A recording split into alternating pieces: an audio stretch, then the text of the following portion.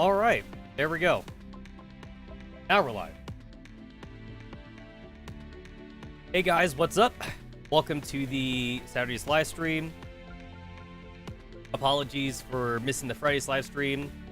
I need to schedule my workout days better. I'm just too sore to live stream yesterday. But we're live now, and I really do need to kind of like marathon this event.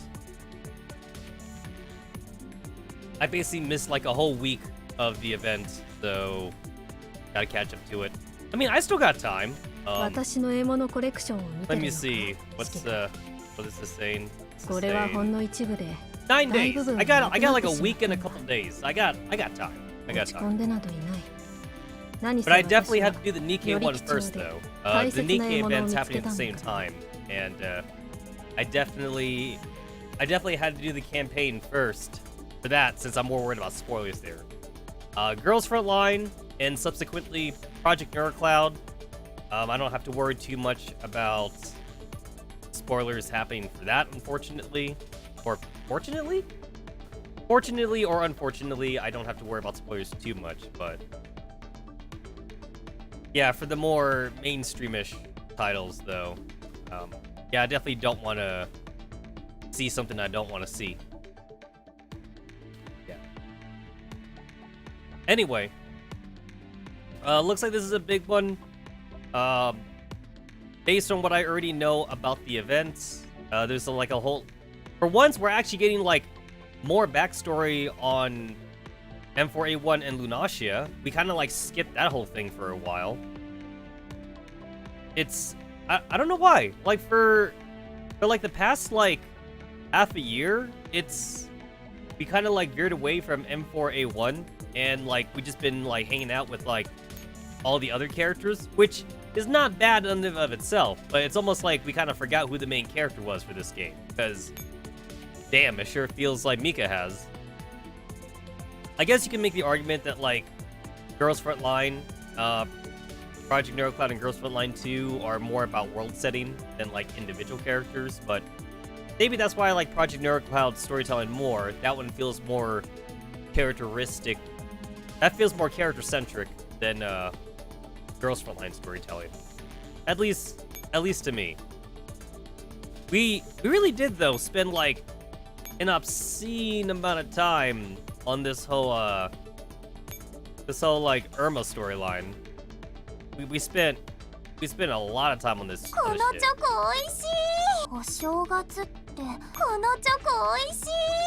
What? Wait. Did they actually regulate this to be in a fucking Valentine skin? Because that's what she's talking about. She's talking about fucking chocolate.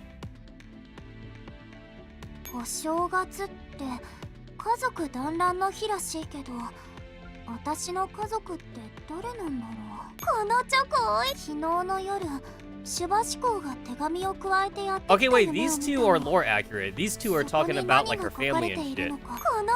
I don't know why they regulated this one to like the Valentine's line though. Because there's a little reason for why this costume got made. Which is not really a costume, it's more like her alternate form. Huh. That's weird. But yeah, we've been spending a lot of time on that. And then like in the last event, two major things happened. We finished the backstory for Irma, and then like the commander got kidnapped. We got kidnapped again. And this time like it's more of a mystery. Like everybody's trying to find us. There's this cool thing right here from Star 15 about us like being kidnapped and now everyone's trying to find us and shit. So like that's kind of cool actually. Lore-wise, we're not here for Halloween, but like that probably doesn't matter too much. We're probably gonna have like a Halloween. I kind of too late for that now actually. I guess we're not gonna have a Halloween event this year then. We're probably just gonna go straight to Christmas probably. Which is too bad, because like the Halloween events for Girls Frontline have always been funny, but I guess we're just gonna go from summer to Christmas. We did have a summer event. We're currently running like all the Halloween shit, so that's kind of cool. This is not Halloween. It just happens to line up perfectly. That's the Halloween one. This is not Halloween. But it could be. But there's actually like an ongoing like theme for this, so I'm pretty sure it's not meant to be Halloween. This one's actually Halloween. I mean, like, there's also like the little pumpkin candy thing here, so obviously, very obviously Halloween. 奇跡を狙うダークレギオンは我々の隙を伺っている。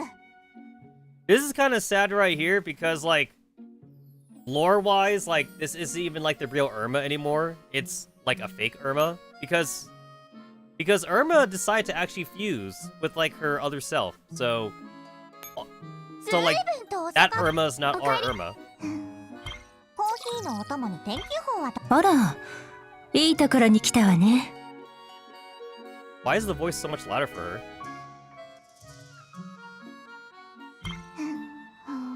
お帰りなさいませ、指揮官。あら、いいところに来たわね。ずいぶんと遅かったじゃない。お帰りなさいませ、指揮官。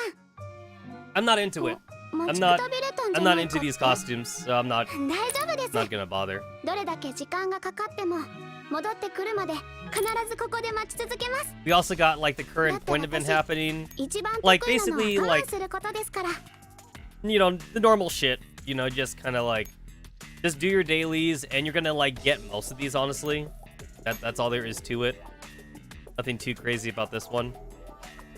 There's no reason to get the last one other than for the medal. That doesn't do anything, so as long as you do your dailies and just do most of them, then you'll get the 2400. That's all that matters. Get in another Micro Uzi costume. Micro Uzi never really appeared in the campaign at all, but she is a fan favorite though. この間もらった仕事は全部片付け。しょうがないな。またじ。この間もらった仕事は全部片付けたよ。しょうがないな。新年くらい一緒に祝ってあげるわよ。So before I actually start the event, I should probably like get some teams going in here. Right now, like, I don't actually have like any real teams right now because like I legit kind of log in, do my dailies. Maybe I'll catch up like on some costume stories or whatever, and that's about it. I do more in Project Neurocloud right now than in Girls Frontline. I basically play mostly just for the major events, and also like I'm basically caught up anyway, power level wise, with the main game anyway. So like, not like I really have to do much more than that. Another thing too, which I didn't really notice until like it was pointed out to me, but like the last like maybe 3 events, it kind of like didn't really matter like what characters you had anymore, because like the game kind of like definitely like went more into like a puzzle kind of direction rather than like, you know, here's your army versus the enemy army, figure it out. It's like no, like here's a character that like we're gonna make for you, and then like you need to figure out how to use your like lack of resources or some shit to beat the stage. And then even for the stages where like you can use one of your squads, you're limited to just one of your squads. So you really just need just like one really strong team basically. やはり私がいないとダメなんですね。 That's all that matters. You just need like a strong team. Yeah, that's fine. Let me see. This was just a. Oh yeah, this was just a farming team. That's fine. I can't even like fucking like use my stupid ass like coalition units anymore because like the last few events have even been getting rid of this shit. So like I can't. It's like no, you gotta use like fucking T-dolls only. And it's like, well then what the fuck then? Like seriously, like why am I even like fucking like gatching for these bullshit characters when I can't even use them then? And then like we haven't even had like a real chapter added in here like in forever. we've been on chapter 13 for like a long time.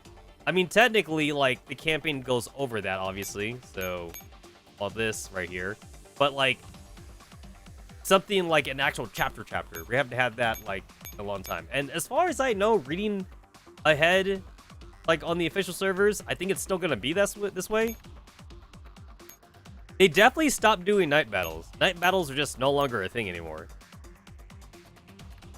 Which, I guess I read that, like, a lot of people didn't like night battles. I mean, to be fair, I was one of those people, too. So, they decided, like, they just weren't gonna do them no more.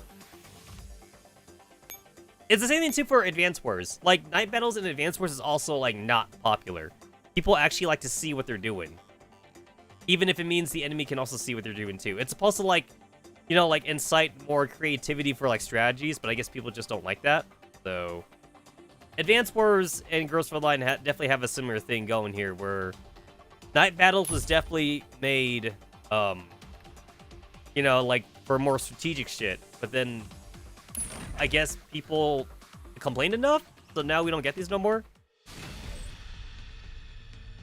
Which is too bad, because, like, I definitely enjoyed, like, the individual T-Doll storytelling that we got with the night battles. The night battles was never commander-centric. It was always T-Doll-centric. That was, like, the one good thing about night battles. And, yeah, it's literally been years since we got the whole, like, K90, the car 98K storyline right here in Chapter 10 night, and then that's it. We never got anything else. Like, ever. Nothing else ever. At this point, like, I definitely treat Girls Frontline more as a visual novel that just happens to be connected to a server than anything. And then, like, when this game, like, finally dies, the fan site's still gonna be up. Not to mention YouTube videos will still be up, too. So, like, I'll still be a fan. Girls Frontline 2 is gonna be up, or whatever, so... And then, like, Mika does keep saying that, like, even when the story here is finished, like, they're still gonna do side stories and shit. So, like, the game's not gonna end or whatever, so that'd be cool. But, considering that this game was released, like, 5 years ago,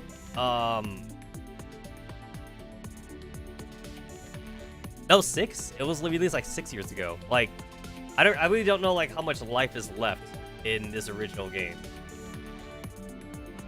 Like, the EOS will happen eventually. We'll be on Girls Frontline 2. And Project Neurocloud will probably still be around. I poured a lot of money into this game, but I guess all good things will come to an end.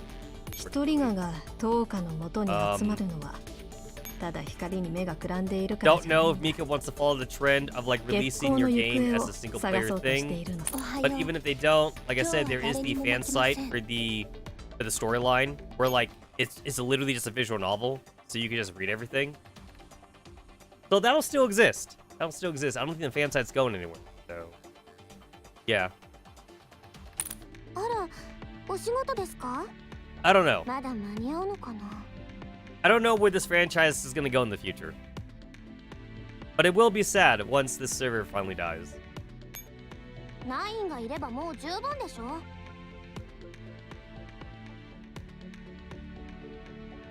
Huh. I never really noticed. I can't tell if 45 there is actually wearing lipstick or not, or if they're just using, like, a really dark outline for her mouth. Because her mouth seems to have, like, somewhat of an outline, but I think it looks red or something. Can't tell. Alright. Anyway, I don't really have to do, like, any gacha or anything like that.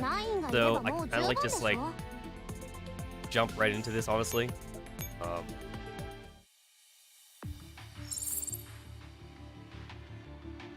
Nothing going on here. I'm at 12 out of 14, so I probably should use up a couple of my free impulses. Since, like, you get 2 impulses a day? Yeah, you get 2 a day, because you get 1 every 12 hours. So I don't want to, like, waste any. So I'm just gonna go just do this. Oh, it's large. I already have, like, these 2 Halloween units, so it's not like I wanted to get, like, a Starry. They're not particularly that good anyway. There we go. So, I should be good now. Did I still need to do like a skill level thing? Or am I good on that?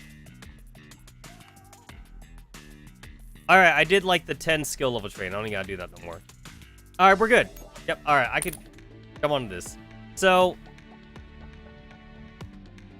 10:29 to 11:18, and like, I was thinking about like starting like, you know, like the stream like as soon as the event started, but then I got caught doing other streams.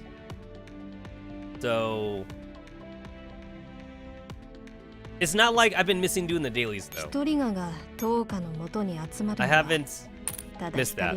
I basically just kind of skipped the story and I just went straight to like the infinity battle. So like that way like I didn't have to miss anything. So now I can actually read the story and I could like we could like record like my reaction to it or something. I mean like I don't think there'd be like much for me to react to. Mostly because like the story's been getting like really serious and shit. So but still though, it's like I've been live streaming this game since like its vanilla days. So I'm in this. I feel like I'm stuck here now. I'll keep on playing this until EOS basically.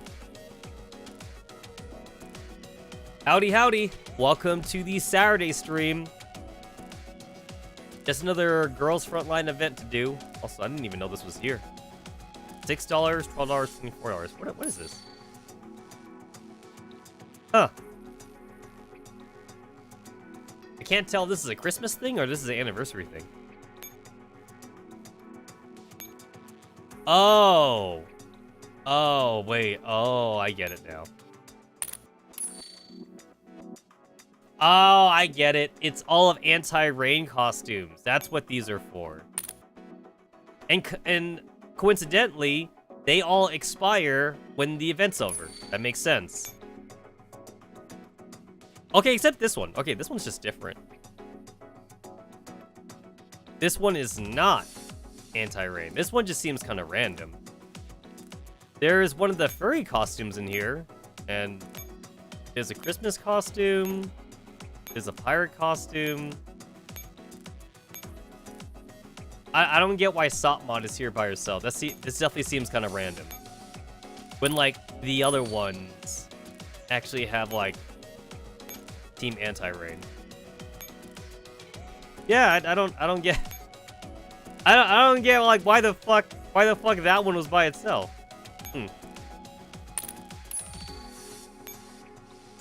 Also, you don't even get to pick. This is still gacha, by the way. It says that you obtain a random costume in, like, the set. So, yeah, it's still gacha.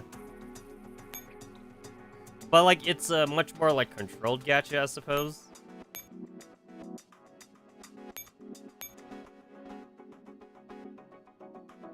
Oh. This first set's fucking huge.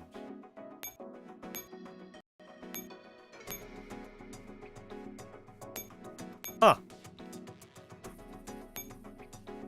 This first one's really big. I guess that's why it's only $6, because, like, you're probably not going to get what you want. This one only has the 6, but, like, it's also really expensive.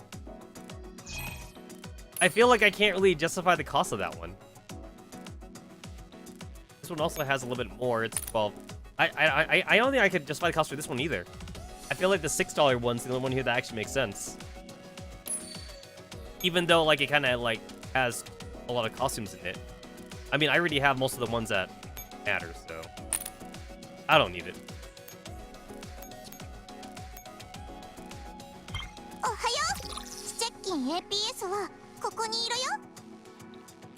I have a newfound love for Stetchkin, mostly because of Project Neurocloud. Like, Project Neurocloud, like, definitely actually gave her more character. So, that's great. I actually care about her character now. Because her Digimon story definitely didn't do any favors for her. Well, to be fair, like, most of the girls have more personality in Project Neurocloud. Including 416. Although, like, the 416 in this game, like, almost, like, never interacts with the commander, like, exclusively, which is kind of weird. Yeah, now that I think about it, this is actually kind of weird because due to like how the commander like deals more with the overall like political shit in this game, you don't see him interact too much with the individual dolls themselves. So now like I kind of don't get like why 416 is so attached to him in Project Neurocloud when like it seems like they don't interact all that much in this game. I guess most of that is done behind the scenes.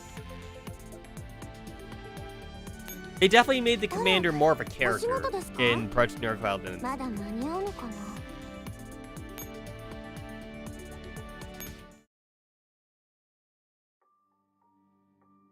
Oh yeah, and then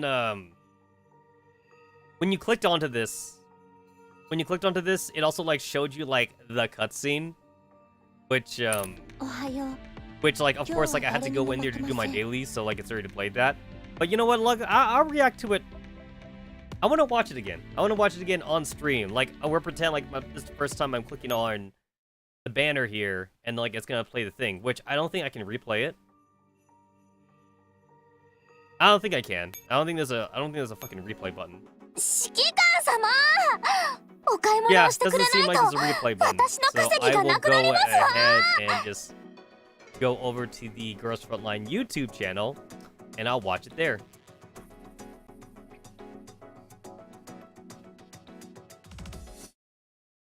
Go ahead and bring that down. And where's that window capture in OBS? Where is it? Ah, there it is. Ah, there we go.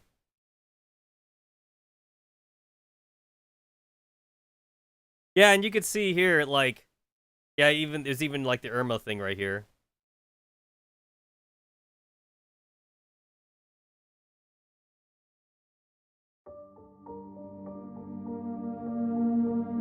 Yeah, we haven't seen M4A1 in like forever.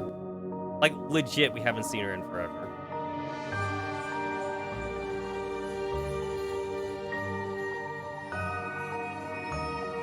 Oh, look at it, they're doing like a whole Alice in Wonderland kind of thing.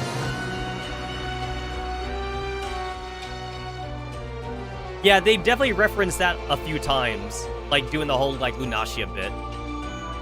This is not the first time they reference Alice in Wonderland.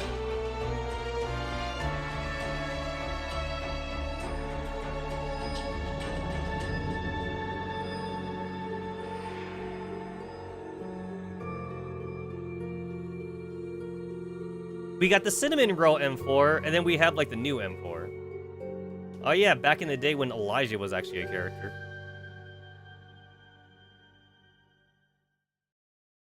And then that's it. And then that's it. Pretty short, honestly, for, like, an intro, because the other intros were kind of longer, and it kind of showed off, like, more of, like, the actual events. This one kind of didn't really show a whole lot. It just kind of... It mostly like actually showed off the just like who the main character was. I kind of feel like I got more out of like the other ones. Oh well.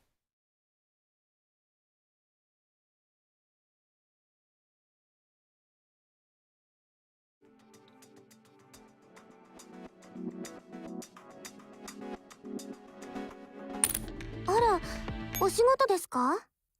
まだ間に合うのかな? Alright, so yeah, like I skipped this, I didn't read it. I skipped this, I didn't read it. I skipped for this one, like I did have to do this battle just to unlock the I didn't do this just to unlock like the Infinity battle, but like this one though, like I feel like I didn't really lose too much context for this.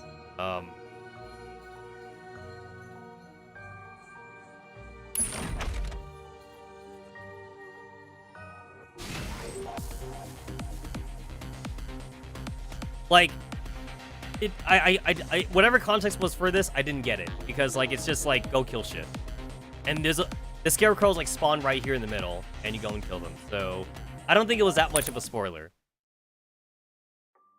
The way though that the music is kind of like playing like the very OG battle music though, is kind of making me think it's a flashback. お仕事ですか? Because we haven't heard that battle music in a long time.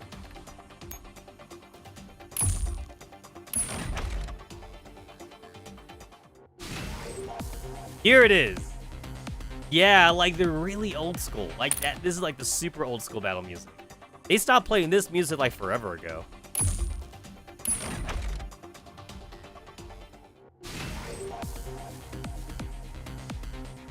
Shit, I think this was the only battle music.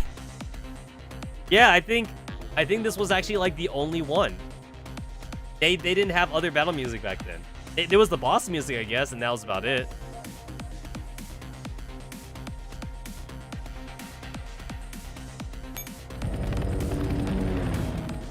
Damn, this takes me back. This fucking takes me back.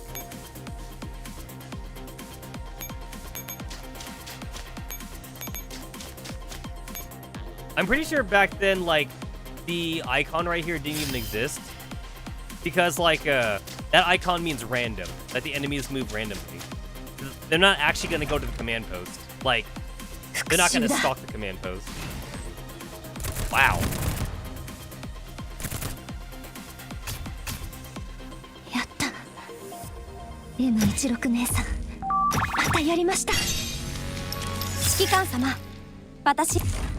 Back then, when like there was actually a lore reason to actually find T-dolls out in the field, because like there's supposed to be like abandoned T-dolls or T-dolls that got separated from their bases.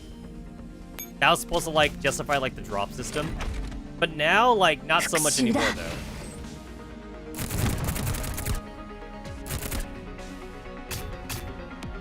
Like, we're fighting, like, in cities. We're fighting, like, within, like, enemy bases. We shouldn't be finding any random T-dolls anymore. The drop system is basically archaic at this point. If you wanted to actually, like, it be realistic, then, like, none of the later chapters should even give us, like, T-dolls. They should only give us equipment. Because that would be the only realistic thing you could get in the later chapters. It's like, oh, I killed, like, a fucking, like, you know, like, a Paradias troop. They dropped, like, an assault rifle that I'm gonna pick up or something. Like, that should be all I'm getting. Which, I guess, like, would translate to getting, like, scopes or getting, like, accessories or something. That would be the only thing that makes sense.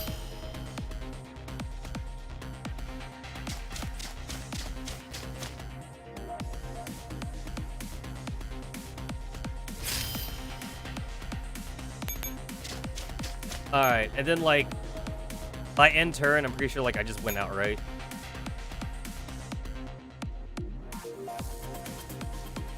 Yeah, that's it. And then in order to get the S rank, you actually had to, like, kill everybody. That was, like, the old way to get S ranks. Now, like, the new way to get S ranks is just to actually just beat the stage within a certain amount of time. But back then, they still legit wanted you to actually kill everybody.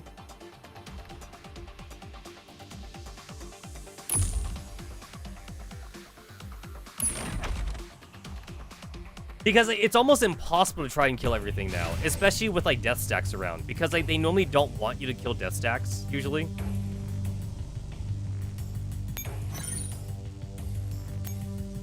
Clear the map without losing and withdrawing echelons within 4 rounds. Rescue and achieve a minimum of 1 disconnected T-doll. Yeah, like that's completely different.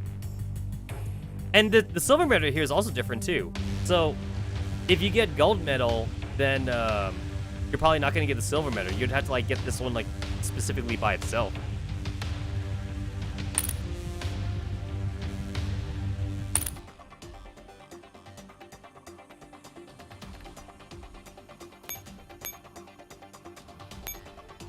Back when I played Chapter 6 was the endpoint?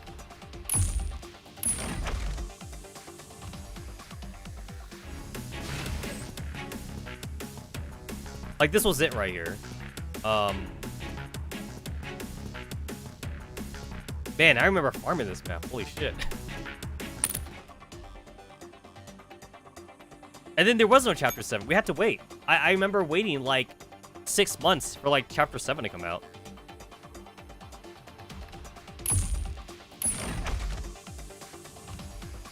Man, I did this stage 300 times. I remember this stage. Holy shit. I remember being weak back in the day that, like, I did have to use, like, 2 teams to fight Dreamer with. So I'd send in the first team to go in Weekend Dreamer, and then I'd send in a second team to go in Killer. Yeah, that was like way back in the day, man. Crazy. The old grinding maps. 313 times for chapter 5, 5, 6. 4, 6 is 460 times. 3,000 times for 3, 6. 152 times for 2, 6. And 156 times for 1, 6. It's like, these numbers are basically unheard of. 199 times for 2, 3. This was legit like the farming map back then. Oh, I lied. There is different music. I lied. I guess I just didn't remember it. Man, 3-digit combat power. Holy crap.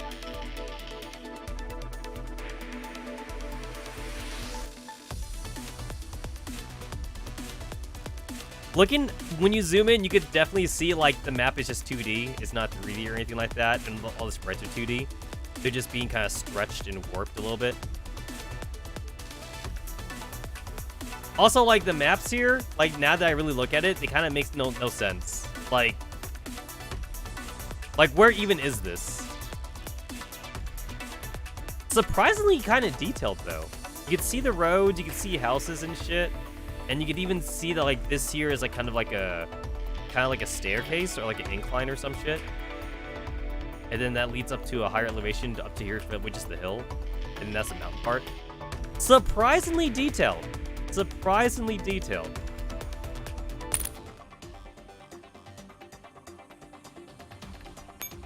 Emergency 4-3. It's like, you had to do this one, honestly, just to get to level 70 back then. And combat reports was like relatively a new thing. Nobody had combat reports back then. And there was really no way to farm for them. Every piece of experience was like so critical. And now you can basically get to level 100 like nothing. It's so easy to get to level 100 now, even as a new player.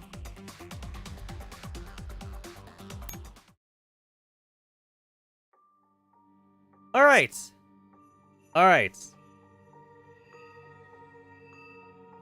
I think I'm finally ready. Yeah, like this is gonna be the whole stream, honestly, just me catching up with the event. So before I officially start, even though I just said that I was ready, not really a restroom break, but I'm just using this anyway, though. I'm actually like making some chicken stock right now, so I'm just gonna check on the food really quick.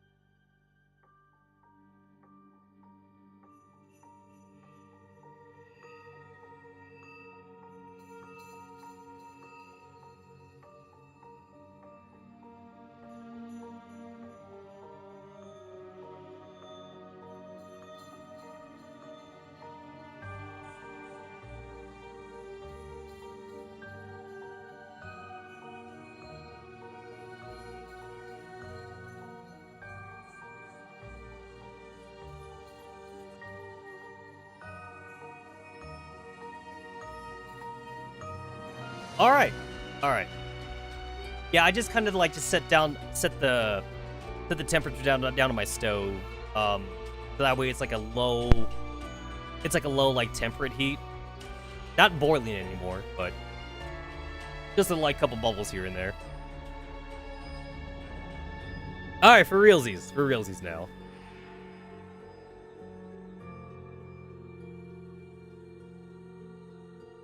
Alright, seeing M16 on here is that's a good sign. Oh, yo, it's like a kaleidoscope. I didn't even notice that. I didn't notice that before, but like now that I'm actually seeing this, that's kind of cool. I used to have a kaleidoscope toy. I miss these actually. I should buy one. Just to make myself feel young again. These are really just cool toys. They really are. They're such cool toys. You know what? Like, it's such an old school toy that like I'm not even sure if I could even buy one like at my local Walmart or something. I feel like I'm more likely to see like a kaleidoscope like at a craft store than at a big box store like that or something. And like toy stores don't even exist anymore as far as I know. There's almost no such thing as a toy store. It's just, they're just kind of like all-in-one stores now. And then like you would just go to the toy section of an all-in-one store. The only toy stores I know of are like small little toy stores that like are in like shopping malls and shit. And even shopping malls are kind of dying off too. So I can't imagine them making that much money, honestly.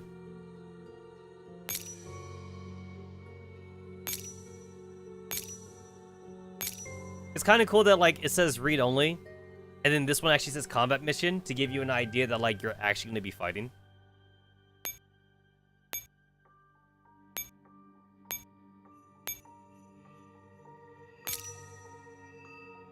The game has that exclamation point that like I've never done the easy mode for it, but I have the reward for it, and that's kind of bothering me.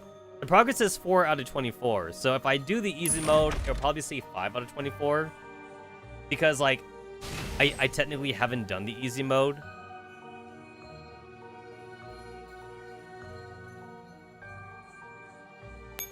It's like, I'm gonna do it just to get it out of the way.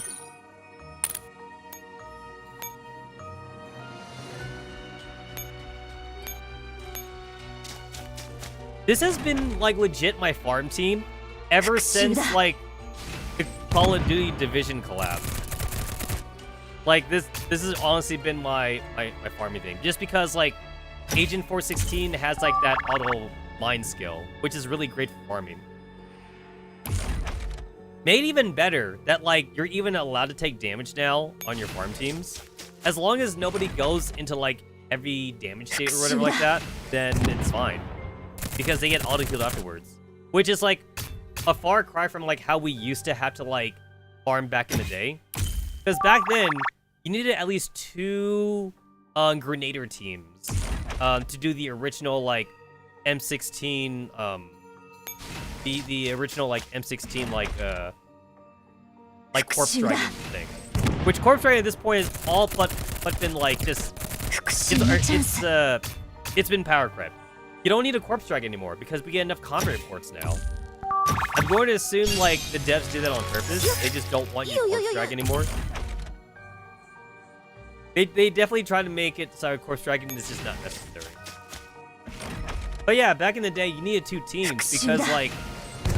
Or not 2 whole teams, but you needed, like 2, like, half teams because M16 would take damage little by little, like, each round. And then you'd eventually have to repair her. And then you had to bring in, like, another shotgun character to, like, tank or whatever like that. So you were always switching out the tank.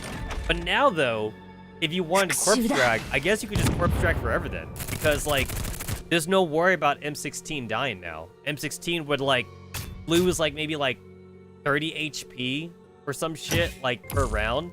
Which is not heavy damage state. And then you can just run it again. Should be back at full HP. So, the whole, like, auto recovery thing they're doing now definitely seems to curb, like, you know, just, like, people that need to, like, grind a lot or whatever. It definitely kind of makes repair tickets, like, less useful now. 以後お見知りおきを。 Oh, it doesn't say 4 out of 24. Oh, okay. Oh, it doesn't actually say that.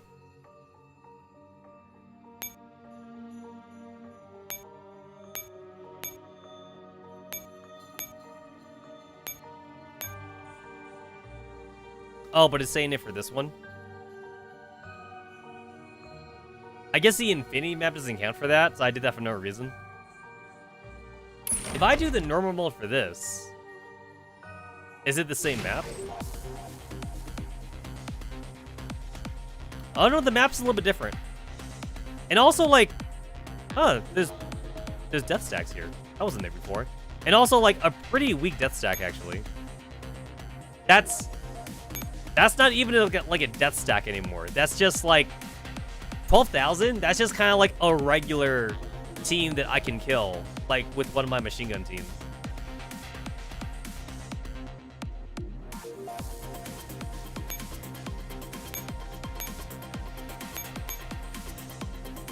Huh.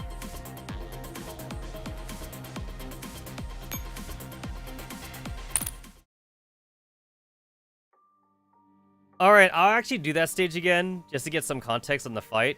But yeah, let's go on with the story.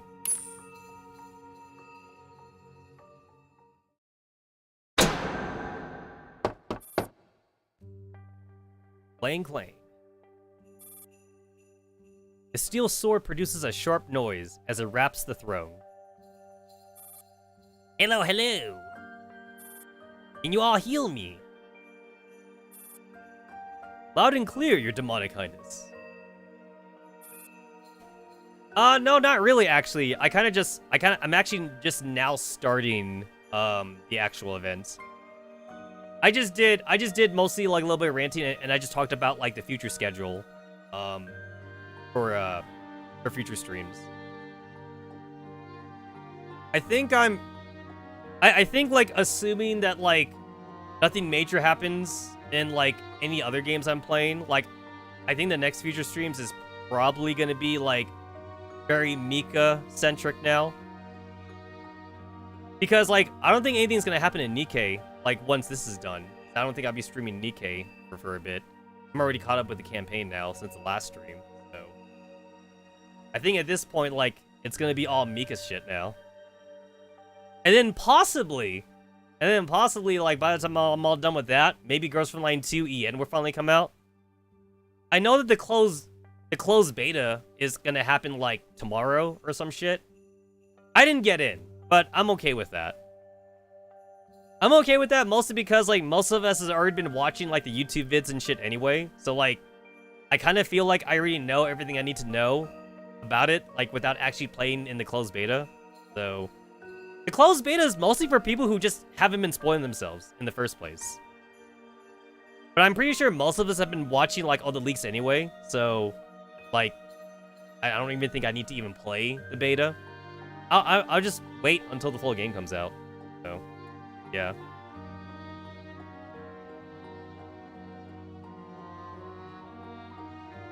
It's like... the biggest thing that will happen that is going to, like, derail my stream schedule is probably going to be Pokemon Legends Z. That's probably going to happen. And then, like, when that drops, I will be dropping anything I'm doing to stream that game day one. Like, it doesn't matter if I'm, like, in the middle of another stream. I'm dropping everything for Pokemon Legends Z. That's probably going to be the only game I'm really looking forward to right now.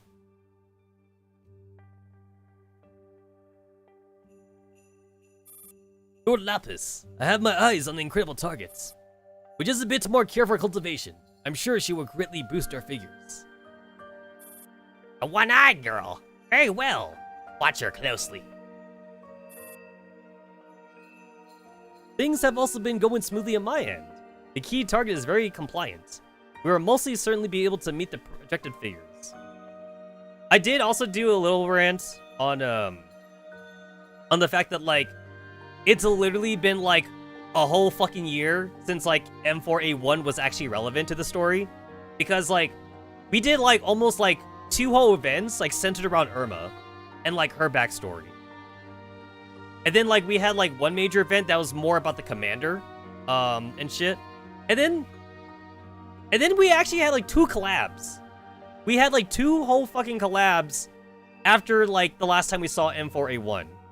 So those collabs also were kind of like, they were kind of like stuck there in the middle, you know, and shit. We had like the Zombieland Saga collab and whatever, and then we had the Ghost in the Shell collab. So it's nice to see the trailer for this event and be like, oh my god, is that M4A1? Is that fucking Lunacia? We haven't talked about Lunacia in like forever. You know what? I remember the first time Project Neurocloud came out when we saw the trailers. I was actually legit kind of worried that Project Neurocloud was gonna be like another fucking like Lunacia side story bit or something. I was legit worried about that. I was like, oh please, let this be like its own thing and not just like more M4A1 like dick sucking or whatever. Which I'm glad it wasn't actually. Project Neurocloud is technically more Persica backstory. Which, I'm actually kind of hoping that, like, future events for Project Neurocloud actually will talk about Persica more. Because, technically, we're only there because of Persica. So I hope we get more about that in Project Neurocloud. So far, I kind of feel like they kind of forgot, like, their main reason for even being in there. I feel like the past few events for Project Neurocloud has just been, like, just the Professor Commander, like, having to, like, not get infected with the entropic shit. That's not the original reason why we're there. We're not there to get rid of the viruses. We're there to try to pull everybody out. The whole entropic storyline, it kind of, like, derailed the original story. So, like, maybe the entropic storyline will kind of, like, meet up with the original premise of Project Neurocloud, but that's not why we're there in the first place, though. It's not like Persica came to us and be like, hey, like, I need to get rid of, like, this virus. It's like, no, that's not why we're there. We're there to actually pull everybody out. But, like, the entropics kind of, like, put like a time stop on that. It's like, oh, I can't do my job right now because I gotta worry about this virus shit. So, yeah. So maybe after the whole entropic bullshit's done, we could go back to, like, fighting the Sanctifiers again. Even though, like, right now it seems like there's 2, like, groups of Sanctifiers. There's the entropic Sanctifiers, and then, like, there's the regular Sanctifiers. And Herspius doesn't like us that much. It's like, the only reason why Herspius is, like, even being somewhat friendly to us is because, like, Esphorus kind of, like, went AWOL with the whole, like, entropic bullshit. So Herspius is only, like, chill with us because, like, he doesn't want to fight 2 battles at once. It's like, fuck, like, my one friend who I thought I could trust went entropic all of a sudden. So I guess I'm gonna have to be friends with the Oasis guys. Because we always thought that Esphorus was the good guy, but then now Esphorus is actually a bad guy. And then, like, any of like Esphorus' followers are bad guys now too, including Eucharist, which I kind of hope we get, like, Entropic Eucharist in the future, because Entropic Eucharist sounds kind of cool, actually. But Eucharist didn't show any signs of, like, entropy, though, like the last time we saw her.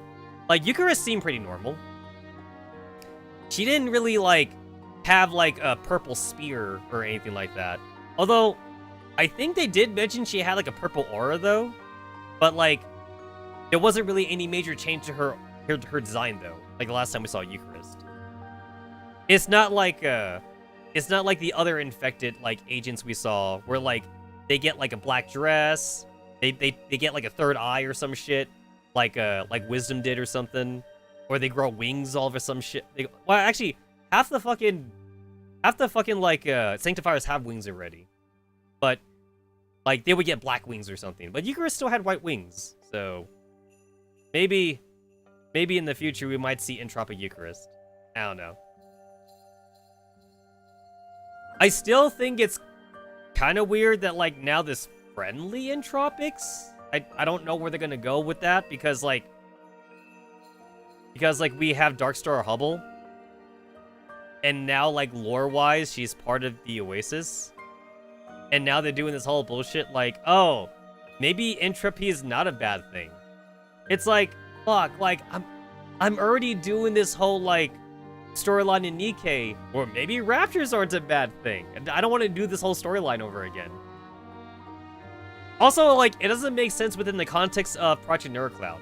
Because, like, in the real world, the entropy would just be considered a virus.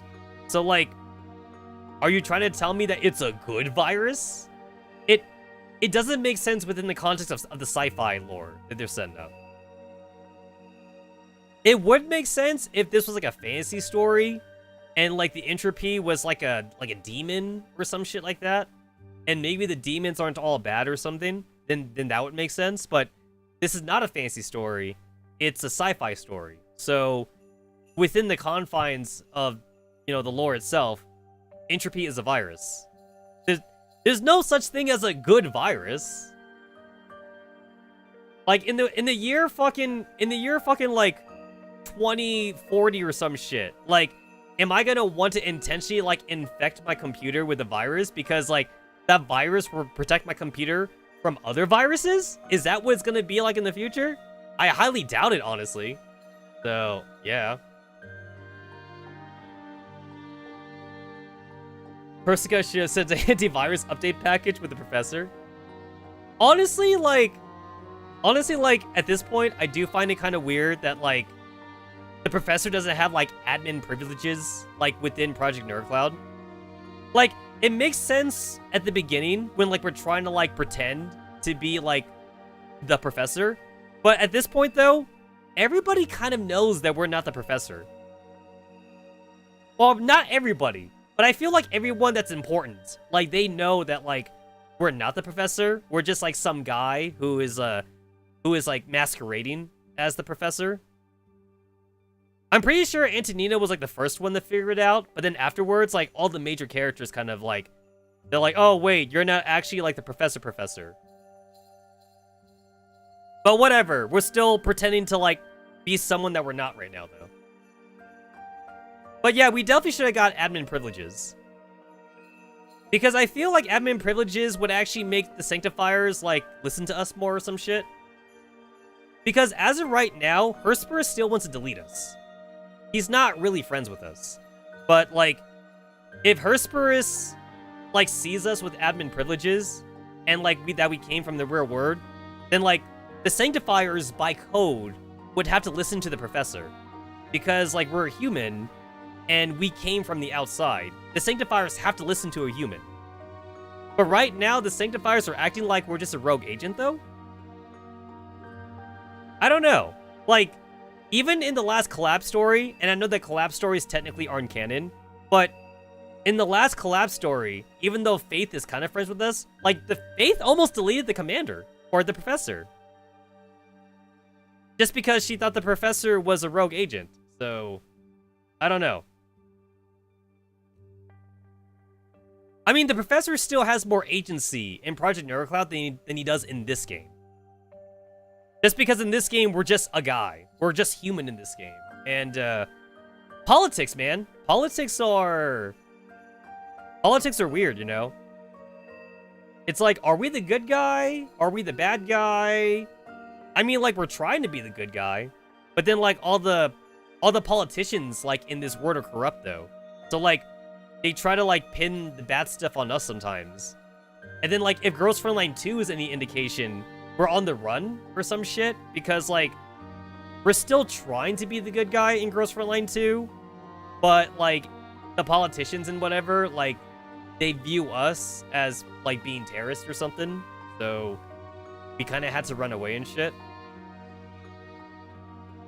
I don't know. It definitely feels like when Kyriger, like, kind of gave Kalina and the commander, like, the green card, like, back in, like, chapter 11 or some shit, it almost kind of felt like we should have taken it. Like, Kyriger was all like, your fight's over. Like, let the next commander take over. But the commander character has to be a fucking hero. You know, he has to be like, no, like, I'm gonna throw this green card in the trash can. I need to do this. It's like, bitch, you're not in a fantasy shonen story. This is not a shonen story where, like, love conquers all and shit. Like, You don't got no powers or anything like that. This is not that kind of story. What do you hope to accomplish? Like, even Nikkei, like, is kind of like doing a thing where the commander in that game is trying to like be a politician so he can like have more sway, have more power like in the arc and shit. But so far in this game, that's not gonna happen. Especially since we've already seen Ghost Frontline 2. In Ghost Frontline 2, we literally like don't have any power at all. And yet we're still trying to do the right thing. What has that done for the commander? Like, as a person? What has that actually done for him? The commander is built different, is all I can say. Like, the commander in this game is definitely a better person than I am. Because honestly, with all the bullshit that he's gone through, especially like back in Singularity, honestly, Singularity is probably where I would want to retire. You know, it's like, yo, I got kidnapped by like Paradias, I got tortured by the Naitos and shit, you know, like, at that point, I'd be like, yo, like, I'm gonna go back to the city. I'm gonna be a fucking bartender or some shit. I'm gonna get a fucking normal-ass job. I don't want to do this shit no more. The commander still is commandering, and he still is doing all this crap. And then in Ghost Frontline 2, he's still doing all that crap. It's like, why, though? Why is he still doing this? Like, damn. The commander definitely has some kind of like hero complex or whatever. He still tries to do the right thing, and he doesn't want to leave. He doesn't want to live a normal life. Because, bro, the moment Karakuri would give me that green card with Kalina, I'd be like, Kalina, let's get married. Let's get married. Let's go set up like a white picket fence. Let's go live in the green zone. I'm gonna fucking impregnate you, bitch. Like, that's what I would have done. I would have said goodbye to like all the T-dolls I made friends with. I would have been like, hey, listen, Sopmod, Anti-Rain Team, M4A1, listen, it was fun, right? I guess it was fun, but, yeah, like, all this whole thing that you guys got going on, it's not for me. This is definitely not the life for me. You guys have fun with that whole Paradias bullshit. I mean, who knows? Maybe there's a butterfly effect where, like, if the commander... If the commander and Kalina were to actually go and take the green card and go to the green zone and shit like that, maybe they would have just died to like a random terrorist bombing. Right? Like maybe the commander not taking the green card, maybe it actually saves him and Kalina, because like maybe the city that they would have moved to, it would have got like a Paradies attack, right? Like Paradies would have attacked that city, and then Commander and Kalina are trying to live a normal life, and then like, you know, they get killed. So, yeah, like, this is like one of those, like, fucking, like, timeline bullshits or whatever. Basically, the commander was fated to command. This is the life he has to lead. And if he tries to deviate from this life, he's gonna die. So, it may not be much of a life, but this is his life. And this is what he's stuck with right now. Anyway, back to the talking tarot cards. Also, 8-bit doggo is kind of cute.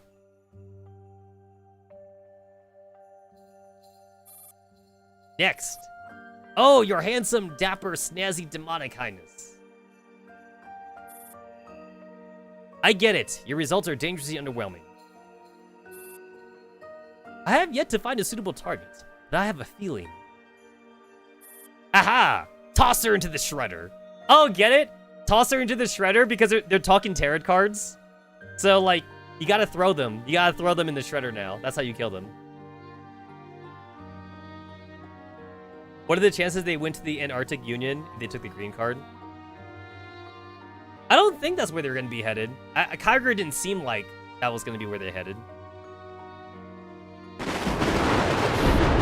No, my lord! Your highness, please give me another!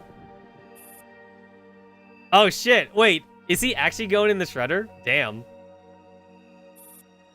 The Torna pieces of the Faya cups flutter in the air. Oh shit, he got executed. He dead. I've only known this character for like 30 seconds, and he's dead already. I didn't even get a chance to get attached to like this tarot card.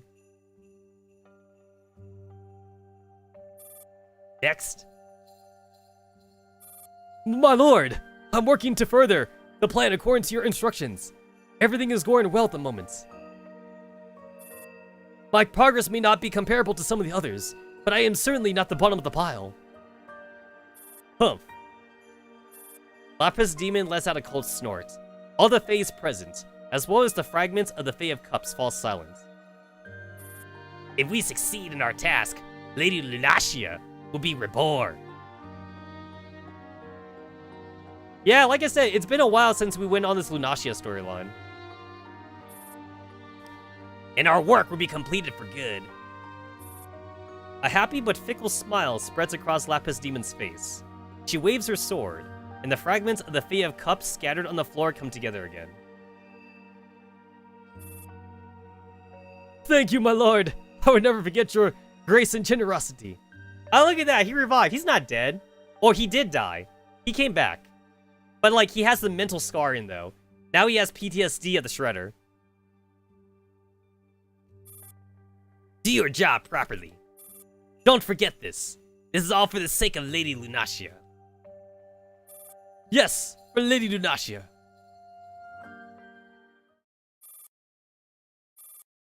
The game is about to begin. Where are you, my sweet target?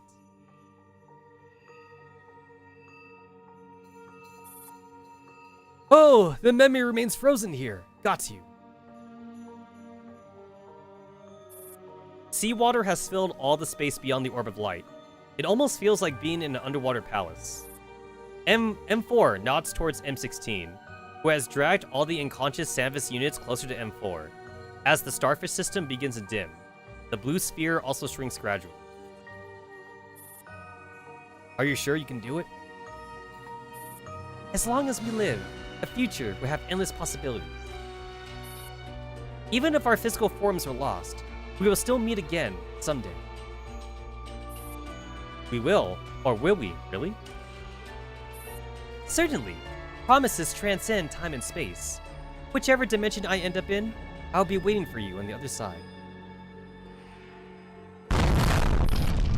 The starfish has reached critically and eventually explodes. In that instant, the orb of light shrinks rapidly, and the blue radiance becomes blindly bright. The seawater outside starts riling and boiling. The dolls are also set ablaze and eventually disappear altogether along with the light. M4, do you still remember the beautiful dream that you were pursuing? I don't think I've ever believed in miracles. Back then, I simply couldn't bear to let you down. If I had known the cruelty that hope would bring upon us, I would have definitely stopped you. No matter the cost.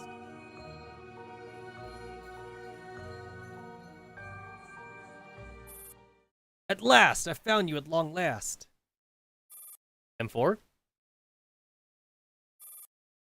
Hello, Miss M16A1. The Fae of Wands at your service. A card hovering in mid-air bends humbly, as if performing a bow.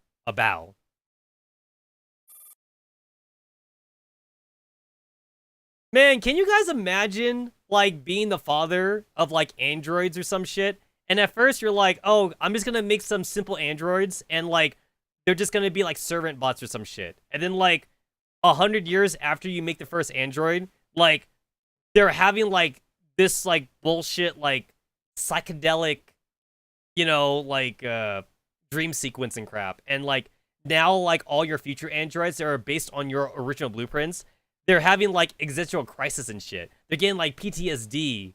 They're like, becoming, like, the four writers of, like, history as we know it. And also, like, you know, World War III happened, and, like, most of humanity is also dead, too. So, half the population's robots now, actually. Like, most of the population at this point are androids because, like, you know, all the radiation, and, we need to send, like, robots where, like, the radiation's too high, so that way, like, less humans die and shit. And even then, a lot of humans are still dying due to, like, the imbalance of, like, rich people to poor people. All the poor people be, like, outside in the red zones, and they're getting, like, irradiated and shit. Professor Hume forever doing the dolls with mental illnesses. But that's what makes them human. Isn't that right? That's what makes them real. That's why we had to invent the womb force. And then they're actually be able to like carry human children and shit. And then it'll be like Mega Man Legends. You guys play Mega Man Legends? It's like the robots in that game, they're called carbons. And technically, they're like the descendants of humans actually. Like humans eventually started combining with like robots somehow, and then like it kind of got to the point where there are no more humans and shit. So like now it's like this new race that kind of like is like part mechanical and like part biological and shit. That's where this is gonna lead to. This is gonna lead to like humans breeding with robots, and then eventually like they're all gonna be like one big race in the future. Give it like 1,000 years or some shit.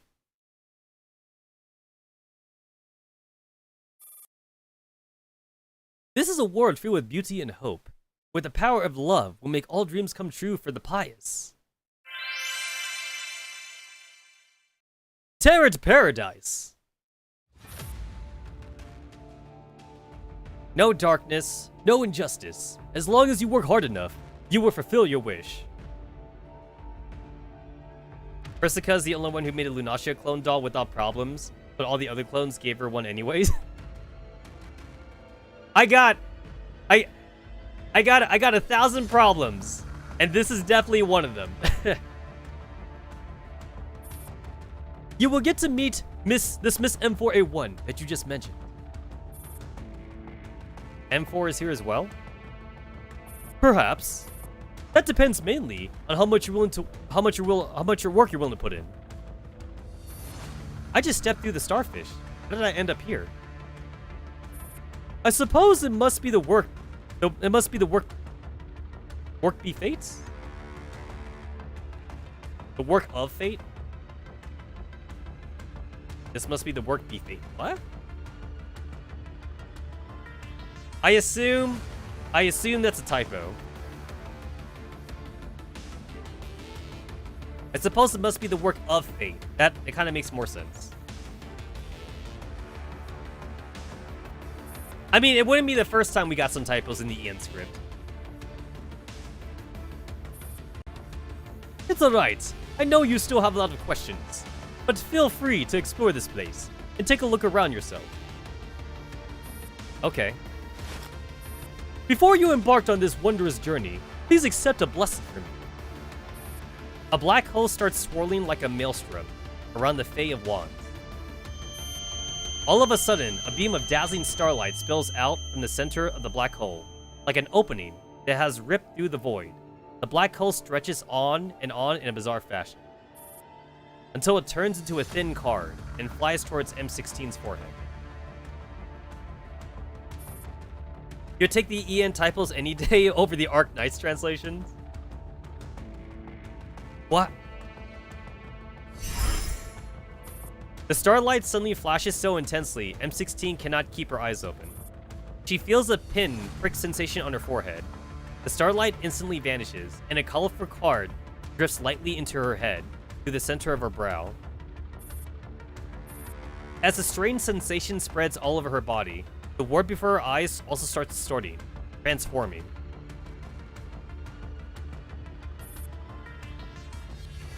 Until it freezes at a curious state that looks almost like a freshly drawn oil painting.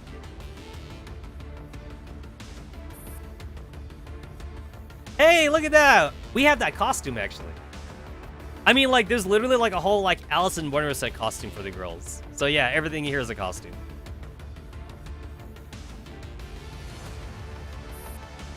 You are very fortunate to receive the blessing of a major arcana.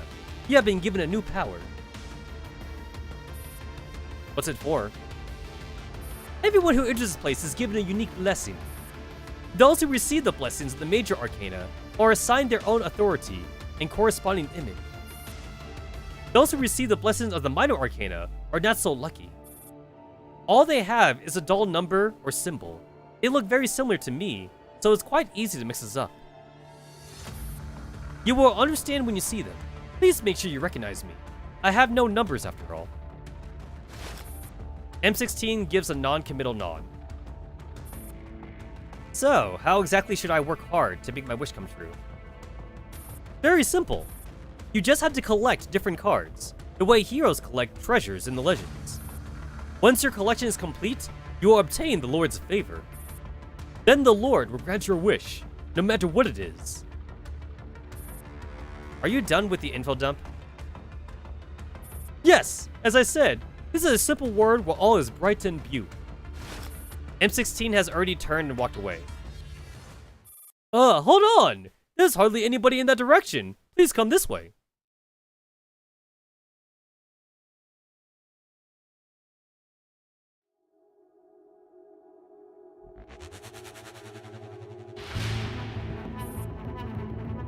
That's it, just like that. The thin card sways back and forth in satisfaction. Next to her is a clearly delirious card still waving a longsword about over the lifeless remains of her companion.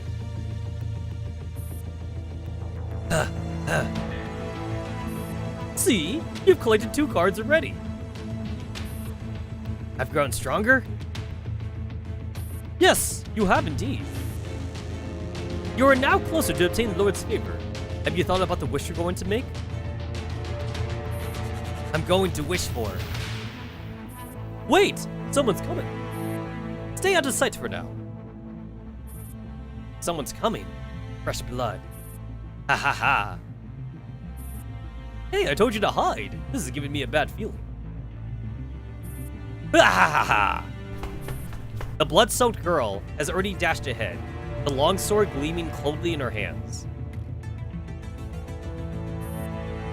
Miss M16, here is... Hey, no being of the phase here.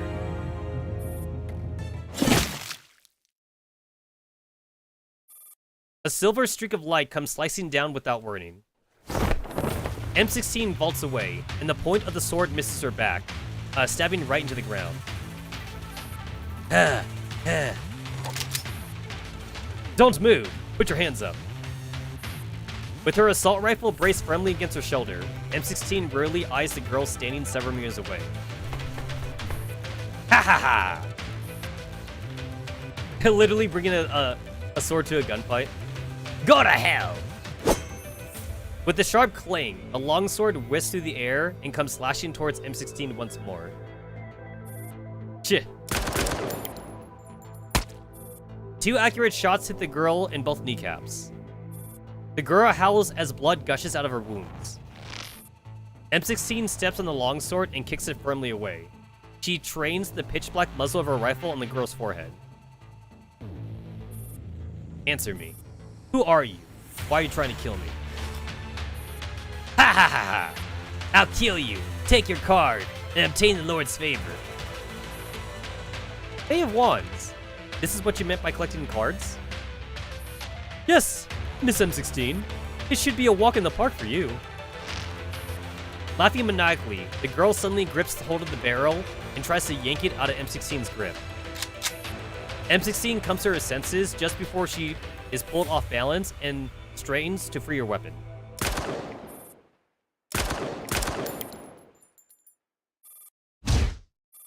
The gun smoke dissipates. The girl's lips are still curled into a big smile, but her cheeks are now slowly losing their warmth.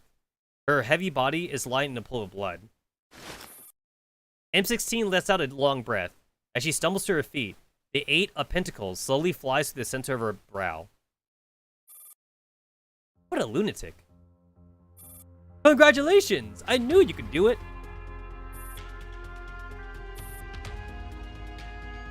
You know what? This kind of feels like... I kind of feel like this feels very familiar. I feel like I probably played or heard about, like, an RPG Maker horror game with, like, this exact same premise. Like very dark, and, like, everyone is trying to collect something, but then, like, every character has, like, their own thing, so you have to, like, kill the other people to, like, collect shit or something. It sounds very RPG Maker-ish or something. Like, there's Yume Nikki, which is, like, very famous at this point, but, like, There's definitely like other like RPG Maker horror games and shit. Battle Royale. Yeah, Battle Royales tend to be very common for like the horror genre. And like RPG Maker is like one of the easiest ways to do those.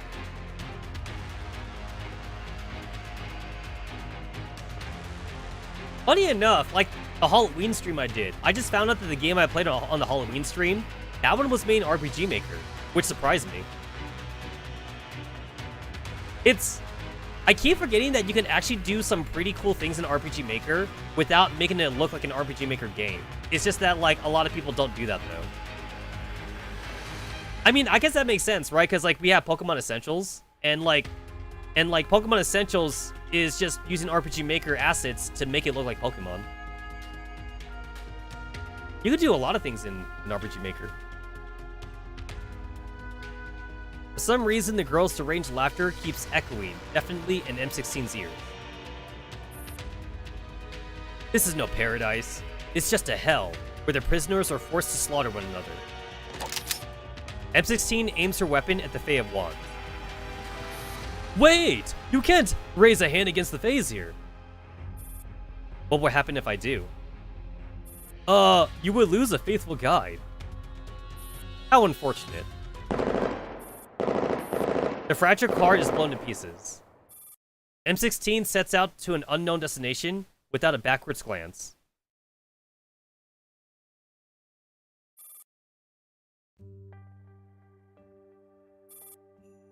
This is your fault. It's all your fault. Go to hell.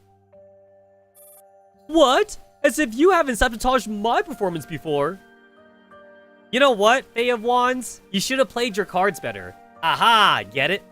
Get it? Play his cards better, because he's a card? Entertainment, yo. But yeah, like, if he didn't want to get killed by M16, he definitely should have sold himself better, though. He should have, like, made it seem like he actually did something. It was definitely, like, very ambiguous what he said. Like, when he's like, oh, you can't hurt me or whatever. Because he didn't make it seem like there was actually, like, a punishment for killing him. So that's why M16 shot him. That's on you, man. That's on you. In the dark space, two cards are entangled in a brawl. How do you even animate that? So like, do the two cards just kind of like bump into each other? Or like, do they have like psychic powers? Do they like mentally like battle or some shit? It took me a lot of work to finally find a target, and just when she managed to get some pitiful results, you came swooping in with your VIP and took it all away. Don't make this about you and me. Try to see the bigger picture, will you?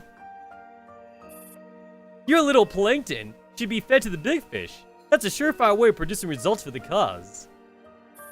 I don't care. If I don't have anything to show next time, her demonic highness would turn me into mulch. You dummy. You don't understand what her demonic highness actually wants. What do you mean? What is our goal here? To meet our performance target so we can revive Lady Lunacia? Exactly. Which means our individual performance doesn't actually matter. What matters is meeting our overall performance target. There, you have it. But I just can't show up with absolutely nothing.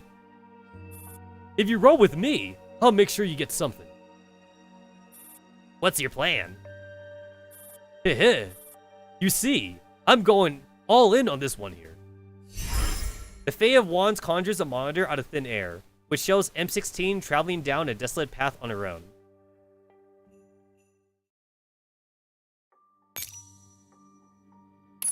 Oh my god, Eliza! Remember when she used to be called Mastermind? That was such a long time ago.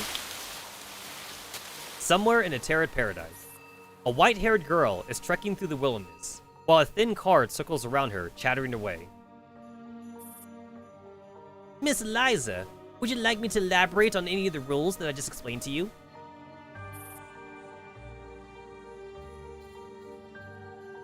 You know what's kind of funny about this? It's like, doing like this whole like tarot card style, it also kind of makes it seem like Mika doesn't actually have to like redraw the girls in any new poses. Like they could kind of go with like the whole like we'll just slap the PNG file on top of another PNG file, but like it'll make sense in lore though, so we don't actually have to do anything about it now. Like it's less work for them, but it makes sense like contextually speaking though. It's kind of like that little bit of like creativity that lets you do less work without making it seem like you're doing less work. Oh, it kind of reminds me how like a lot of like old school games on like the old consoles would have to like work around like tech limitations, like the Super Nintendo and like the PlayStation. It's like, oh, like our console like literally only has like 5 megabytes of RAM. So how do we work around that or some shit, you know? Like I know that for Silent Hill, like the original devs for Silent Hill, they wanted the entire city to be viewable, but the PlayStation didn't have enough RAM though. So like in order to like make the game playable, they put in like the fog or some shit. So that way like the fog would make it so that way you wouldn't have to like render the whole city. And like that had the unintended side effect that it made Silent Hill more scarier. It's like you couldn't see anything. And that worked because like Silent Hill is meant to be a scary game anyway. So like it worked out for them. And then like I know that for the N64, a lot of games like they would often like preload assets into like the map or some shit. So that way like the game wouldn't have to worry about trying to load those assets like on demand and shit. For because of the tech limitations. So like that's kind of cool. That's kind of cool. That was kind of cool back in the day. They even gave us said PNG file on Discord to make our own ones. Ah, that's cool. I'll look into that.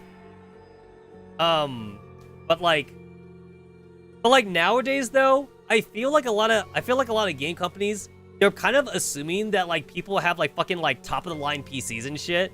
Everyone's got like a fucking like 4090 like GX and like fucking like 16 core processor and crap. So it's like, oh, like we can make our games like as like fucking high fidelity as we want, and like if a person can't play our game, then they're too poor. You know, like just tell them to get a fucking better computer or some shit. Because like there's definitely like a lot of like high fidelity games out there where like even if you like reduce like the graphical setting, it still runs poorly on your system. Like the game still runs like shit because it's so badly optimized. And then like the devs, they put the blame on the consumer. You know, the devs are all like, oh, it's not our fault you have a shitty computer. Go and buy a new computer, you poor bastard. You know, like at least like with the older consoles, it's like it definitely forced devs to kind of like make the games work, you know? Whereas like I feel like new companies nowadays is just like, oh, like if you don't have like a fucking $10,000 computer, you can't run our game. You know? Which incidentally, I think that's actually why games like gacha games are so popular now too, because gacha games are made to run on like fucking bad specs. Because like a lot of gacha games are made to run on mobile devices, and then like when they put them on a PC client, like the PC client's not that much better than the mobile client, you know? Like the PC client only exists so that way like it's a kind of like an in-house emulator in a way. So like that's kind of like why so many people like are playing Genshin Impact. Like it's not so much that the game is great or anything like that. It's just that like it's a fun game that just happens to work on all devices. It's like you can make a really good game, but then like it doesn't matter if it's really good if no one can fucking play it though. You know?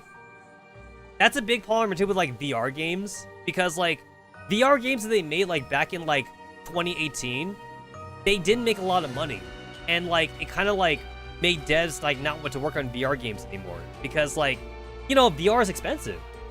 Even now, like even though like VR shit has definitely gotten cheaper over the years, it still costs like a good like $300 to $400 for like a decent VR headset.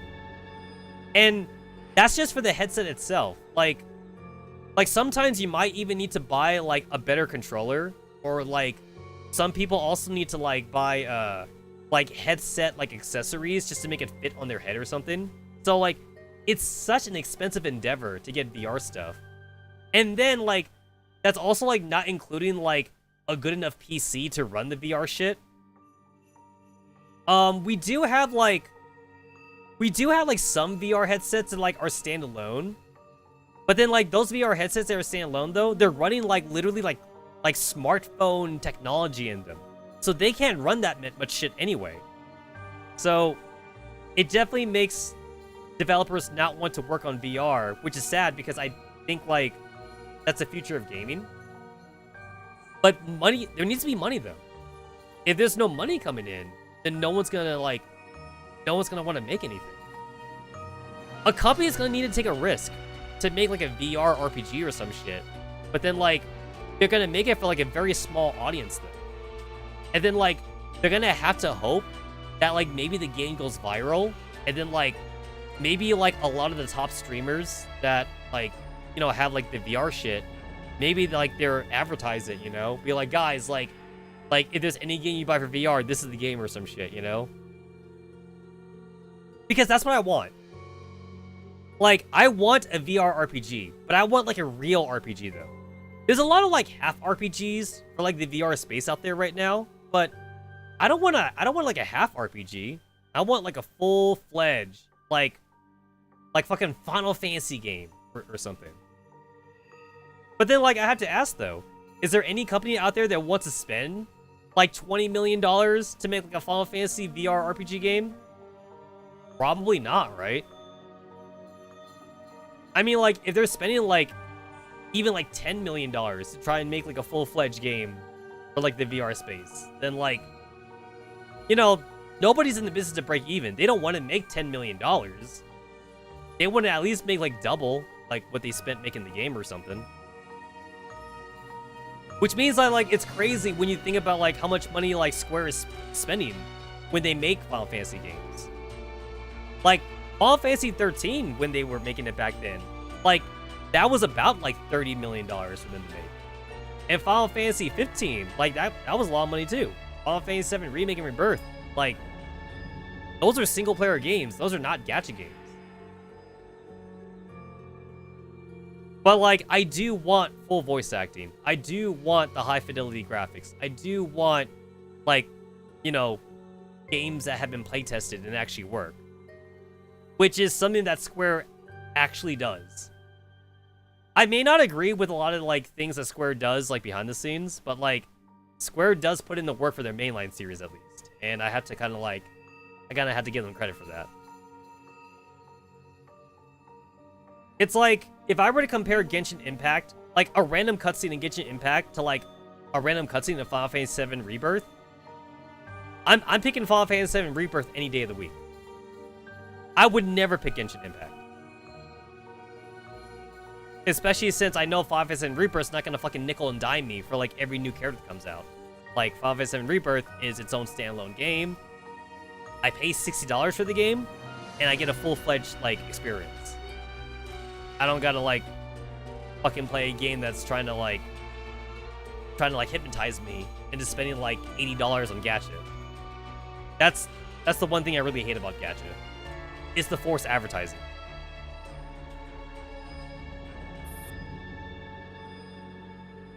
If you have any questions, feel free to ask me. I am your personal fae, completely trustworthy and devoted to you.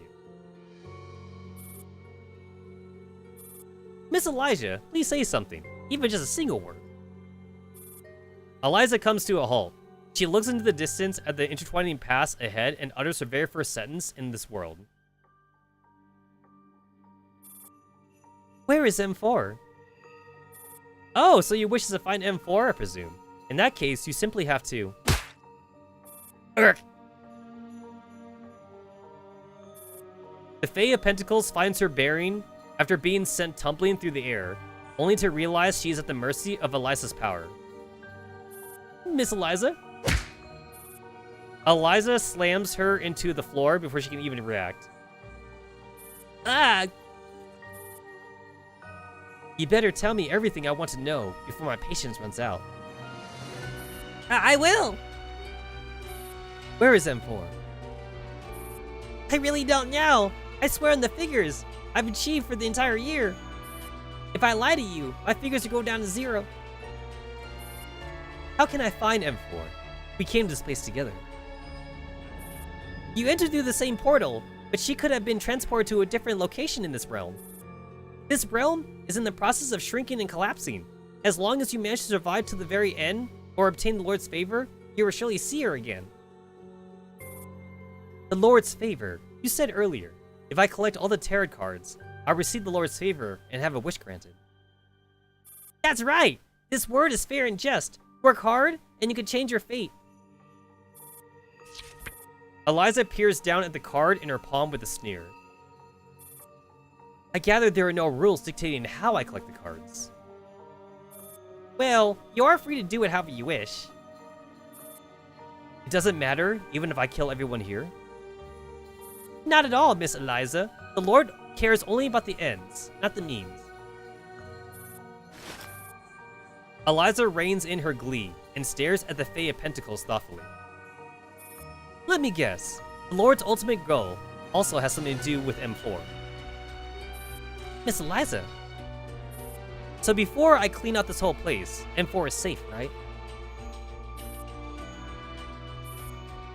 The answer to this question must absolutely not be disclosed, but under Eliza's probing gaze, the Fae of Pentacles dares not withhold it.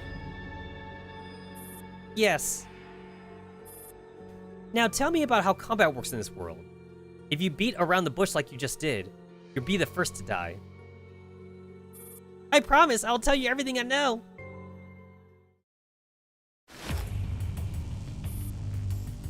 Whoosh! A girl shoots up into the air in front of the group.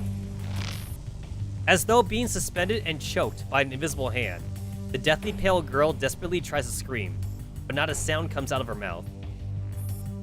The others back away in fright, their swords and wands rattling and clanging frantically. Farewell. Eliza gives her finger a light flick, and the card is slashed cleanly into pieces. Blood rains down from the sky, drenching this macabre world in red. Ah! No! Don't kill me! Looking at the two who are first to flee, Eliza raises her hand and turns her palm expressionless. Fragments of the two cards flutter dejectedly to the ground. I'm sorry, I'm not with them. I was coerced. Please let me go, I beg you. A bullet puts a hole cleanly through the card. Eliza stretches out her arm and feels a strange transformation. She has regained her weapon? As expected of Miss Hangman, I had a good feeling about you right from the start. The Major Arcana Death and several Minor Arcana cards fly into Eliza's hand one after another. Eliza scrutinizes her right hand and narrows eyes. An incredible torrent of power surges beneath the surface. I gain more power with every card I take. The weak must hand over all their power to their vanquisher. That's one of the tenets in Tarot Paradise. The Major Arcana, with their multitude of powers, are there to make the game more interesting, and to introduce a few more unexpected variables. So, I can now wield the power of death. You now possess 2 Major Arcana cards, but you can only wield the power of one of them. Then what good does having another one do me? You can give the death card to another player. Like the previous death and her lackeys, you can increase your own chances of survival by recruiting an associate. Oh, to explain this in terms that you understand, as long as a connection still exists, you can summon your companions. That's how I use the Hangman's power, I see. Eliza settles her breathing and concentrates. Her body starts floating lightly in the air as her feet lift off the ground. In the eyes of the storm, the faint white glow emitted by a curved barrier makes the figure shielded within appear even darker in comparison. The barrier disappears. A tall, dark figure suddenly appears next to Eliza. Wow, she looks positively murderous. Hey, Scarecrow. Mastermind. Scarecrow goes down on one knee and lowers her eyes humbly at Eliza's feet. Why is it you? I specifically summoned the strongest one. That would be me. Eliza tilts Scarecrow's face up in amusement. Those cold eyes are an unfamiliar sight. I see. Please give me your order. Eliza places a hand on Scarecrow's head, and a torrent of information flows into her neurocloud. After a long while, it finally subsides. Do you understand? Yes, Mastermind. Wow. Guys, it's like we gone back to fucking chapter 1. The whole mastermind shtick. Scarecrow keeps her head bowed. Eliza takes out the death card and presses it against Scarecrow's forehead. Don't let me down. Then in an instant, a brilliant light shines from the card into Scarecrow's brow. Is canon now Scarecrow's the strongest SF ringleader? After causing a pinprick sensation, the death card reverts to its original state and lands in Scarecrow's hand. Scarecrow rises slowly, takes a step back, and bows slightly. As you wish, Mastermind. I shall fight for Samus Ferry and eliminate all enemies wherever it takes. For Samus Ferry, and for the sake of carrying out our father's will. Yes, Mastermind. Scarecrow turns, but hesitates for a second before she strides out. Will you be alright on your own? From what I remember, I'll be fine. It's the most efficient if we split up. Remember, find M4 and take out all of the targets. Understood. The Fae of Pentacles can barely contain his gleeful cackling as it watches the two black-clad girls go their separate ways. As I've said, those are the rules. Only by obtaining more tarot cards will you grow more powerful and possibly win the Lord's favor. Yes, you've explained it many times. We understand the rules perfectly. Then what are you doing? Playing at hiking and camping? Why are you so angry? Did we do something wrong? Guys, do you have any idea how many cards the other participants have already collected? If you keep dilly-dallying like this, you don't stand a chance of winning Lord's favor. That's alright, as long as we all stay together. We don't care about winning. What matters is that we have fun. That's right. Several girls skip and bound right in front of the Fae of Swords, who is shaken with anger. Their pearls of laughter sound like mean, mocking snickers to its ears. Do you seriously believe your friendship is unbreakable? Did you say something? In that case, let me see how firm your friendship is. The Fae of Swords vanishes abruptly, then... A loud rumbling noise starts coming from deep underground, followed by violent tremors that seem to shake up the entire world. What is happening, Fae of Swords? She's gone. Is she going to be okay? The ground is splitting open! Ah! Run, just run!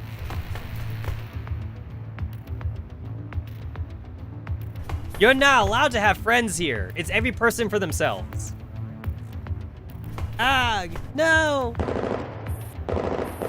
Hovering guns spin and rain down bullets on everything in sight with ruthless abandon. Screams fill the air before they're cut off abruptly and turn into echoes of despair. Okay, wait. So, you're literally turned into like a fucking poker card, like if you're not strong, and then like if you're lucky, you get turned to a tarot card. So tarot cards are stronger than poker cards, is what I'm getting at.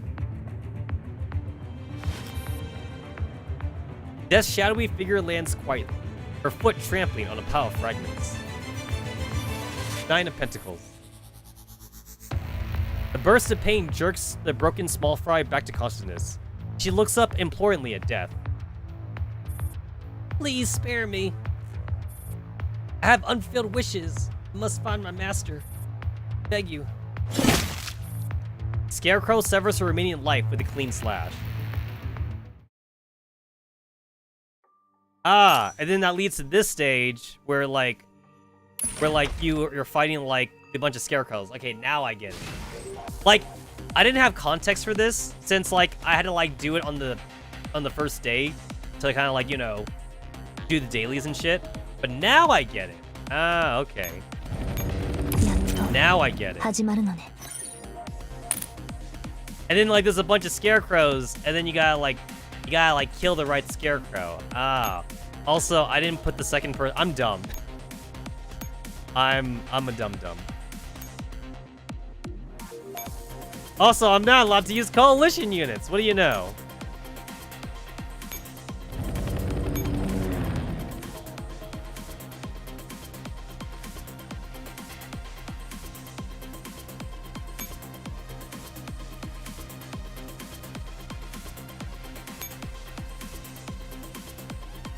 And then like every card of these cards like does like a cool thing. That's cool. That's cool. Not that I really need it.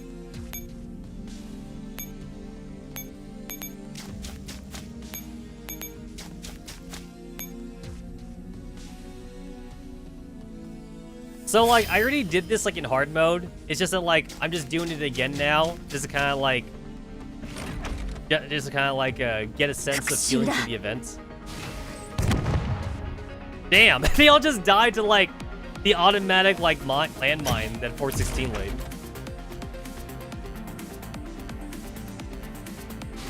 Hey, remember back then when like events didn't have like an easy mode and a hard mode? So like if you were a new player, like the event was basically like unplayable for you because like you weren't strong enough to beat it and shit. It's like now they have an easy mode, so if you are a new player, you can actually play the events.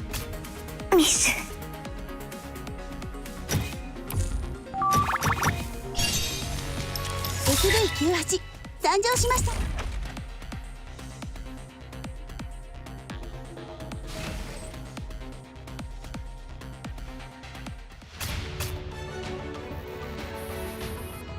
Oh, look at that. The real Scarecrow was the one in the middle. はじめまして。 Papasha! 私、全然重たくないですよ。 It's funny how, like, Papasha became such a fan favorite, even though, like, she doesn't have, like, any campaign presence. But people like her, though. Same thing for Micro Uzi. Micro Uzi, like, also doesn't have any campaign, like presence, but, like, people really like Micro Uzi, though. Like, she got memed to death. Like, if you get memed a lot, people remember you. Same thing, too, for IDW. IDW got memed a lot, too, so, like, people actually remember her.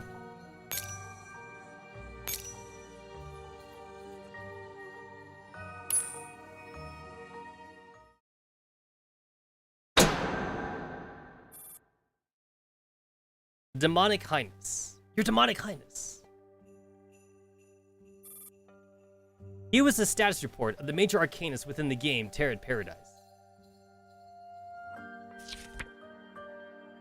Oh my god, Sapu! The Fool. Wow! You guys really had to make Sapu the Fool, didn't you? Alright. You know what? You know what? If this was a Persona game, all I'm saying, if this was a Persona game, then this technically means that Sapu is the strongest one then.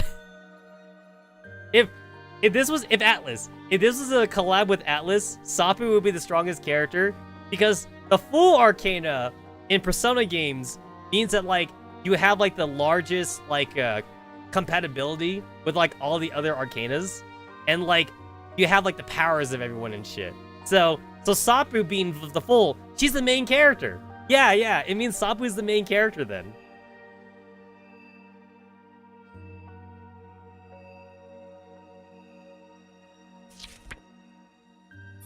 Magician to be assigned. High Priestess to be assigned. The Empress logged in. The Emperor display disabled. The Hierophant to be assigned. The Lovers to be assigned. The Chariot display disabled. Strength to be assigned. The Hermit logged in.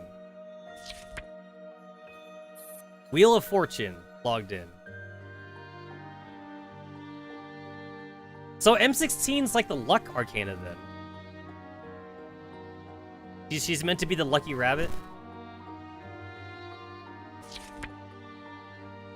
Justice. Yeah, I can see that.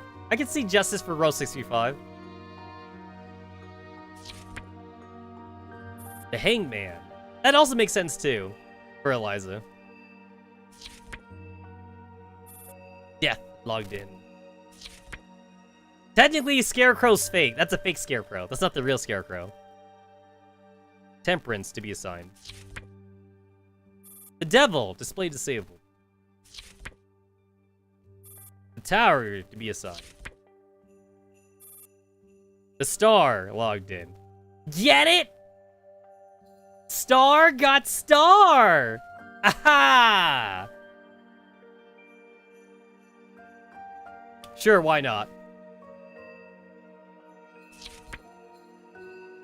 The Moon logged in. Display disabled for Sun. Judgment, display disabled. The World, display disabled. Isn't the World supposed to be, like, the all-encompassing, like, tarot card?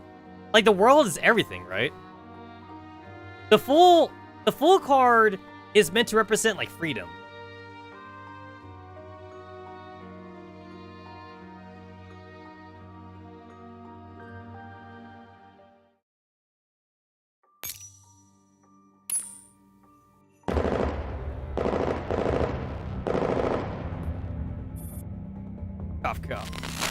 The hovering guns are blown up one after another, and the shadowy figure of death finally crashes to the ground.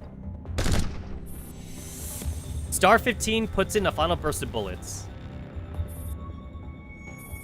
What are you waiting for? How did you get here? By trampling over M4's corpse. Don't be cheeky with me. Zop 2 reloads her weapon. Did Eliza somehow summon you? Maybe she did, maybe she didn't. It makes no difference either way. The mastermind will lead us to victory. As for you, Griffin scum, you are losers, no matter which world it is. Scarecrow's sneer remains even and her eyes grow dim, and she seemingly drifts off into a sweet dream. Crunch. Star 15 crumples up Scarecrow's lifeless card. Damn it. We should have strung her up and interrogated her. Doesn't matter. Judging by your previous dealings with Scarecrow, she wouldn't have diverged any useful information anyway. Huh, she got off easy. A card descends from the sky and takes the card that has floated out of Scarecrow's disintegrating body.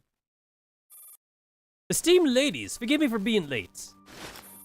The card kneels on the ground and bows as she hands the trophy over to Ro with both hands. Who are you? The Fae of Cups, your most faithful servant. Please allow me to do your bidding. Don't trust her! The Empress cries out woefully. The moon is lying on the ground, no longer moving. We also trusted the guidance of the Fae of Swords, until she caused the ground to collapse and the world to shrink rapidly, forcing us to clash and kill each other.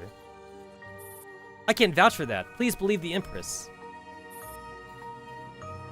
Don't blame the Fae of Swords' individual action on all the other Faes. I am intent on serving my chosen ladies faithfully. Why have you chosen us? Because you are all beautiful, well-spoken, approachable, and have justice in your hearts. On top of that, you're all super strong. What's in it for you for serving us? It's my purpose. Please don't make me out to be some despicable villain who only approaches you for some petty gains. Shit. If your idea of showing sincerity is to keep spewing lies, then I don't see how we can work together. Please leave. We're telling you to scram. Heard that? But she finds herself staring down 3 dart gun muzzles. Fine, I'm going, all right? The broken-hearted card disappears. He's gone. Please stop crying. We should be safe for now. Thank you. I recognize your voice. You're the one who summoned us here, aren't you? Yes, I hold the card of the Empress and wield the power of summoning other major arcanas to my side. That's amazing! I wonder what power my card gives me. Are you working together? She is the Hermit. We decided to team up. I'm still alive thanks to her. I hold the card of the Hermit, which gives me the ability to see all active arcanas within range. From what I understand of this game, it would be best for the holders of major arcana cards to keep their powers a secret, no? Huh? Why? Theoretically speaking, we really shouldn't be revealing our own powers. So why have you just gone and spilled everything? I would like to make a deal with you. What deal? I am willing to aid you with my power in exchange for your protection over the Empress and myself. We need protection, since neither of us possess any decent combat capability, and the powers of our cards are both defense-orientated. Hermits. We are all T-Dal. We are a T-Dal squad in the Griffin base. It has always been our duty to protect weaker T-Dals. But much as I like to say that, common sense cannot be applied to this world. Bro, should we bring them along? Let's stay together. We're here to find an important teammate, so we can use all the help we can get. However, we can't promise we'll keep you safe at all times. If push comes to shove, I will prioritize the safety of my team. That's good enough. The Hermit takes the Empress' hands. They leave with the AR team after saying a final goodbye to the remains of the moon.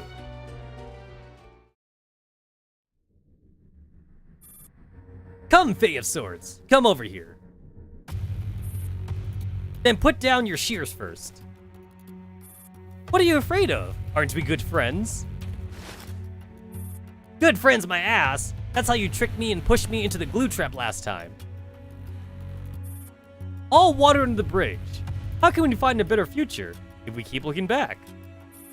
Get some perspective. Why do you sound just like the Fae of Wands? That's probably because. What are the two of you up to? We have a great plan that would give us a triumphant victory for the final performance presentation conference. What's the plan? The Fae of Wands has high hopes with a VIP of hers. In fact, she has taken everything on that one-eyed girl. The ones that I've got my eyes on are also pretty decent. You catch my drift? The two of you are forming an alliance to wipe out all the other participants first, before duking it out between yourselves. Exactly. This way, whether it be the one-eyed lady or my team that survives, we both win. What about the Fae of Pentacles VIP?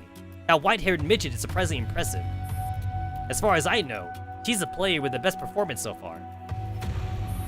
Are you happy to let the Fae of Pentacles hog all the glory? That brat has been at the top of the performance charts for so long, it should be our turn. Don't you remember? Last time she won Best Employee, the wish she had her demonic highness grantor was for us to bark like dogs for a week. Don't remind me. I'm still mad about that. Then your choice should be pretty obvious. I understand. What do you need me to do? Feed your two small fries to the big fish. Those two? What would that achieve? You don't get it? The AR team hasn't made a single kill yet. Who cares about justice and fairness? We must offer them a first taste of blood to prime their bloodthirst. And bane them with the two small fries would do? You know how those cunning game developers offer you a super generous $1 gift package right at the start? Once you fall for it and make your first purchase, you won't be able to stop. In a similar vein, anyone who kills regularly knows that the first kill is always the hardest, but once you started, everything would naturally follow. And thus, a new deal has been struck under the two cards' sinister cackling.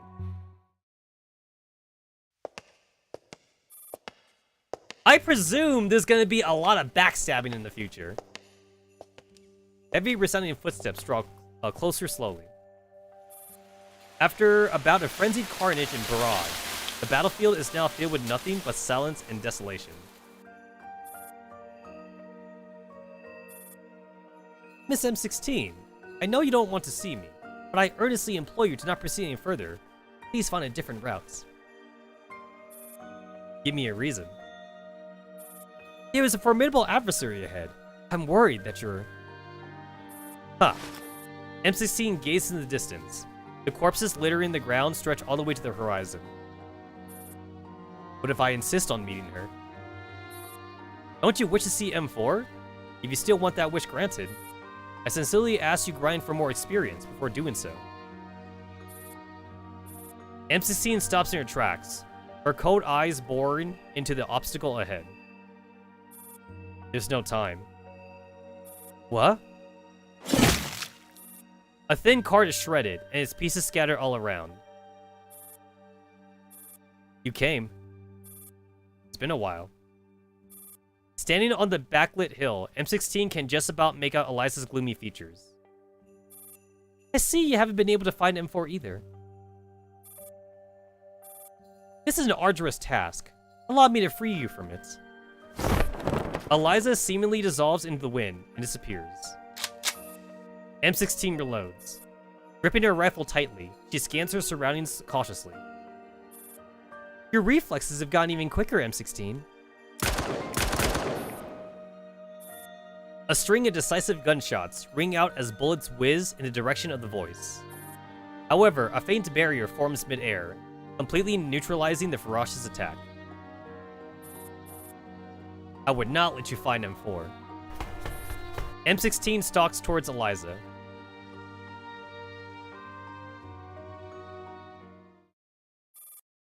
Oh, you're back. That freaking Fae of Pentacles has got to be cheating with the VIP like that. I died before I could even say my last words. Don't be mad. Look, I've got us yet another ally. If it's any consolation, the way you died was pretty cool.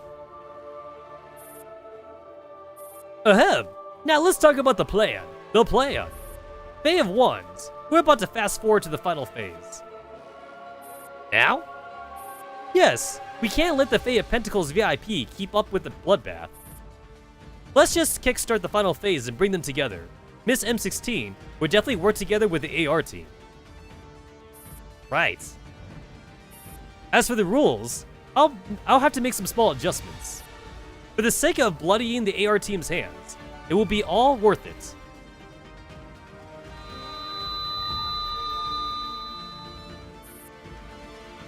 Let us welcome everyone's will. A big round of applause. We will also have some very exciting news. Terran Paradise is about to enter the culling stage. In the next 5 minutes, all major arcanas will be tallied in each area. If there are fewer than 5 major arcanas in an area, everyone within that area can proceed to the next stage. If there are 5 or more major arcanas in the same area, then everyone within that area will be punished by death. The countdown begins now. In the darkness, speckles of starlight weave into a small path that leads into the unknown. Cult M151N and the AR team trio stands frozen in the surreal void. What's the meaning of this? This world didn't exist before. Those damn bastards just forced us to kill each other outright. The hermit is about to say something when the Empress grasps her gently in the arm and shakes her head. I've already used up my power. I won't be of any use to you even if you keep me around. I'll only be a hindrance. Empress! No! She's gonna sacrifice herself! What are you doing? Please take the hermit with you. Oh my! I really didn't want to see this. The utterly merciless card appears nonchalantly in midair. You dare show your face? Don't be mad, Miss Sub-2. I'm here to help you solve your problem. Go on then. What do you suggest? It's quite simple. If you must pick one to kill between the Empress and the Hermit, I personally keep the Hermit alive. Is that supposed to be helpful? Sub-2 whacks the Fae of Cups with her buttstock. Ow, don't hit me, stop it! I'm just pointing out the best course of action if I were in your shoes. If I were with the Hermit and the Empress, I'd also tell them to kill one of you. I may not have any emotions, but I understand why you're so reluctant to be pardoned. You are all sisters. who have gone through fire and water together. It's only natural that you'd loathe seeing one of you die. Don't listen to her. She's trying to turn us against each other. It's not like I want to, but you only have 15 seconds left. What? 10, 9, 8. Hey, stop the countdown. What are you waiting for? If you keep dawdling, you're all going to die when the timer runs out, you know? The hermit points her gun at her own temple. Oh my god, guys! Persona reference! Please protect the Empress to the very end. Guys, it's okay. She's just trying to summon her persona. It's okay. She has an evoker. It's an evoker. Hermits! The Empress throws a smoke grenade at the hermit. The two dolls disappear in the rapidly spreading white smoke. Hermit! Empress! What are you doing? Stop messing about. Don't go in there. With a single gunshot, everything finally quiets down.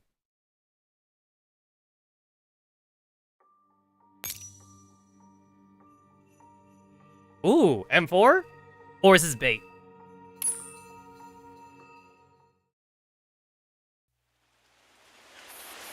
The sky is so blue, it is almost crystal clear. Fluffy white clouds drift slowly across the sky. Sunlight, warm and gentle, lightly enshrouds the girl's body like a golden veil. At the center of the oasis where flowers blossom fiercely, delicate lashes quiver as a pair of eyes flutter open. As if waking from a long, sweet slumber, the girl lets out a long exhale and blinks her golden brown eyes. Oh my god, it's been forever. I feel like it's literally been like a fucking year. Another pair of golden brown eyes also blink and look her squarely in the eyes from up close. Why is her reflection in the sky? The moment she reaches out, her hand comes into contact with a pane of glass.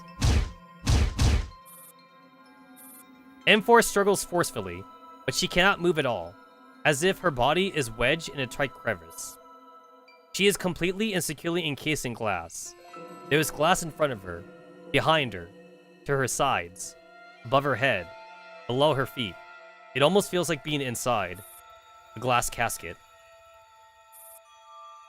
Let me out! Let me out right now! M4 smacks the glass with increasing force, but the case does not budge at all. Please! Let me out! Are you stupid? Why have you trapped yourself in such a place?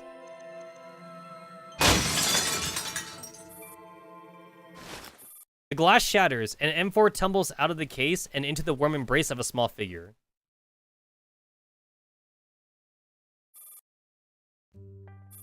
Surely you didn't have to do this to yourself, even if you wanted to avoid the banquet. The girl, who has just escaped from what felt like a terrible ordeal, sits, panting heavily on the grass. The baleful-looking boy's voice softens a little.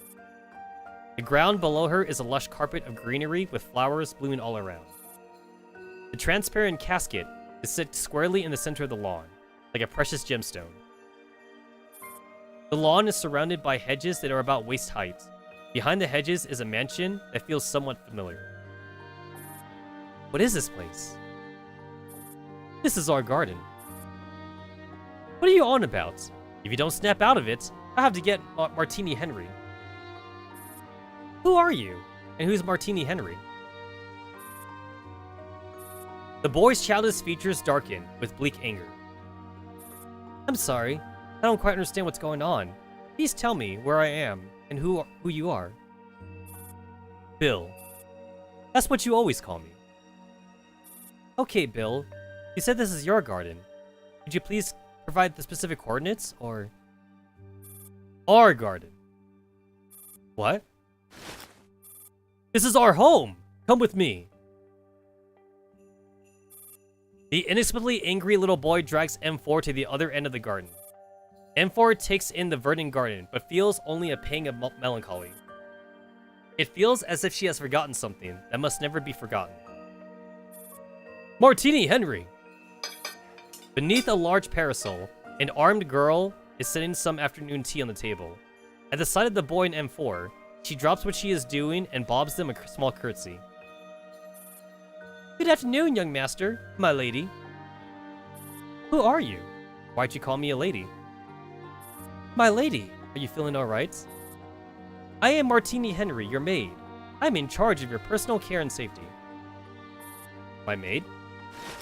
The girl who claims to be a maid runs her fingers through M4's tousled hair with concern. You're finally back. Everybody has been looking for you. Yo! I'm getting, like, fucking Irma flashbacks, man. Like, this is, like, the same-ass background and shit. And, like, the same-ass kind of thing with, like, the whole, like, Irma amnesia shit and whatever. Even down right to the character who is, like, angry that, like, Irma, like, doesn't remember anything. It's almost like the same, exact play. And the maid! And also the maid character. Looking for me. Where is mother? Her ladyship has taken ill after moving about under the sun, and has retired to her room. If there is anything you need, please let me know. Lucy has suddenly lost her memory. She doesn't even know who I am. Coincidence? I think not! What on earth happened, my lady? The maid fishes out a clean handkerchief and dabs gently at many slight scratches all over M4's face and body. Did you fight with the young master again? Shut it already! Stop making it sound like it was my fault. None of you imbeciles found her. It was I who found her trapped inside that glass case. Trapped inside a case? Stay here and watch her closely. Don't let her run off and get in trouble again. I'm getting mother. The boy with the perpetual scowl storms off and disappears. My lady, you can now speak truthfully. What really happened? M4 looks down at her soft and exquisite dress. Her shoulder feels oddly light and empty. No. Lady Lunacia? No, this isn't right. I am not Lunacia. I'm M4A1. M4A1? The maid visibly relaxes. She takes M4's hands with a smile. I thought you had forgotten all about M4A1. What do you mean? When you were little, you read a storybook about androids and started saying you were M4A1, the main character in the story. Do you also remember being the leader of the AR team and serving under the commander of the Griffin base? Yes. Is the big baddie a man called William? He created a lot of scary monsters dressed in all white to fight Griffin, didn't he? The big baddie William. You better be careful. He's gonna kidnap your daughter. He's gonna kidnap your daughter and turn her into like some amalgamation, all to revive some other person. That could be like a grim storytelling that you would tell your kids, especially your daughters. It's like don't go out late at night, otherwise the big bad William will kidnap you. He'll turn you into a Naito, and you don't want that to happen. I'm gonna save that story for my daughter in the future. How did you know? Aha! They're all your childhood fantasies. By the way, the young master always played William in your role-playing games. Man, whoever wants to play William, though? No one would ever want to play William. He may look mean, but he is still the younger brother who loves you very dearly. Bill's my younger brother? Don't panic, my lady. Perhaps the heat stroke is making you temporarily delusional, so you're confusing fantasy with reality. But that's alright. Just sit and rest for a while, under this parasol. That can't be. I'm M4A1, leader of the AR team. The maid smiles indulgently. Alright, M4A1, then summon your teammates. I'm sure it must be very hard for them to hide in this heat. Why don't we all have an afternoon tea together? M4 tries to pull up the comms interface, but nothing happens. Not only that, when she lifts her hand, she sees the veins beneath her skin. Clear, delicate blue veins. Would you like to sit down, my lady? No. The soft grassy ground spins dizzying under the bright sunlight as M4 desperately tries to recall those familiar faces. The commander, the AR team, the dolls of the Griffin base. You know what? Maybe it's because I'm used to like shonen like storytelling, but like honestly though, like for being like the supposed main character of this game, I just don't remember a whole lot of cutscenes where like M4A1 and the commander like really spoke a lot. Like it always kind of seemed like the only interaction they ever really had together was just the commander like giving them a mission, and then like they were gone. And then the camera usually pans to the anti-rain team, so like you just saw them talk to each other, but you didn't really see like M4A1 talk to the commander. If anything, we've seen more cutscenes with the commander like speaking to like Row 635 or Sopmod than we do with any of the other anti-rain girls. Especially M4A1, since M4A1 is usually like fucking AWOL like half the time. Even M16 arguably has more cutscenes with the commander, and M16 is basically like gone from the Griffin base like halfway through the story. The memories all seem so clear and vivid. How could they be fantasy? My memory is just fine. I am not the one you're looking for. Now I must go find my friends. Lady Lunacia. M4 runs towards the exit of the garden. The hedges seal off the garden on 3 sides, leaving only an opening to the mansion itself. It seems to be deliberately herding her in that direction. Your mother and the young master are very worried about you. I'm going. Stop following me.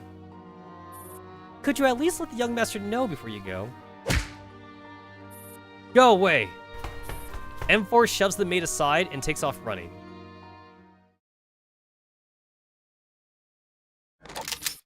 After making several turns, M4 cautiously enters the field with an open view.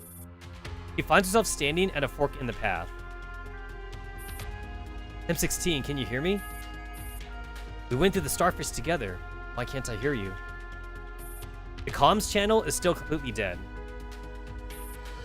Looks like this is my only way out. She studies the 2 paths ahead.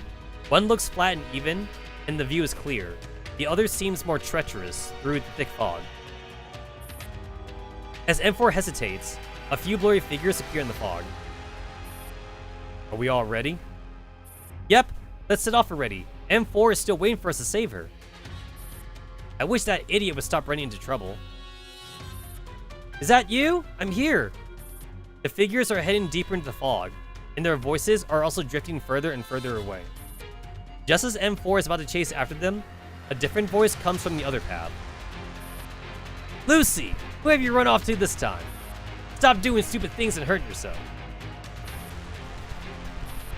Why won't you answer me? Are you also avoiding me? You promised. You would always stay by my side. Bill, go back. You liar! You coward who always runs away. You're all scared of me. They all avoid me. Only you. But now even you're running away from me. Have I done something wrong? Big sis. The boy trying to act tough slumps dejectedly by the fountain in the hot afternoon sun. Servants keep streaming past him, calling out for Lady Lunacia, but not a single one of them stops for him. M4 looks away and murmurs to her own shadow.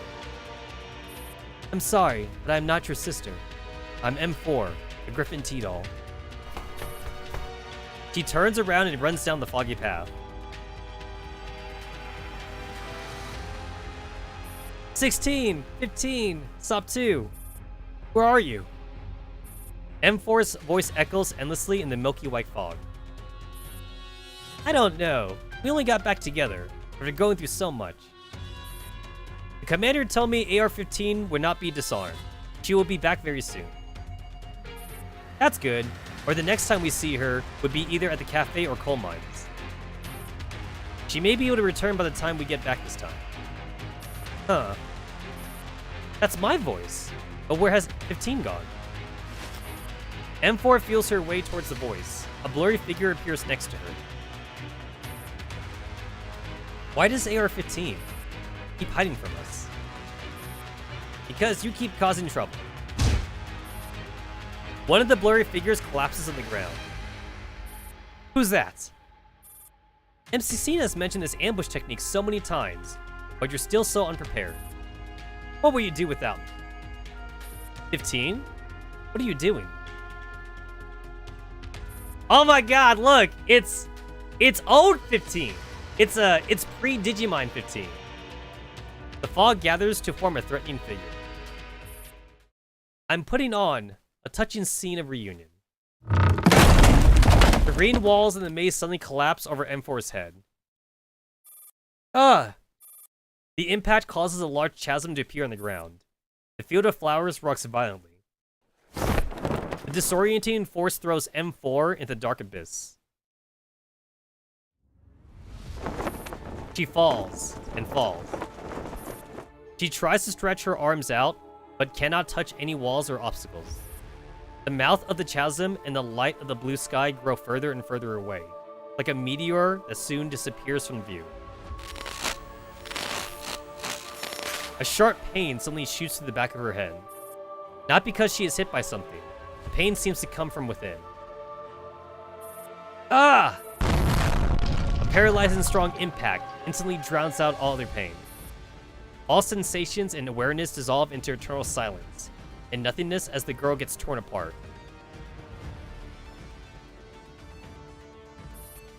Then, last question. Answer me truthfully. M4A1, who the hell are you? What do you mean? Answer me, M4. I'm fighting for everyone's survival here. Yours, the Commander's, Griffin's. So hurry up and answer me, M4A1. Who the hell are you?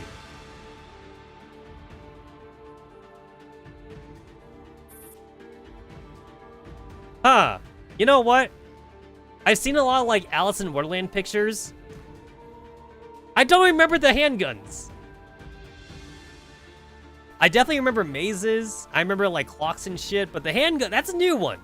I don't think there were any floating handguns in the original Alice in Wonderland scene.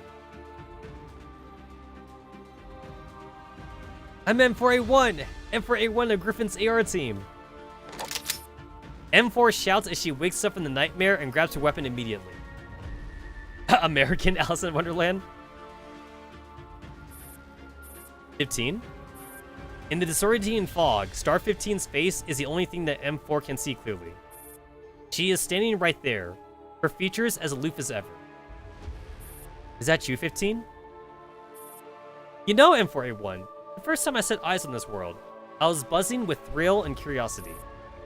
I'm not just any mass-produced T-doll fabricated by IOP. I'm an elite developed by 16 Lab itself. My biggest wish was to carry out many noble orders, and make friends with many strong T-dolls.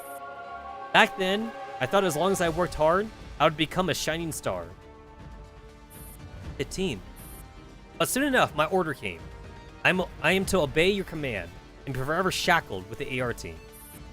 The dumb and loud SOP 2, the devil-may-care M16, and you, who can never seem to make up your mind. From that moment, all my possibilities were obliterated. I hate the lot of you, but I was powerless against my order. This is just a memory. I know. You don't believe that anymore. I hate you, M4A1. If only you just disappear. Liar! 15 would never say something like that. Bullets spray from her weapon, dispelling the fog. But almost right away, the new fog starts rolling in, along with new withering despair. Hey, I remember this! I remember that too! I really do hate you after all. I remember that too! Hey, I remember that. Wow, flashbacks, man. Man, we going back. 15! M4 sprints towards Star 15, who is about to be consumed by fire. But instead of reaching her, she falls through time and space into the void.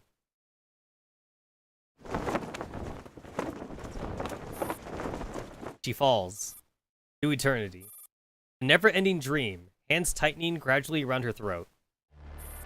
M4! Pull yourself together, M4. M16?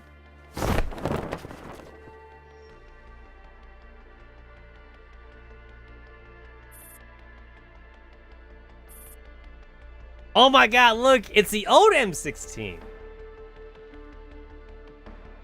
Yeah, thank me. Death's sight missed you by a hair's breadth yet again. M16. M4. You alright issuing commands? You seem to be in pretty bad shape. I can do it. These small scratches are nothing. But how'd you find me? And why do you look? There's no time to explain. Pick up your weapon. We must move. Stat. Let's switch to backup plan C. Just as we've agreed. We're scattered to draw their fire. That'll buy you some time. Stop dawdling, M4. This is the safest way. That's right. You're our only hope. Alright, everyone, scatter and drop. Wait! Isn't this like... This is chapter 0! I remember this! This is chapter 0. M16 and the two blurry figures all disappear in the fog. They're hurried for the... Yo, this is all flashbacks. This is all fucking flashbacks. M4's heart sinks with dread, but she can only grit her teeth and go after them. M16! Fog coils beguiling around her. Concerned about her teammates, M4 forges on despite not knowing where she is going. Watch out! M16 darts out amidst the fog and pushes M4 to the ground. The sounds of spray of bullets. Stay down, they're coming. Who's coming? Samus Ferry. They're coming for you. Samus Ferry? Quick, M4. Command us to counterattack. M16. Samus Ferry is no longer... Still not catching on, M4? Hurry up and organize a counterattack. We'll all die here. M4. You're our only hope. We said we'd get out of here together, didn't we? Yes, we must get out of here together. Now that M4 understands vaguely that this is just an illusory montage of her memories, she still chooses to stand shoulder to shoulder with M16 and face whatever is coming from the darkness together. A set of light resounding footsteps. The two dolls fire in unison. Did we get her? We almost did. Almost. Actually, not even close. A tiny figure emerges from the fog. Eliza. Careful, M4. Yeah. The figure pays no heed to the weapons trained on her and strides towards M4 with determination. What do you want? I want to finish what AR-15 had failed to do for me. Oh, well, yeah, I never noticed that. Yo, legit. This is the first time I'm noticing, like, the Samus Fairy logo on, like, her legs. I've never noticed that, actually. Then again, her legs are probably covered up all the time, so maybe that's why I never noticed. But, yeah, that's like the first time I'm seeing that. I swear it is.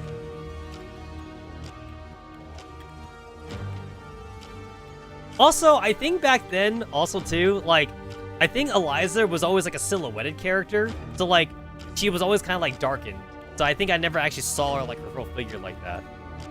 And I never bothered to like look at her PNG file like on IOP.com or some shit. Usually like if I'm downloading like the PNGs, I'm like downloading PNGs for like other characters and not Eliza. I tend to usually like download like characters I actually like and not like villain characters usually. So usually just the waifu characters. To get the answer that you haven't been able to give me. Eliza reaches through M16's body and unfolds M4 in a tight embrace. A sharp buzzing noise. Bubbles surging from the depths of an ocean. Weeping girls trudging down a dark, blood-soaked alleyway. Countless fragmented scenes flash before M4's eyes. What exactly do you want, Eliza? I want to find out who you really are. I am a T-Doll under the employment of Griffin and a member of the AR team. Other than that, I don't know how else to answer. But this isn't what I want, so come on, tell me the answer. I told you, I do not know. How can you not know the reason you were made? Tell me, come on, tell me. I don't know. I'm M4A1, I'm just a doll. Almost the entire world is demanding an answer from M4, an answer that even M4 herself doesn't have. Who am I? Is that really a question that one must know the answer to? Come to me. Let me analyze your memories. This way, you'll finally know exactly who you are. Eliza raises her hand. The already cramped space becomes even more oppressive. Cornered by the overbearing Eliza, M4 can only raise her weapon in desperation. M4! Don't let her touch you! M16. Why is it you? Why would it not be me? Isn't it always me? M16, who has appeared all of a sudden and is now blocking Eliza's way, turns to smile at M4. It has always been me since the very beginning.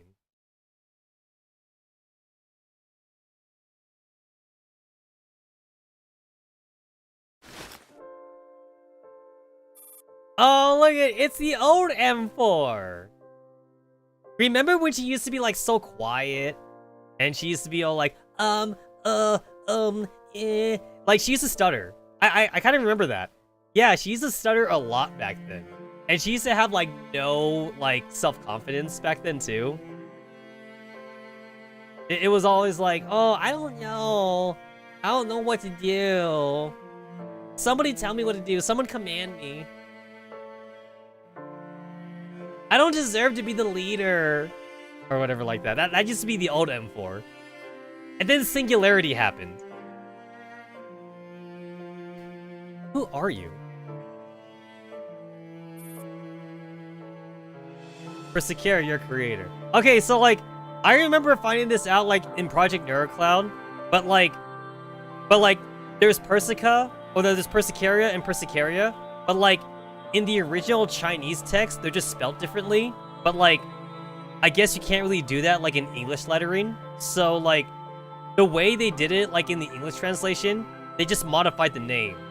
So like, it says Persica and Persicaria, but then like, but it was okay. Like, it was okay back then, but like now it's kind of weird because like, it's always been Persicaria, but like, now we have two Persicarias, and like, both Persicarias just have like, they have different Chinese kanji or some shit like that, which is something that you can do in Japanese lettering and in Chinese lettering, but you can't really do that in like the English Romanji. So like now it's kind of like biting them in the ass because like now like a lot of like English readers who don't know, like now they're confused about the whole like Persica and Persicaria thing.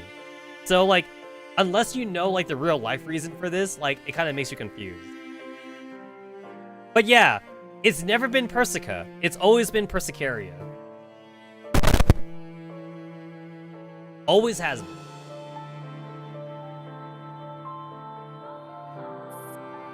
Why did you create me?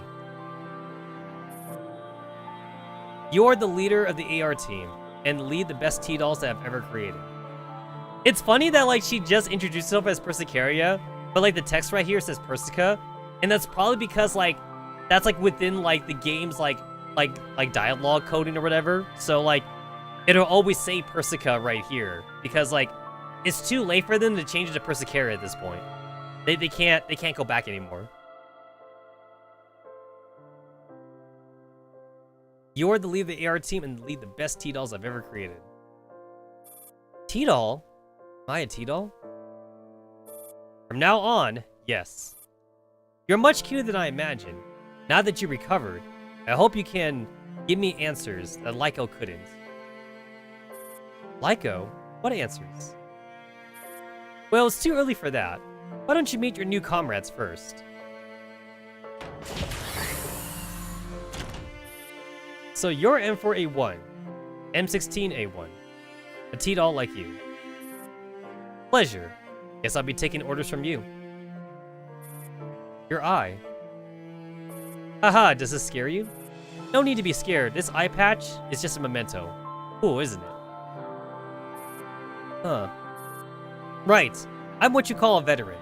Don't hesitate to ask me if you have any questions. And if you fancy a drink, feel free to ask me out.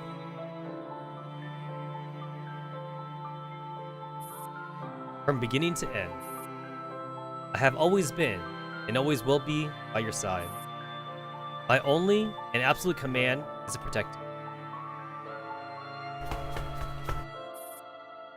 Holding on to M16's hand, M4 escapes from Eliza's entrapment and returns to the endless labyrinth. M16.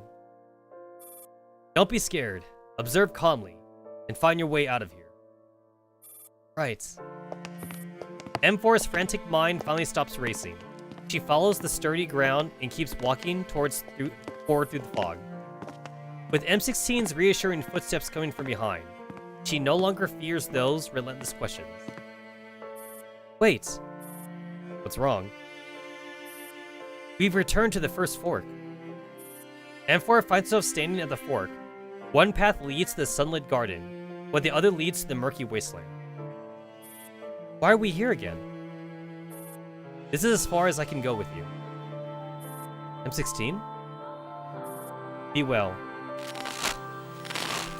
The fog behind M16 morphs into a savage, screeching monster that clings to her body.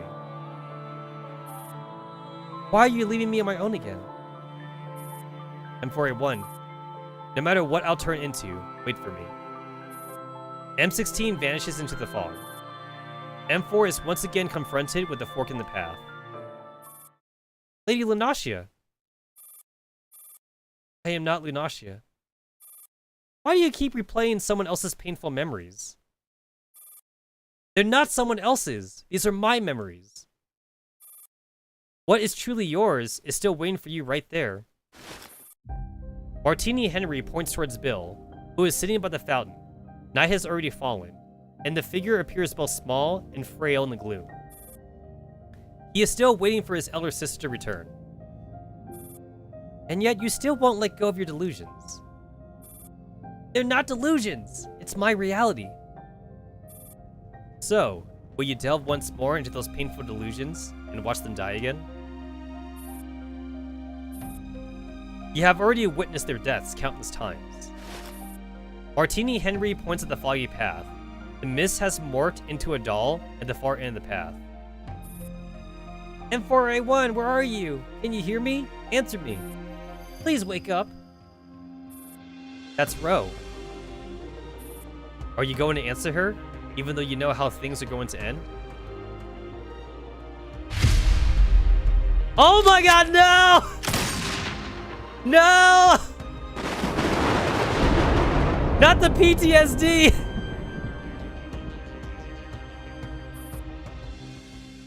Yo, the headshot, man. That headshot. Guy. Oh no. If you keep going down the path of fantasy, you'll keep seeing these memories that don't belong to you. Let's go, M4. As long as we stick together, there's nothing we can't do. Stop 2. Yo, this is still a good cutscene actually. Like the whole like Satma putting like the eyeball like in her eye socket. That's still a pretty goated scene. I like that. That's a cool one. Guys, hot take. Bro deserved to be shot in the head. guys, singularity had to happen. Singularity, hashtag was an inside job. Everything that happened in Singularity was supposed to happen.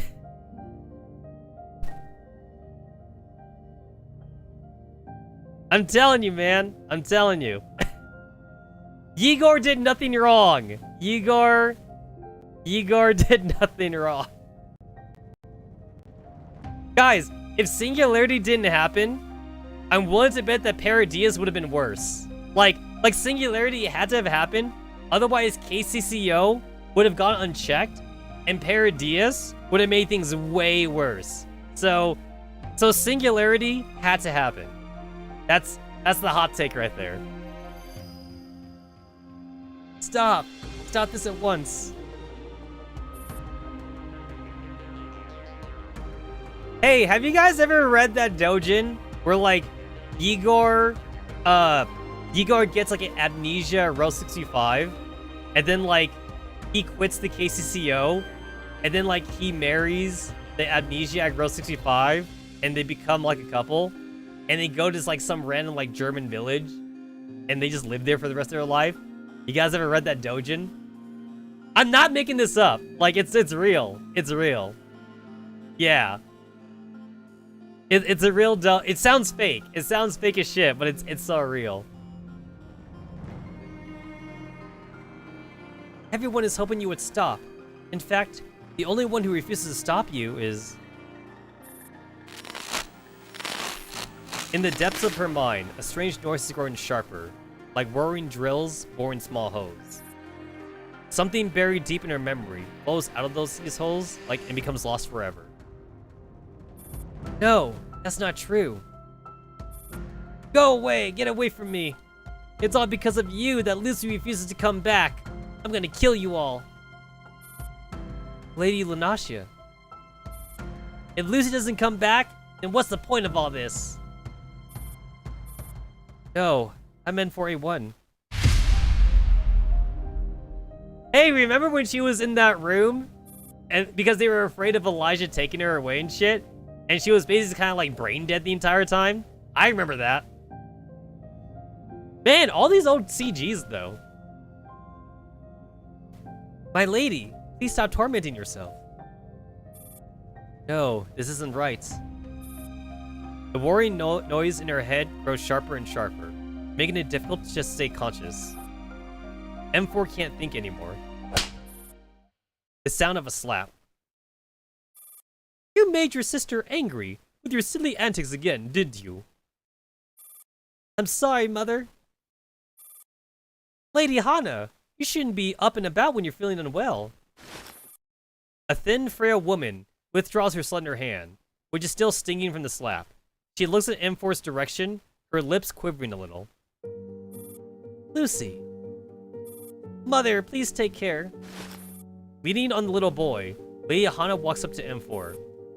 She stops to catch her breath when she is only a few paces away, as if the handful of steps that she took has already used up all her strength.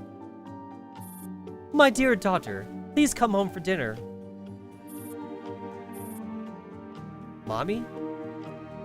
I'm here, sweetheart. I'm always here. What's wrong with me? Will you come to me, Lucy? M4 stumbles into the pale woman's embrace. The clear toll of a bell comes from afar, banishing the noise in M4's head. M4 heaves a sigh of relief when she looks back. The foggy path is nowhere to be seen. Lady Lunacia, you finally returned. Go on and apologize to your sister. I'm sorry, Lucy. I shouldn't have made you angry. No, you did nothing wrong, Bill. It was me. Small and gentle hands takes hers, telling her to drop the matter. Come on, let's go home. Surrounded by the warmth of her family, Lunacia is led towards her home in the distance. Yo, like, Mika gets so much mileage out of this stupid-ass mansion. Like, yo, would it kill you guys to make, like, at least, like, 3 or 4 different, like, mansion CGs or something? Like, this just keeps making me think that there's only one type of mansion in, like, the Girls Frontline verse. I mean, I know that, like, they're just recopying the same thing, but, like, damn. Like, there's really only one fucking mansion, man. They have one architect. There's, like, one major architect in the Girls Frontline verse, and that guy makes the same mansion over and over again. But seriously, Mika, like, it definitely wouldn't kill you just to make, like, at least, like, 2 more. Like, 2 other mansion types. Just so that way, like, I don't have to see the same CG, like, over and over again, you know? They get so much mileage out of this. The wind blows across the lawn and through the unfamiliar open door of the mansion. Standing by the entrance, Lunashia feels the breeze on her face. Like, bro, this is the same mansion that, like... this is the same as mansion 2 that, like, fucking, like, Colt Walker, like, Maggie. This is the same mansion that, like, Maggie lived in, too, and shit, man.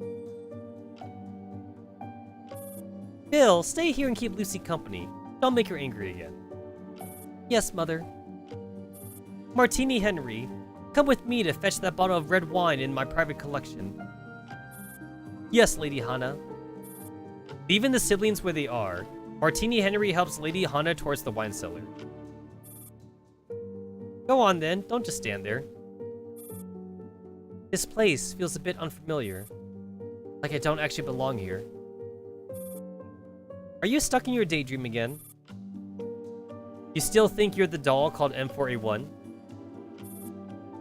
Even you know about the story of M4A1. Of course I do. You've been yammering on about it, or have you forgotten? I always play the big baddie in your story. Why though? I remember there are lots of other characters. I always play the villain. That's just the way it is. I'm used to it. The Shirley boy pauses for a moment. Everyone hates me. They would ignore me altogether if it weren't for my status. Even Mother is the same. She's only nice to me when you're around. Bill. But I don't care. You're different. You're not like them. You're nice to me because I am me, not because of my status or our blood ties.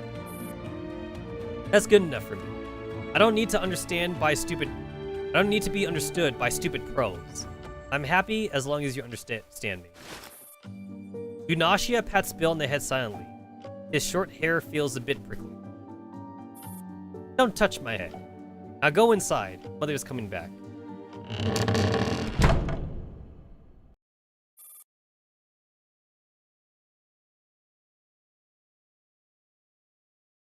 You know, like, whenever I see, like old mansion pictures like this, especially, like, European mansions, it's like...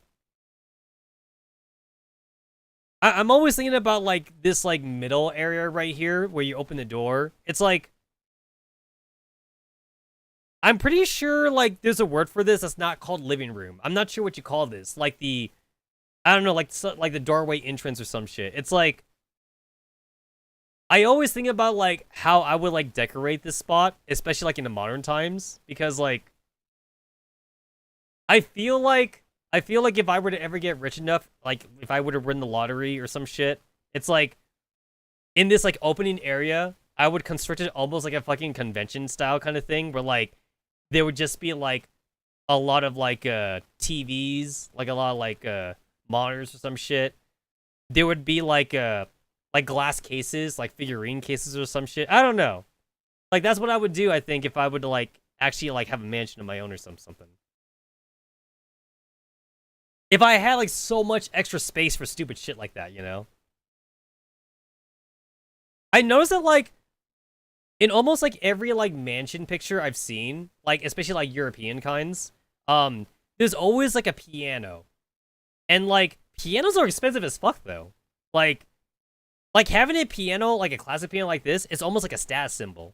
It's like, look, I spent like fucking $5,000 to have a piano like this, and no one plays it. You know, it's like, I don't play it. I gotta hire somebody. Like, I would literally have to, like, hire someone to come by and play the piano for me, just because I have the money to do so, you know? It basically, like, is a status symbol to waste money, you know, like that. I just feel like I wouldn't do that unless I myself, like, had the desire to play the piano. Otherwise, why would I buy a fucking piano? Even cheaper pianos go for, like, at least, like, $1,000, you know? Or you could spend like $30 on like an electric piano, and that's probably good enough for most people. I mean, like with an electric piano, you also like don't have to maintain it, you know? Like with these classic pianos, like you actually had to like tune them. You had to make sure the strings don't break or some shit. You actually had to make sure like dust doesn't get inside or whatever. You gotta clean it. With an electric piano, you don't gotta do that shit, you know? I remember, like, I used to have an electric piano as a kid. I don't know, like, where it came from. I think it was, like, maybe, like, a birthday present. And, like, I never really learned how to play the piano. I just kind of, like, just mashed buttons on it. That's all I used it for. It was just a noise maker, basically. In the spacious living room, the three are seated at a long table. Martini Henry uncorks the bottle of red wine and pours it into glasses. She hands Lunacia one of them. Please drink this gift from heaven. Your choice has changed the world. What do you mean? Let us pray. Hey, look at that! The last time we saw this shit was like when William was like having his like fucking like illusionary talk or some shit. Lady Hana closes her eyes piously, and so does Bill. Through me, you pass into the city of woe. Through me, you pass into eternal pain. Through me, among the people lost for A. Two suns, each illuminating the path. The path of the mundane world, and the path of the merciful Father. Lunacia feels a light tap on her shoulder.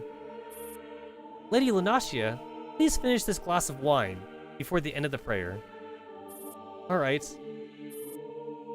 Sanctum turned into a devil's pit, the scales into an altar, drenched in sinner's blood. Paradias has a jukebox with a song everywhere. They totally do, man. Each fury with her nails was tearing into her breast.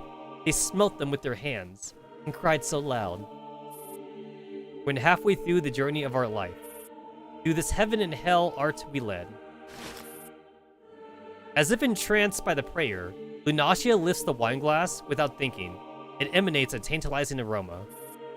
The deep crimson liquid is smooth as silk as it glides gently, enticingly down her throat. Have I drunk with other people somewhere else before? When this thought occurs to her, vague images of a bustling banquet hall and close friends flash across her mind. They feel as elusive as a puff of smoke. At the center of the jubilant scene, several girls with wine glasses in hand are hovering around someone in a red uniform. The commander!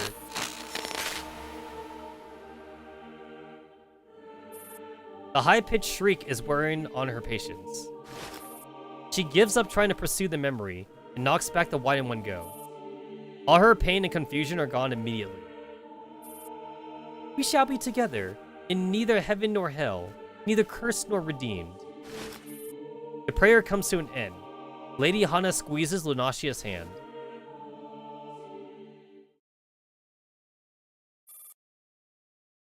Lady Lunacia, now that you've come home, I should return something of yours that has been in my safekeeping.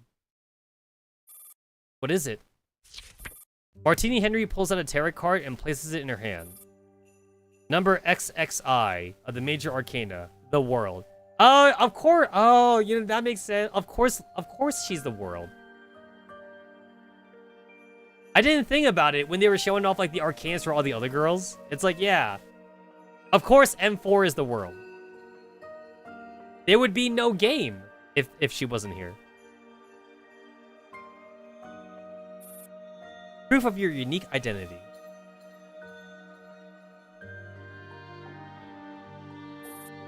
I am the world? My dear Lucy, you have the power to change the world, which means you are given the responsibility to make the world a better place. I possess such power? It may not have come back to you yet. The entire world is plagued by never-ending calamity. People are slaughtering each other for survival. This is the last remaining safe haven. Lunacia looks out the window at the peaceful nightscape with some disbelief. Who cares about the people out there? As long as... Bill. Sorry, Mother. We cannot sit idly by while others suffer. Yes, Mommy. But I still don't quite understand what is going on. Martini Henry pours another glass of wine for Lunacia. That's alright, Lady Lunacia. You will slowly come to understand. Martini Henry, take Lucy out there and show her. Yes, ma'am. Lady Lunacia, please keep the cart safe and just come with me. Okay. Lunacia stands up and follows Martini Henry out with the card gripped tightly in her hand. Lucy! What is it, Bill? Don't give yourself a hard time. It really doesn't matter what's happening to the people out there. Lucy, you should be off. Be careful on the road. Okay. After bidding her family farewell, Lunacia leaves the lush garden behind and sets off on a journey with her faithful maid.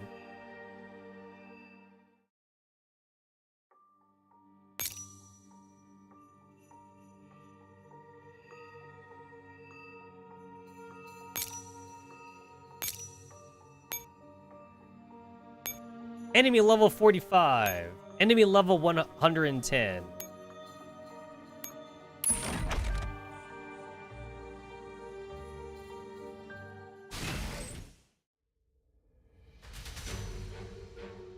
Yo, look at all those bloodstains, man. Alright, how different is the easy mode?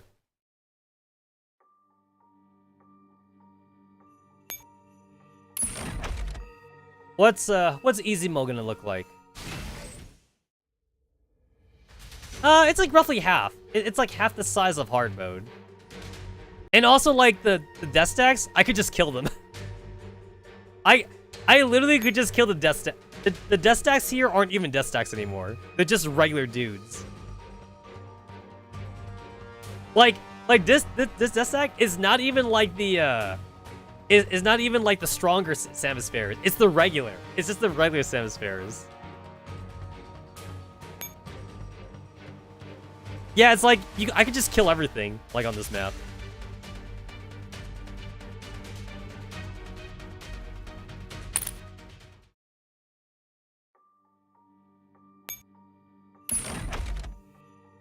Remember when like death stacks used to be like the red beans and like they want you to walk around the red beans and shit?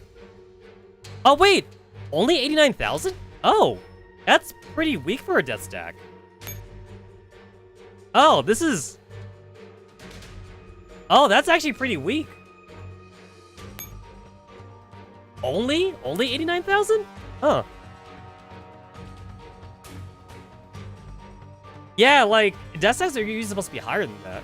Or like, you know, like I said, like it used to be like the red beans where like they would stagger out the red beans, so like you couldn't just like shield through them or some shit. I mean, like there's still a way to do it though. Like, I know with the red beans, even if they stagger them out, as long as you use like smoke grenades and shit and use like the stun grenade, you could like get all the red beans together, and then you could hit them all at once. But yeah, these are pretty weak. Huh, I'm surprised. Yeah. All right, what am I doing? Decrypt 3 encrypted control panels in the same turn. Note, decrypted control panels will become encrypted again the next turn. Oh. So, I basically need to have, like, a dude on each one, then. 1, 2... Oh, here it is. Okay. 1, 2, 3. Okay, got it.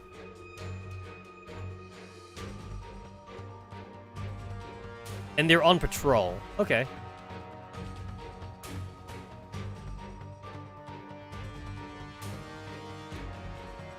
Am I allowed to? Nope. Alright.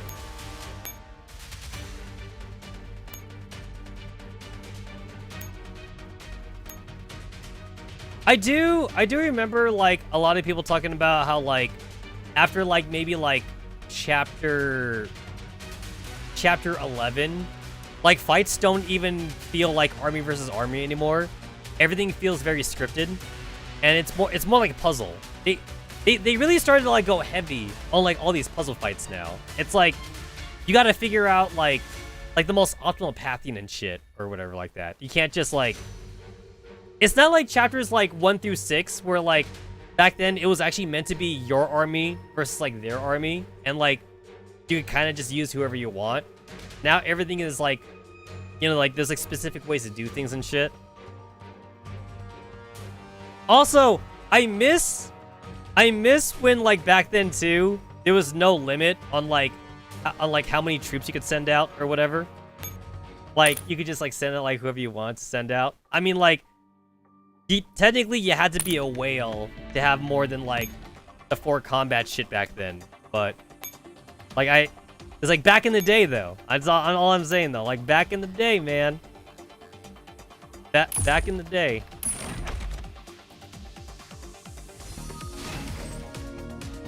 It's like I look at this map right here, and like the game is definitely not limiting me like how many I can send out. So it's like, if you were a free player, you had like 4.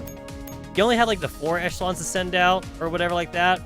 Maybe you had 5 if you use like your first gems to like unlock that 5th slot or something. And then it's like, you know, if you want to, you can just send out all 5. Although like back then, the game was a little hard to level up, so you probably didn't have like 5 level up squads or whatever like that. Maybe everybody was like level 30, like level 20 back then, but no limit though. No limit. You could just kind of like just do whatever the fuck you wanted to do back then. Not anymore though. Not anymore. It's just like, hey, like, we're gonna give you 1 squad. You literally only have like 1 fucking squad, and you're gonna have to figure out like how to use that 1 squad or some shit, which I'm actually kind of not a fan of. Man, the maps back then were really tiny. They were so small back then.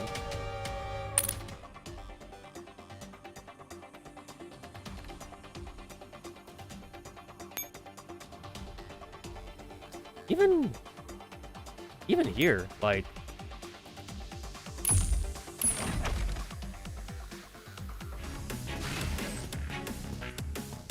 there's a lot of heliports here, so like I can take over them, and I can like send out like 5 or 10 at Dreamer right here. Not that you would need to, but I could if I wanted to.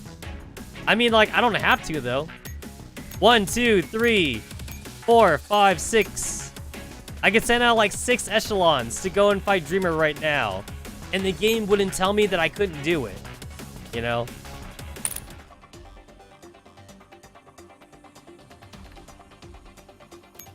And then I go to like chapter, I forget which one it was.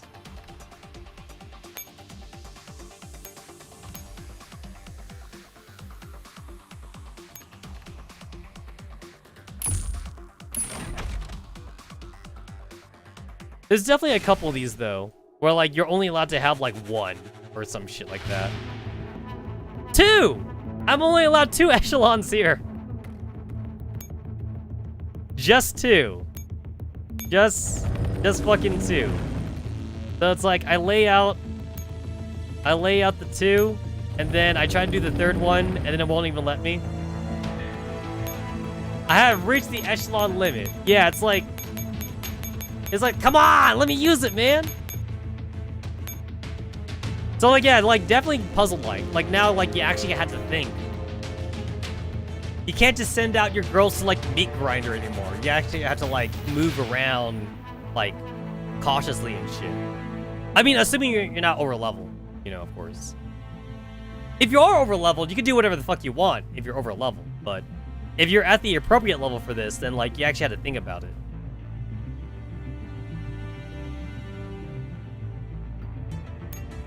So I could get 2 echelons, or I could get 1 echelon and 1 hawk. Since the hawk counts, the hawk does count as a unit. Oh no, it doesn't. It doesn't count. All right, I forgot about that. The hawk doesn't count as a unit. Oh wait, I could use a tank too. I could use a tank. I mean, tanks did not exist. Tanks did not exist back then. There was mobile armor. This is so out of this is so like out of chapter now. Imagine rolling out a pair of Diaz in like the fucking Gundam, and they're gonna be like, wait, I don't think you're supposed to have that. He's like, nope, I have it now. I have a tank, and I have a Gundam. I mean, like, these guys are easy shit though.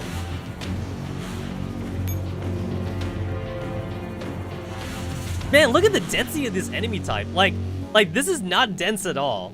It's funny because back then we were scared. This is back when we were scared of this shit. But like, with the power creep, with all the new power creep units and crap, it's like, yo, what is this? What is this easy mode right here? You know? Like that's nothing. That is nothing now. Oh, look at this. Look at this shit. Look at this. Look at this Strelitz. What is this? I didn't get in.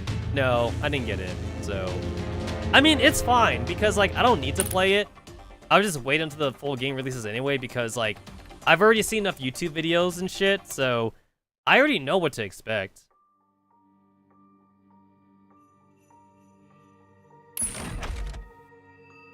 There's nothing new for me to learn from playing the closed beta.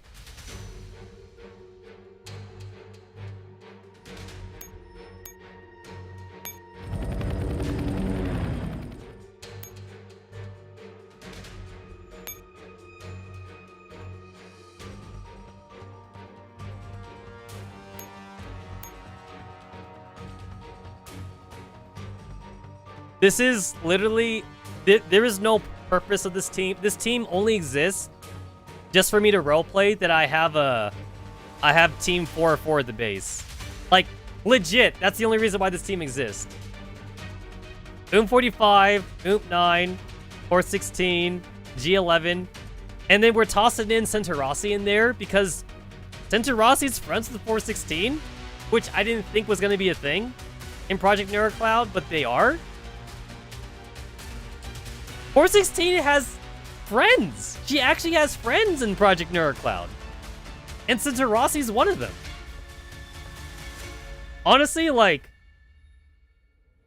I'm even surprised that 416 would even entertain the idea of being like a fucking idol group in Project Neurocloud.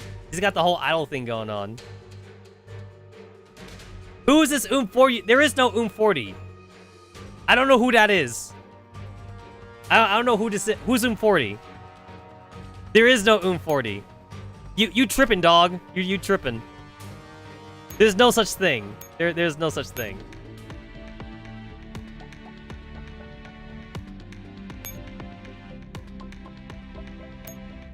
Oh. Well, that's not what I meant to hit. There we go. Okay.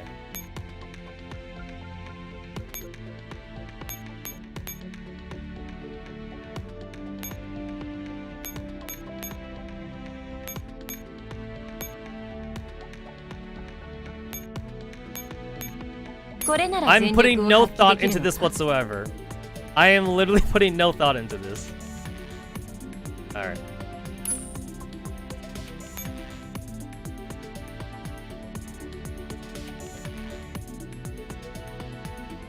You know what? I remember when fairies got put in, I was like, man, there's never enough prototype fairies. I'm not going to be able to 5-star everything. And now, like, now that I actually have all my fairies to 5 stars, it's like, I don't know what to do with all these prototype fairies. I don't know what to do with this shit. And then they keep giving us more. And it's like, eventually I'll find something to do with this crap. I mean, I even took the time to get like the fucking collab fairies to 5 stars, even though I'm never gonna use them. Oh look, I could get landmine to 5 stars. I mean, not that I need to. My Kama fairy is not 5 stars either, but whatever. Like, yeah, it's like, you know, I can 5-star. Oh look, I can 5-star Golden Fairy, the OG Golden Fairy, if I wanted to. I mean, no, just no. Why would I? Why would I? You know, no. That's such a waste. That's such a waste. No, who are my combat fairies again? I forget what fairies I have sometimes. I never look at the screen. I practically like never look at the screen. Cause like, what do I have again?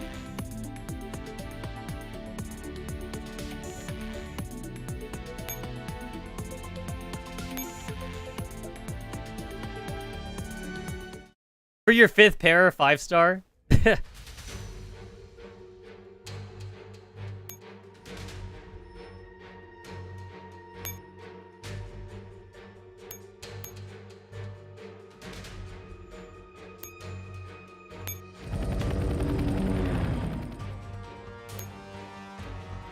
You know what? I feel like Project NeuroCloud names are overriding, like, the characters in Girls Frontline for me. Because, like, now when I see certain characters, I just think about their Project NeuroCloud counterpart. I don't see K5 anymore. Now, I see Luna. I see Luna now in here. And then, like, I don't see G36 anymore. I just see Centaurosi now. I'm starting to remember those names. Okay, who was the other team that was using?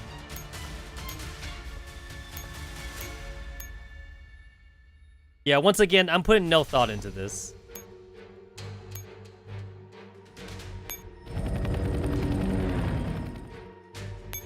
I don't like to think. I don't like to think. I just like to do. No thinking. No thinking required. Oh, I didn't even notice the one-way road right there. What about Kluke and Kukai? For now, I'm still thinking 416. I'm still thinking 416 for those, but maybe that'll get overridden in Girls Frontline 2 though. For now, it's still 416. That might change in the future though. Possibly might change.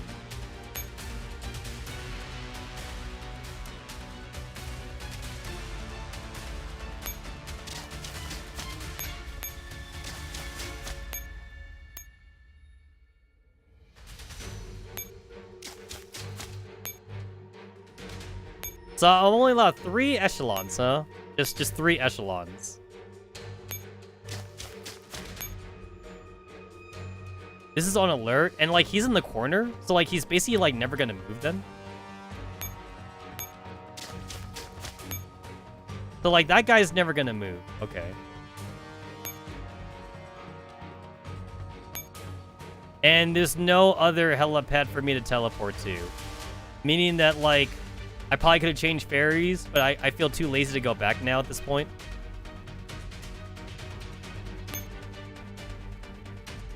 If I have to restart, I'll bother to actually change up the teams and ferries. But for now, I'm just going with what I already have. I don't want to change up my shit.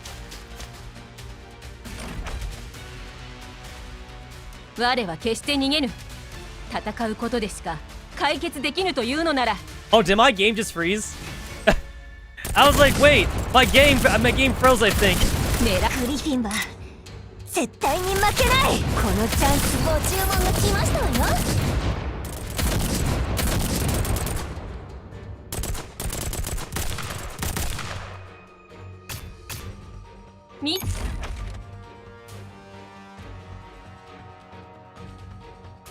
I also got the new costume in Project NeuroCloud. The one that you had to spend like $10 for. I got that one, by the way. The one with Kluki on bed. You know I had to get that one. Now she's going to be on bed permanently in my Project NeuroCloud save.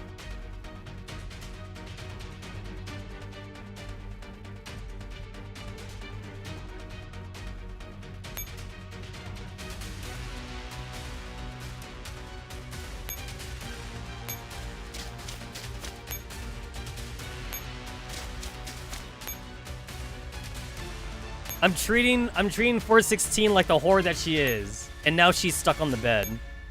and I'm never gonna take her off the bed. Not unless like Mika wants to make like a wedding dress outfit for 416. If they want to give her like a wedding dress outfit in the future, then we'll talk. We'll talk if they want to do that. But until then, though, until then.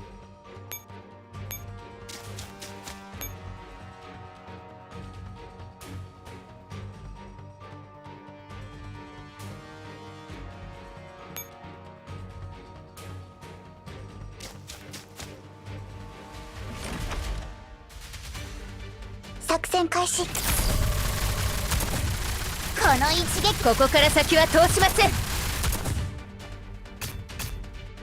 ただ戦いに勝っただけ。当然のことだ。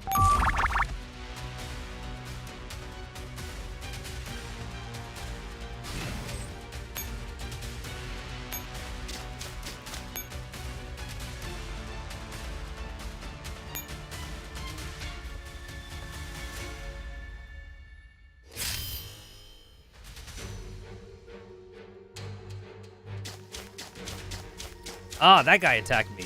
I thought it was gonna be the death stack that attacked me. 作戦開始。真珠のここまでです。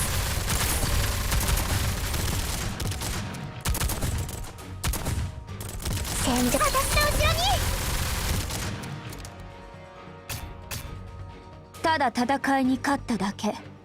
当然のことだ。スペクトラ M4。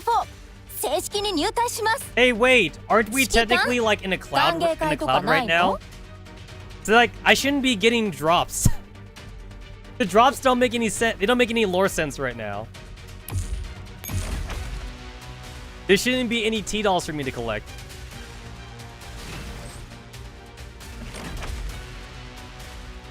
我は決して逃げぬ。戦うことですが、解決できぬというのなら。覚悟の感じられない神経だな。誰も犠牲ご注文が来ましたわよ。見たあなたが指揮官。Yeah, as of right now, I'm definitely more excited for like updates to Project NeuroCloud than I am for Girls Frontline. I feel more invested in the Project NeuroCloud story right now.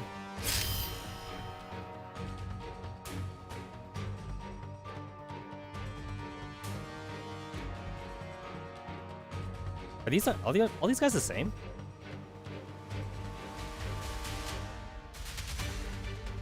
Oh, they are the same. Yeah, they're all the same.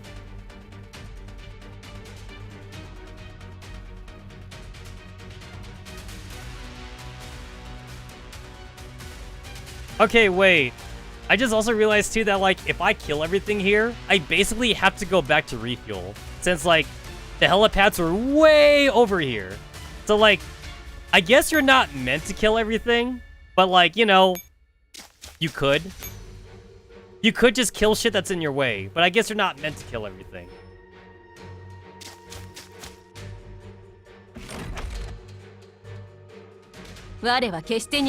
It's like I've been saying, Igor did nothing wrong, guys. Igor did nothing wrong.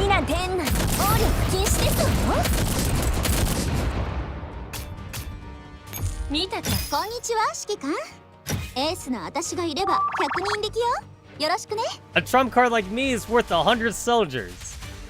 Uh-huh. I'm sure it is. Where were you during Singularity?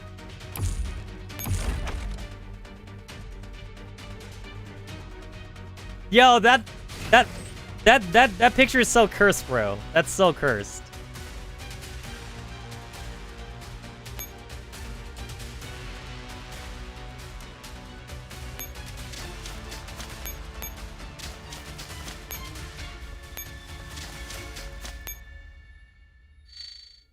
Commander, the enemy is extremely strong. Confirmed to attack.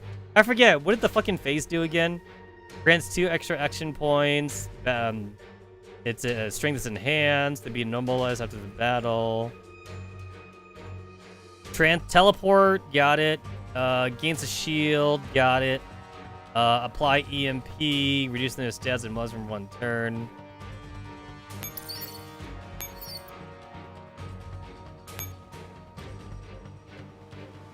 Each stage yields a tarot card of each suit. Tarot cards can be used in all echelons, but each card can only be used once per stage.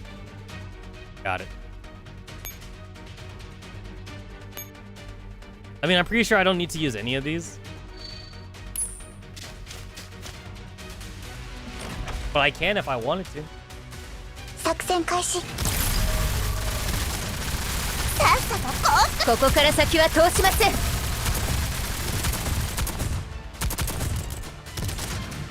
これは私はハンター。あなたは獲物。ただ戦いに勝っただけ。当然のことだ。Yeah, I'm gonna run out of ammo. I'm gonna need to like go back. Which I guess maybe that's what the parachute fairy's for.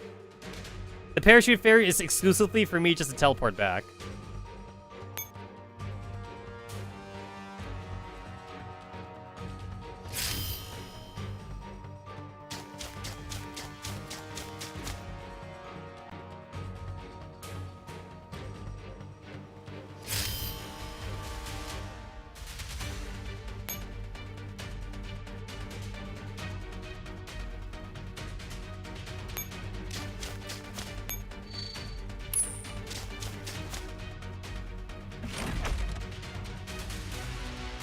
戦開始。この一撃を。ここまでです。Best timeline if Igor didn't follow Carter's brilliant 出 died た in the next. 私はハンター。あなたは獲物。ただ戦いに勝っただけ。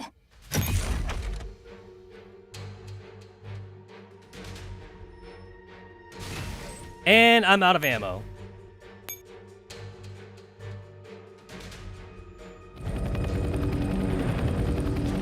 Oh. I should probably move you out of the way.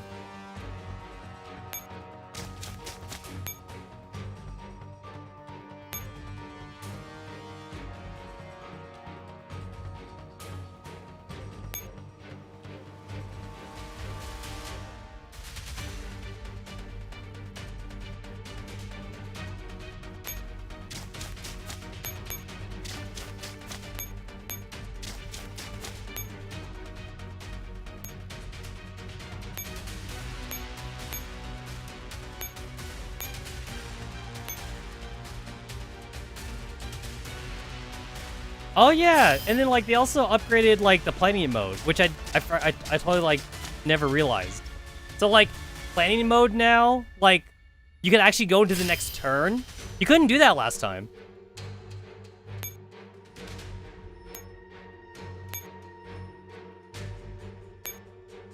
Yeah, there's a next round button right here. That's kind of cool.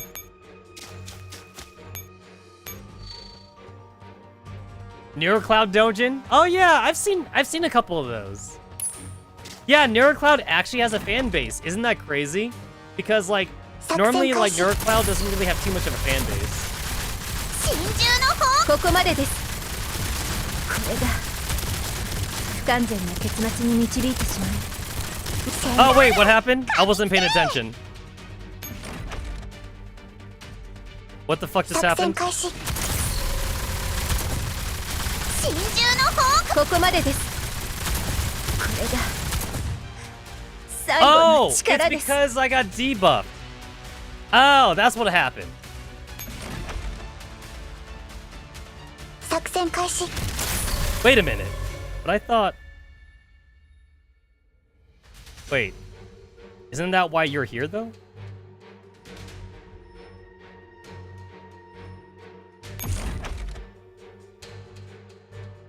What does your skill do この again? 姿なら次来た人をび Okay, っくりさせら apparently れま I す don't よ remember what ね。 her skill does now. Alright, what does it do again?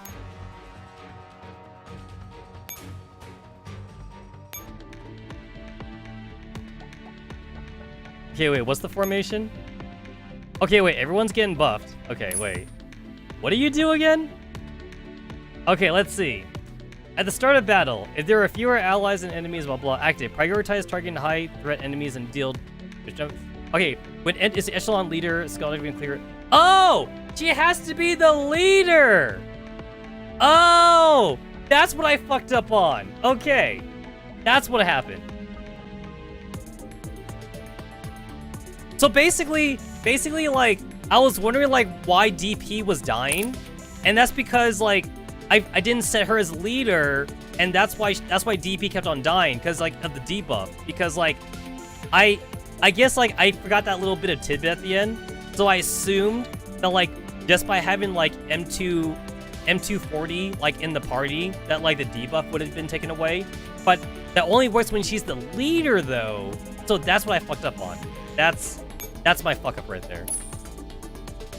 Okay, so now that she's leader, we should be fine. Okay. Yeah, she wasn't the leader, and I just thought like she just had to be in there. Yeah. I was all like, why is DP dying? DP should not be dying right now. I was like, what the fuck is going on here? So that's my bad. That's my bad.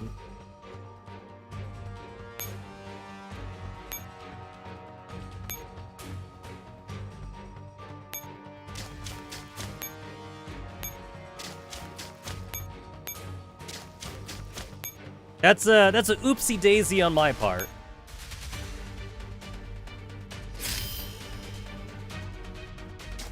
Because like I was one-shotting like all the I was one-shotting like the other like death stacks, and like all the death stacks here are like the same. So I was all like, wait, what's different about this one? What's so different? What's so different?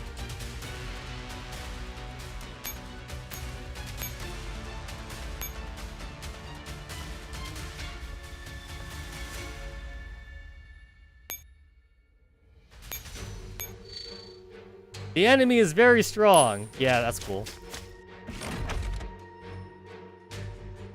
I'm good, game. I'm good. あなたたちに明日はありません。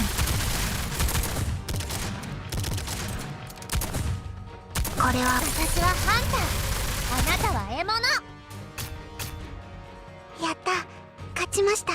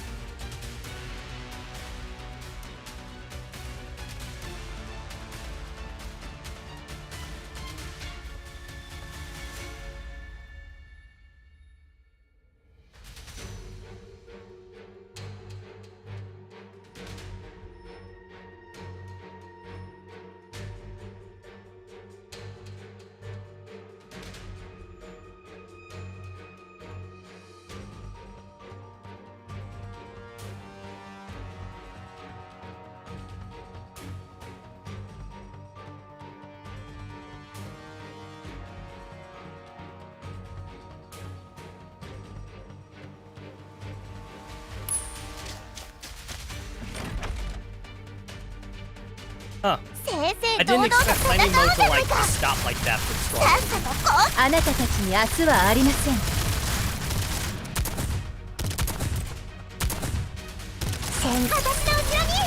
That should almost be like a setting.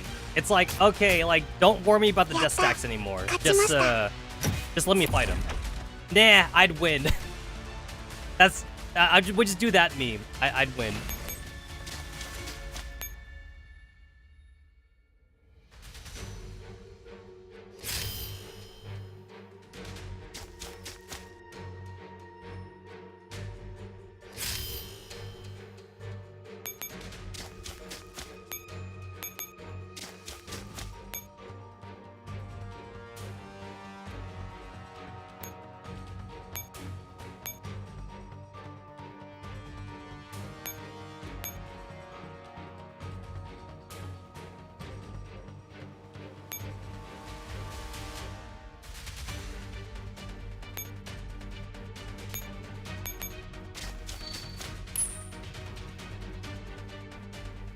Okay, wait, so...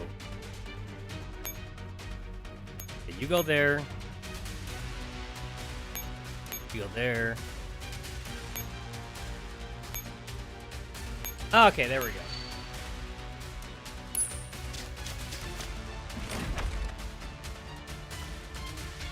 正々堂々と戦おうじゃないか。この一撃を。ここまでです。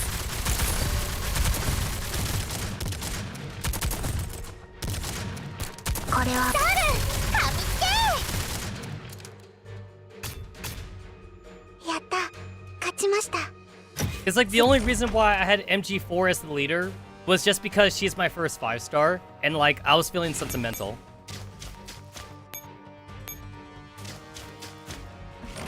Since I was back in the day when like I didn't know that machine guns like for chapters 1 through 5 was kind of sucky because like there's no reason to use machine guns. 逃げられるとご注文が来ましたわよ。見たか、これが私は。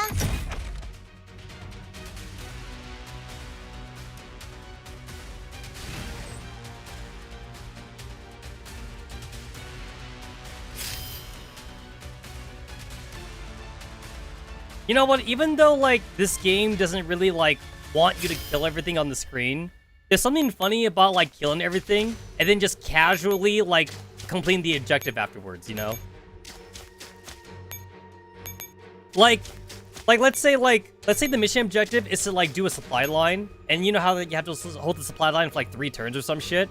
So like, that's all that matters. You don't have to like kill anything technically. But then like obviously if you kill everything, it just makes it easier. So it's like, I kind of like to do that then. It's like, oh, I'm just gonna like capture all the helipads. I'll capture all the helipads, I'll kill everything, and then I'll do the supply line. Because now like, I don't have to worry about the supply line being broken or anything like that, you know? Like, because that's kind of annoying.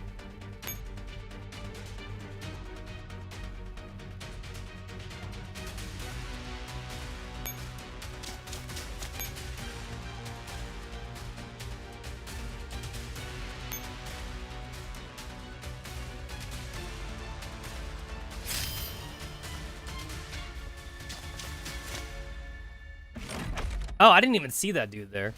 我は決して逃げぬ。戦うことですが、解決できぬというのなら狙い撃つ。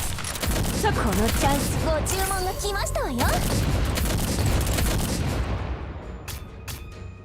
見たか。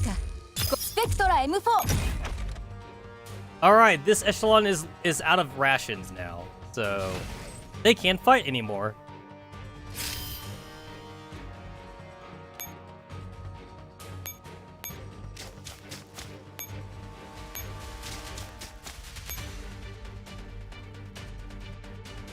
Which one's the jumping? Oh, this is good. This is good too. I just used it.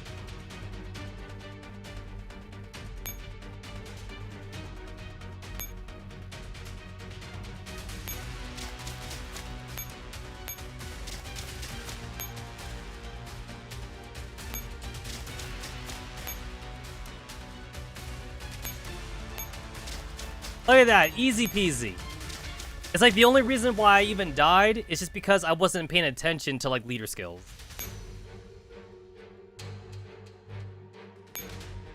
Alright, decrypt, and decrypt.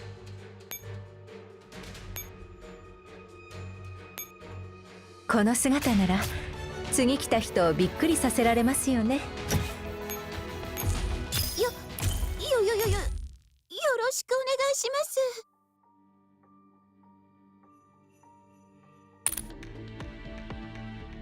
Yeah, you know what? Repair tickets seem like... It definitely seems like a feature in this game that, like, the devs don't even want to acknowledge even exist anymore. Like, the only reason, like, we even had repair tickets for, like, the repair bay was only because, like, the devs at the beginning, they were copying, like, Conco and Azure Lane. But, like, now, like, this game definitely, like, doesn't care about that anymore. So, like, it's there, but...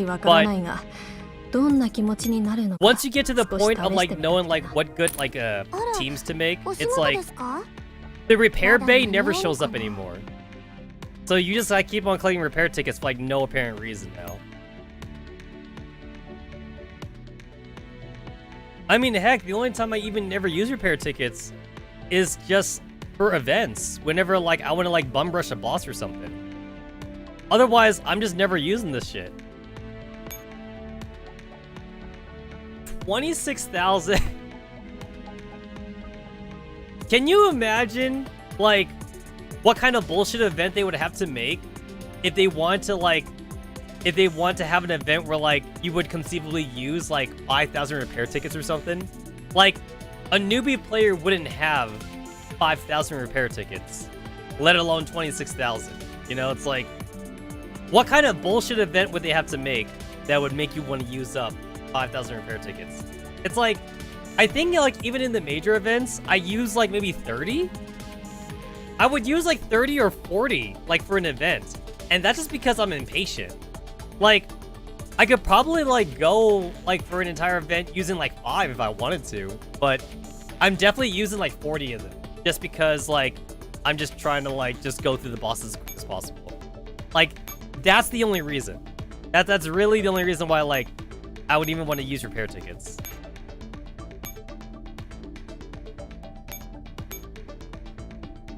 I have 5 fucking quick name change cards because they actually give us those a few times. I don't have a reason to change my name though.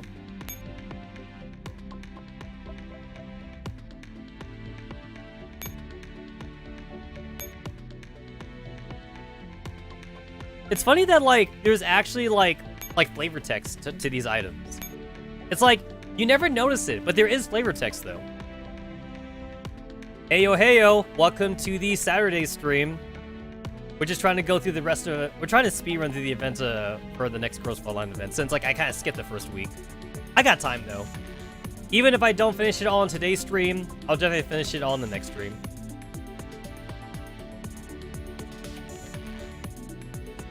Only use level 30 bosses and only the enemies are... I know, right? Only use level 30 dolls and the enemies are bosses.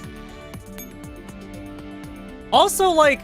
there's less of a reason to spam repair tickets now too, because, like, your girls get auto repaired, like, at the end of the battle, which is a new mechanic. As long as your girls don't go into, like, the heavy damage state, like, if they take like 5 damage, if they take like 100 damage, that's not heavy damage. So, like, they're just gonna heal it up for free. I think the free healing is definitely telling that Mika does not care about, like, the repair function anymore. They don't want that to be a feature. Because, like, what is heavily damaged? Is heavily damaged like 1/5? Like 1/5 or 1/6 of your HP? So, if Agent 416 has 605 HP, so what? She'd have to, like, get down to, like, 105 HP or some shit? She'd have to get to, like, 110 HP? That's basically, like, never gonna happen. So, effectively, I'm never using repair tickets then. The whole auto repair thing too, like, for free, like, it's also kind of nice in that, like, it makes farming, like, so much more easier. Because, like, back then, whenever you would do, like, corpse dragging, you would slowly lose HP, right? You lose, like, 5 HP per run. You lose, like 10 HP per run, which isn't a lot of HP, but, like, it does mean that eventually, like, you will have to, like, actually repair your girls because, like, you know, they're gonna lose dummies or whatever like that. But now that's not a problem anymore. You can just run a map as many times as you want and, well, your girls remain topped off forever. Which is probably a good thing. Like, I always thought the whole Conco mechanic and the age lane mechanic for, like, repair buckets and shit, I always thought it, like, it was bad. It was a bad mechanic. I never liked it. I still remember, like, trying to, like, recover, like, a battleship in Conco, and, like, I think Yamato was, like, a heavy battleship. So Yamato, if I needed to repair her, she would need, like, 36 hours, like, in the fucking bathhouse to, like, repair some shit. Like, 36 hours? What are you doing, girl? You shampooing your hair for, like, 10 hours? I think I remember in the anime. I think in the anime, like, they try to, like, canonize it by saying, like, destroyers, they don't take the heat of the bath very well. So, like, the destroyer, like, hops in the bath for, like, 10 seconds, and then they're out, and they're already healed. But then the battleships, though, the battleships go in the bathhouse, and they like to soak. They like to soak in or something, so that's why battleships go in the bathhouse for, like, a whole fucking day, like, just to heal. Yeah, it's a crummy mechanic, though. It definitely is.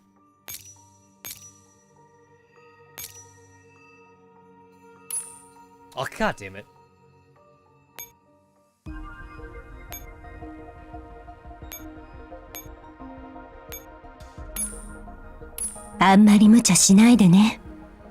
Why is your voice so much louder than everybody else?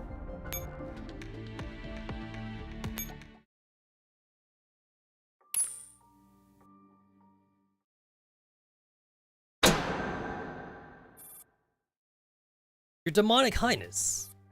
Here is the status report for the major arcanas within the game Terror Paradise.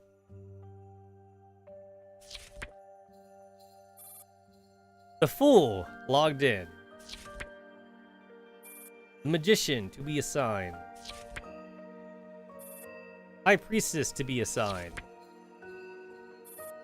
The Empress logged in. The Emperor display disabled. Hierophant to be assigned. Lovers to be assigned. Chariot disabled. Strength to be assigned. Hermit logged in. Wheel of Fortune logged in. Justice logged in. The Hangman logged in. Death deceased. You know what? There's something ironic about Death being the first one to die. Temperance to be assigned. The Devil display disabled. Tower to be assigned. The Star logged in. The Moon deceased. Oh no, wait! The Moon was the first one to die. Oh, I forgot about... Yo! Did she have, like, any speaking lines? Did she talk at all? I don't think she did. Okay, yeah, so she was the first one to die. And then Scarecrow died second. I was like, man, who the fuck is this? I don't think she talked at all.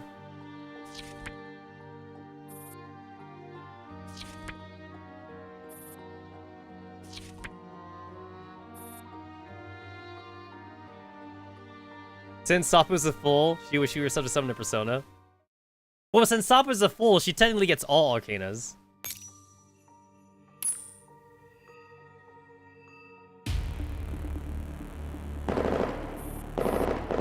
The ground rumbles on and on as it continues to collapse. The fight does not seem to deter the dolls from continuing their fight. Shows up, does nothing, refuses to elaborate, dies. Basically, that's what happened.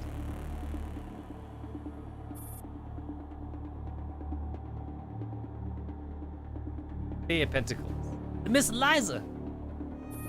Don't disturb me, Scram. The final phase has been initiated ahead of schedule. The surface area of the battlefield is rapidly shrinking. You need to relocate to safety. Final phase. Eliza stops in her tracks and feels the tremors coming from the ground. Cracks spread through the surface of the ground in all directions, like small whitened snakes, causing chunks of the ground to fall into the void. On the other side, M16 also pauses to take in the situation. Come this way, please trust me. If you still want to see Miss M4 and make your wish come true, please follow me quickly. Alright. Eliza stops glaring at the Fae of Pentacles and disappears with her through the crevice of the collapsing world. Eliza's retreat makes M16 aware of how bad things really are. After addressing the ruins quickly, she sets off to follow Eliza's route by retreat, only to find several trembling lambs blocking her way. M16 darts behind a mound to avoid the bullets fired without warning. Hoarse cries of desperation can be heard over the howling wind. You've got to die! The exit will only appear if there are no more than 5 of you here. We're all gonna die. So I beg of you, just die. M16 gives no reply. She simply discards the empty magazine and replaces it with a new one. Sorry, but I made a promise. She walks out from behind the misshapen mound. The smoke finally dissipates, revealing the hermit, who is on her knees, and the Empress, now lying lifelessly on the ground. The ground is still collapsing. Ro drags the hermit to her feet, and under SOP 2 and Star 15's cover, they run towards a stretch of the ground that is still intact. Hermit, we got no time for a breakdown. Congratulations, you have met the requirements, so please allow me to lead you to the garden. The Fae twirls, and a white glowing line appears from the ground, showing them the way. I'll shred you to pieces, just you wait. Multiple sets of hurried footsteps. All of a sudden, the glowing line disappears. Oh dear. Others got chased out of their original area, and have come to yours. My, the requirement is no longer met. What to do, what to do. What did you just say? Watch out! A spray of bullets sweep by Star 15's feet. They're from the other areas. What should we do, Ro? We can't stop here. We must find M4 and M16, no matter the cost. Roger that. SOP 2 stops running and takes aim at the targets who just fired at them. No! How does this make you any different than the others? You said you wouldn't resort to such cruelty. I'm sorry, Hermit. Ro directs Star 15 and SOP 2 in taking out the targets methodically. You don't understand what we've been through to get to this point. We have experienced too much despair. This is our last chance. So we must complete our mission this time, no matter what. Ro, keep going. SOP 2, I'll cover you. Copy that. As the hermit watches on helplessly, the girls drift away from her one after the other, like kites becoming untethered.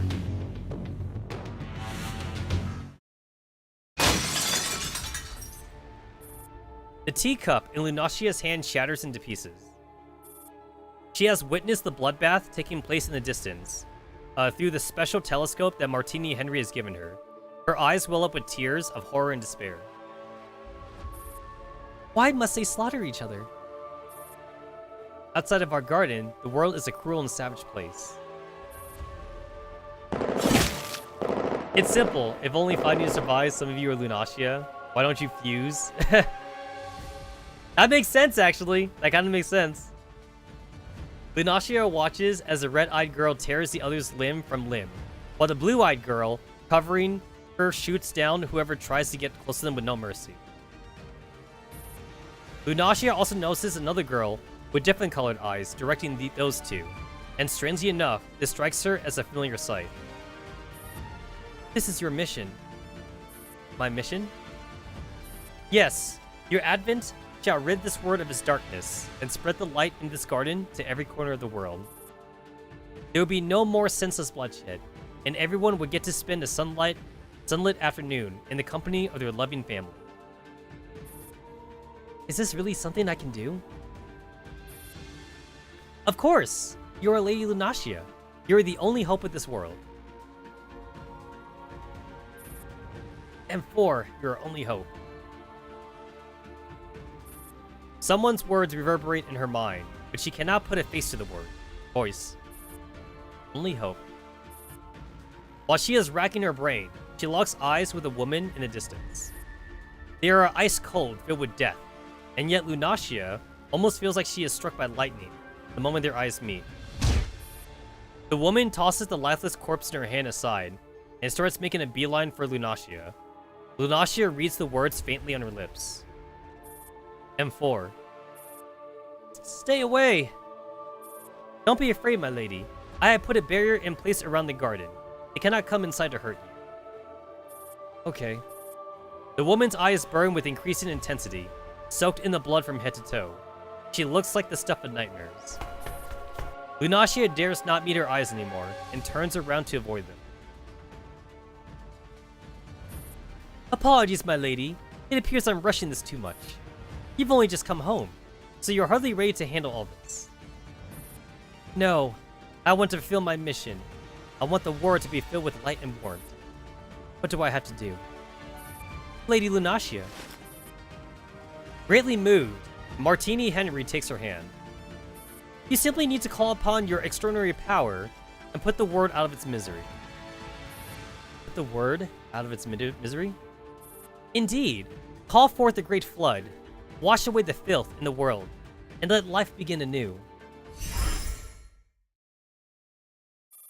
After the final gunshot, bright white light spills out from the end of the path. Wave after wave, like the brilliant corona of a star, the light swallows everyone, until it slowly fades away. Ah, I've never seen that gif before. Don't do it. Don't do it. I've never seen that one. A lush green maze appears before their eyes all of a sudden.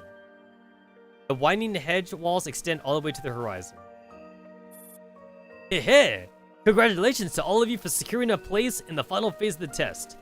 And welcome to the Maze Garden. Not just anyone can lay eyes on the lovely views here, mind you. Now please take a moment to rest up and take in the scenery. Not so fast, asshole! Sop2 swipes at the Fae of Cups, but she evades her easily. Don't be so impatient, Miss Sop2. We will meet again very soon. You think I want to see you again? Sop2 chews her sleeve angrily as the Fae of Swords vanishes and evil pearl of laughter. Not this feeling of being wrapped around someone's finger again. Huh, who do those goblins think they are? Once I have this all figured out, I'm gonna rip them all to pieces, mark my words. Ro looks over at Hermit, who is still sitting wordlessly on the ground. Are you okay? That idiot. Why'd she give her life so eagerly? She must have wanted you to live. I don't get it. We only met each other when we got here. Why would she give her life for me when she barely knew me? Ro helps the hermit to her feet. I actually understand how the Empress must have felt. Sacrificing yourself for a teammate's survival is never a question of how long you've known each other. Exactly. Not being so corny. Let's go. M4 and M16 have got to be here. M4 and M16? Our teammates. It's kind of a long story, but we have come here to search for 2 long-lost members of the AR team. So finding them is a mission you must complete no matter the cost? Yes. Do you genuinely still believe this thing about the Lord's favor? Our entire plan hinges on it, but you're right. We must reevaluate the validity of their claim about the Lord's favor. Now that I think about it, we must truly be desperate. Why else would we put stock in some shady man's words? He's not a shady man. He's called Lene Kashaj. Besides, everything he said so far has been verified. Yeah, so far. This guy hasn't shown himself this whole time. We can't even be sure what he's after. Just don't let your guard down. You don't really have a choice but to stick to the plan. Yeah, let's go. Let's go, let's go. The group shake off their melancholy and make for the entrance of the maze.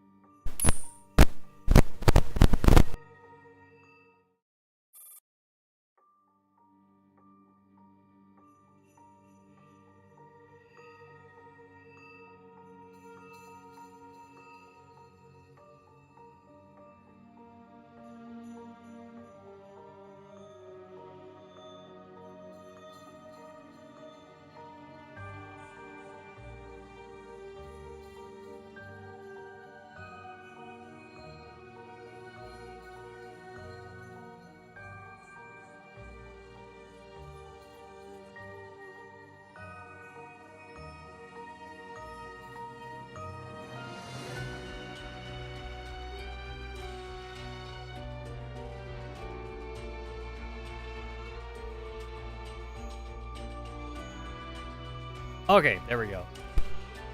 I kind of had to like unplug and re-plug my mic for a second.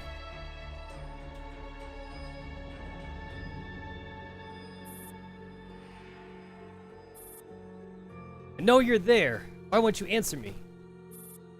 Because I'm not M4. I'm Lunacia. God damn it.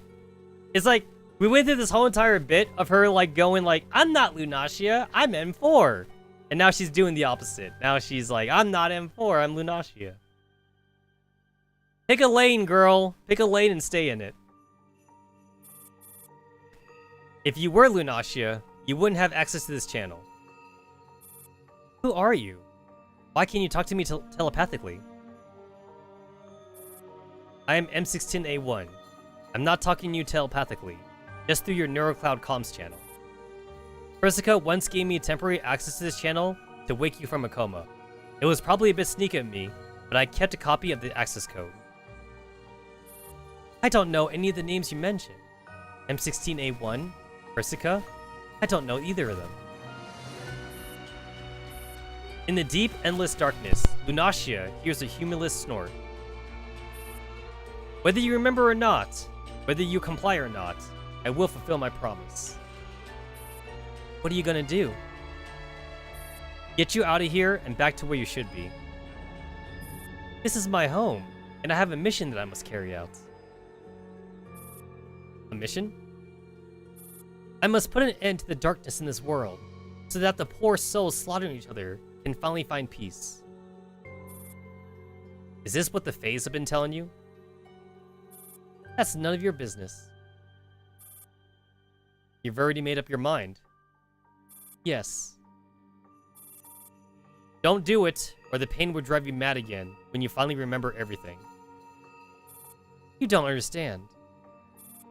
I do understand, M4. I know you better than anyone. Better than yourself, even. Lunacia quits the perplexing comms channel, leaving M16 with her futile pleas.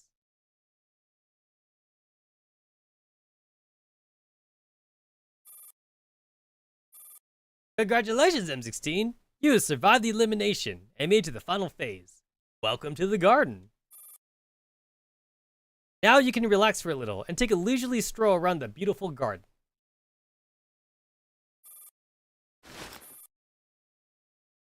M16 slowly turns around at the jabbering Fae. Subjected to her deathly glare, the Fae of Wands can't help but shudder. Have I done something wrong? You exist. You were born. Pardon? Your very existence is a mistake. M16 rips up the card and enters the maze, leaving the shredded fragments to flutter to the ground. Damn! Yo, she wasn't even worth, like, a gunshot. Like, M16 just decided, like, you're a card, so, like, I'm gonna rip you up instead. That's what you get.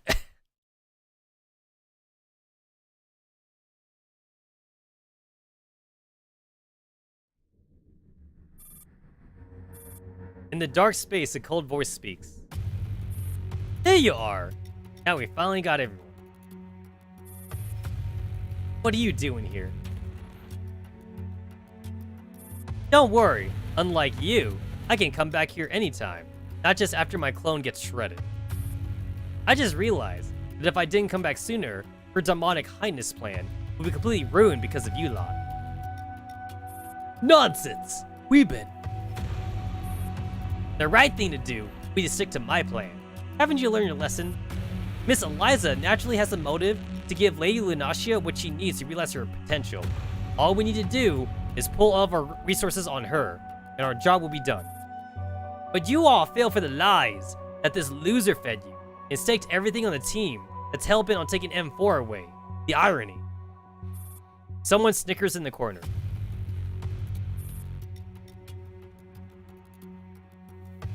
You're the loser who doesn't understand. Their desperation to rescue M4 is precisely what I'm exploiting. I'm only obsessive gambler scrambling for the last shred of hope in despair like the AR team and M16 had the necessary drive. For M4, they would sacrifice anything. Your VIP won't stop them. I see, you're determined to go against me. The Fae of Pentacles conjures a portal behind her. It pulses with energy.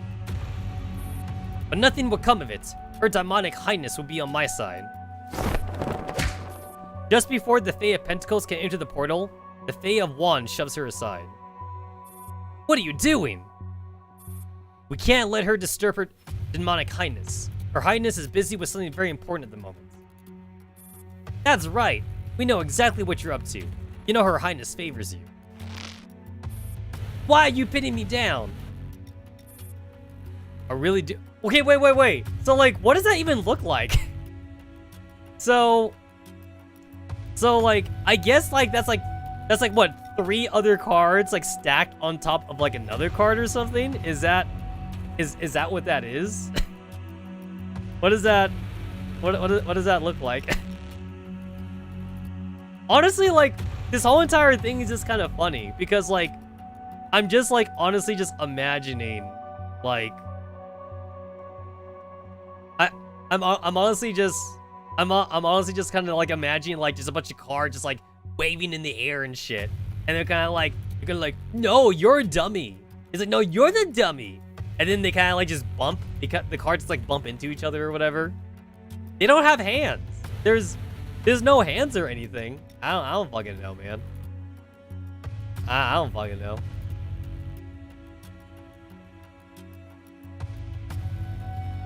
If they die here, are they dead, or are they kicked back out? That's a good question. So it's like like they seem like they can die multiple times, but that's because like the Pentacle one said like those are clones or some shit. That's not the original. So like these must be the original souls. So I'm going to assume they die. They permanently die or some shit. We've gotten this far, there's no turning back. Do it! In the dark room, 3 Faes raise their sharp blades. The Fae of Pentacles fragments dance through the sky as she glares playfully at her saboteurs. You think I didn't come prepared? Miss Eliza's already unstoppable. She will make short work of the AR team, then M16, and then she'll realize my ambition.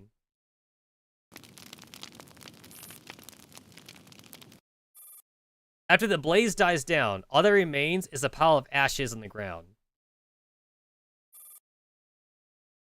I mean, wait. Actually, no, wait. Now that I think about it, though. So, like, her highness, though. So, like, her highness, like, did shred up, like, the wand card, like, in the first cutscene. But then, like, she used her powers to, like, bring her back. So, actually, now that I think about it, I guess they're not dead then. So, like, they must have, like, a soul, soul. Since, like, we did see one of them get shredded up. And then, like, she came back. So maybe there's a way to bring them back then. But, like, maybe, like, only, like, the highness can do it. So, like, if she's not there to do it then, like, I guess in this case, like, since the other cards murdered the Pentacle card, I guess the Pentacle card will stay dead. She'll stay dead until she gets revived or something. So I guess technically permanently death then. What she just said. Crap! The AR team!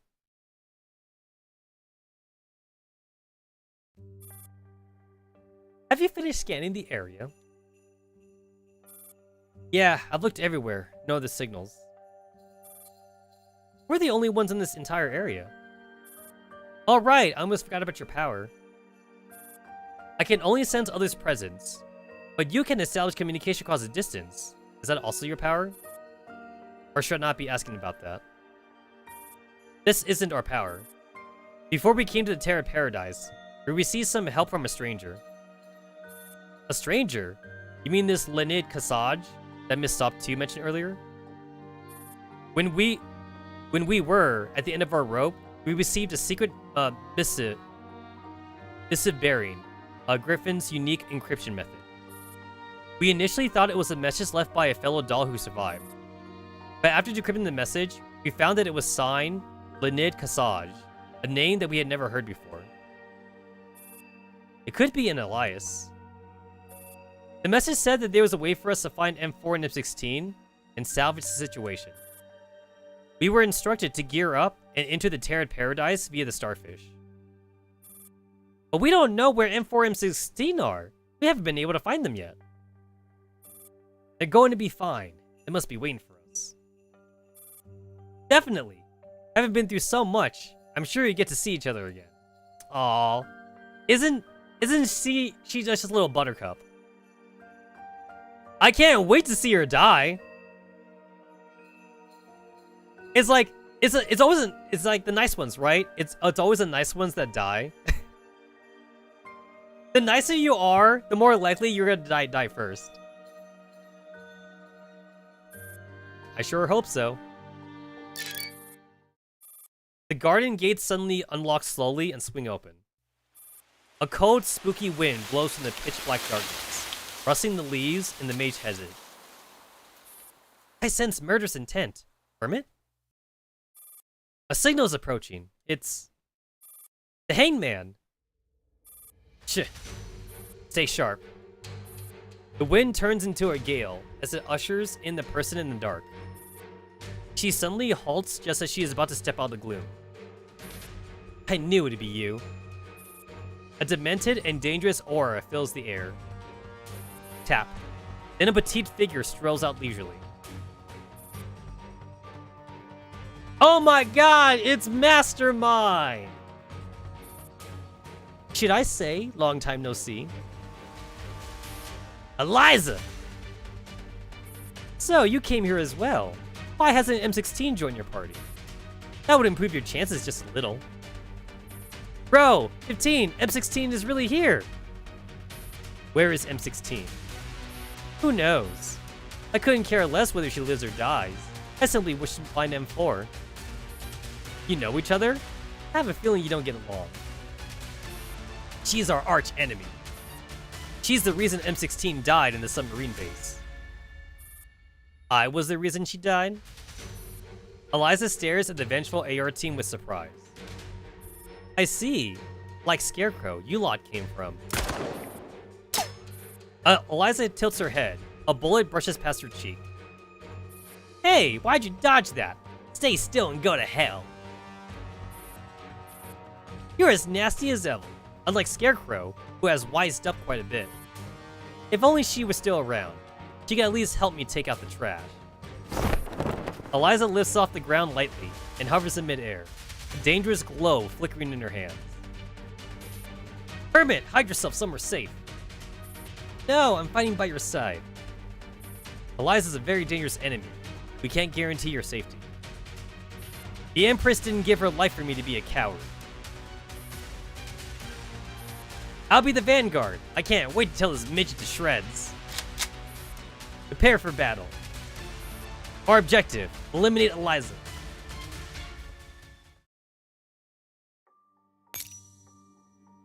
Ooh! Fire control component. Now that's always worth it. Alright, what does the easy mode look like?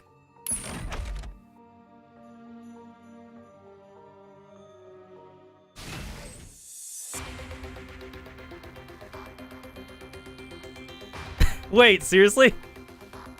Wait, 5,000, 5,000, 5,000, 5,000? Really?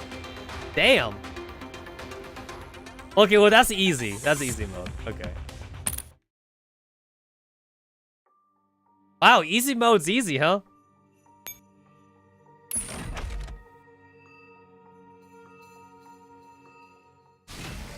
Alright, what do we got? 18,000. 60,000. Alright, that's a little bit better. And then 79,000 for the death stacks.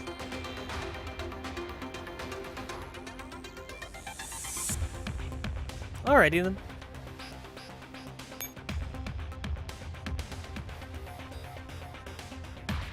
Them swap units, yo. Them swap units.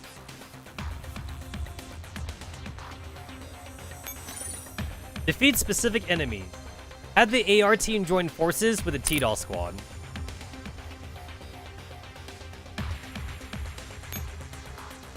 Correct 0. Ah, I see. Star 15. Oh, they were in costume. That's cool. I like that they were actually in costume.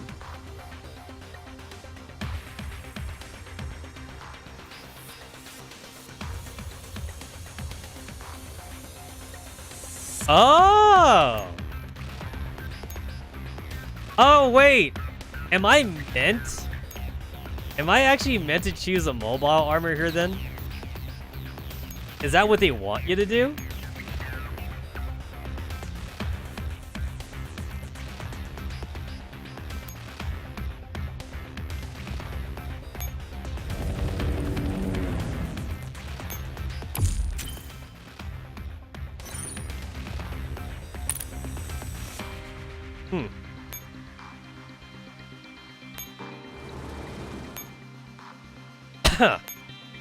Oh yeah, I forgot about the whole mobile armor thing where like they have energy. I kind of forgot about that.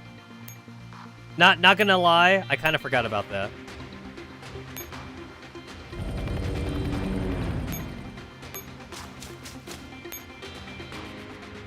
Open the defense gate. You can only open one of the two gates. Oh, okay, so I guess I shouldn't open it now then, because I don't want her to die or some shit. So I guess I'll wait. Okay.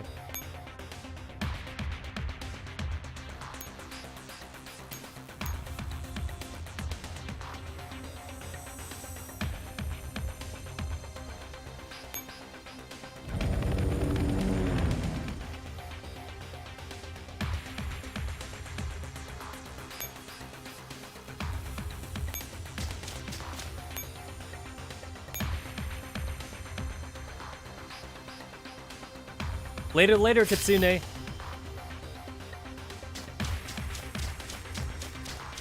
Oh, Eliza's moving. I didn't think Eliza was gonna move. I thought she was gonna, like, just stay there.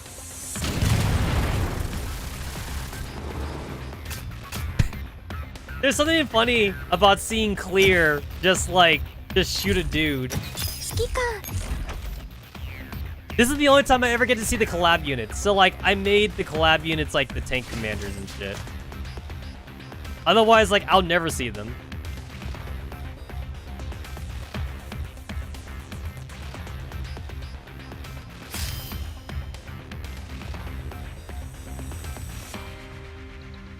Oh! Oh, your alert says, like, the whole entire fucking map. Oh. Yeah, it's pretty much like the entire map. Okay.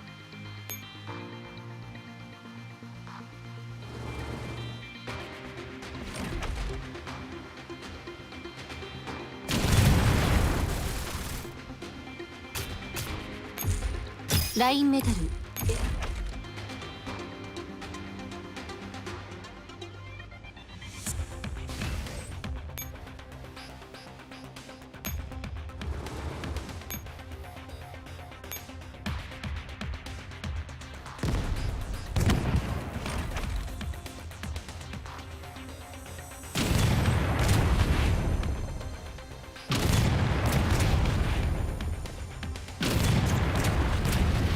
Wow, this kind of makes a death stack like nothing.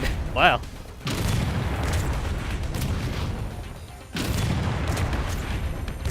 Wow, such a cheesy way to get rid of a death stack.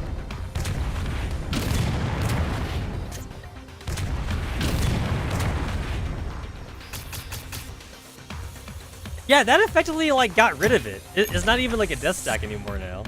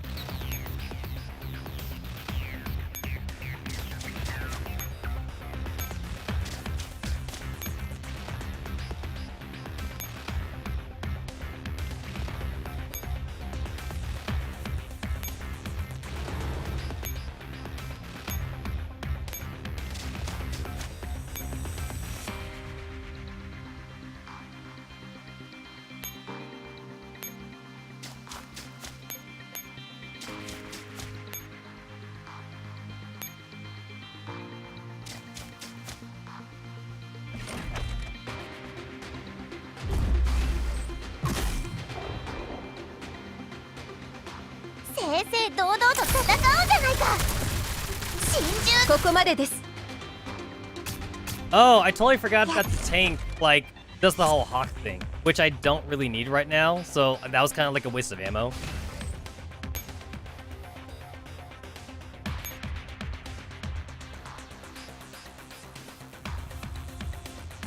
Fire support off. There we go. I'm gonna do that.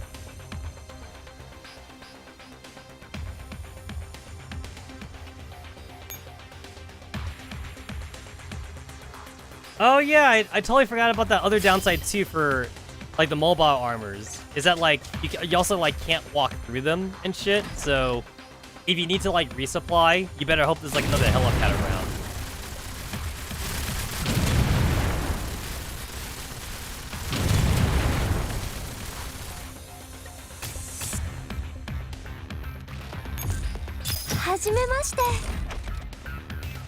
But it's fun though. It's fun to use something that we're not supposed to have as a fucking like as a fucking like hashtag not army. We're not supposed to be an army, but man, do we feel like an army right now?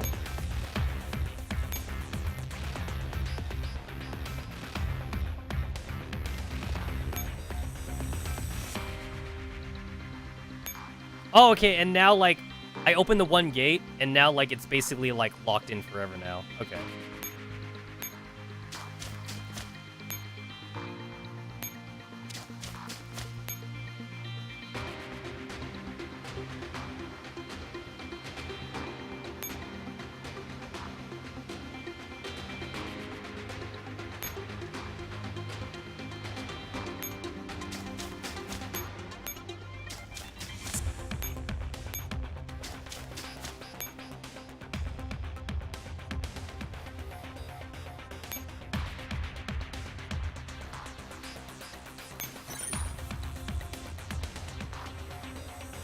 Have the AR team join forces with the T-Doll squad.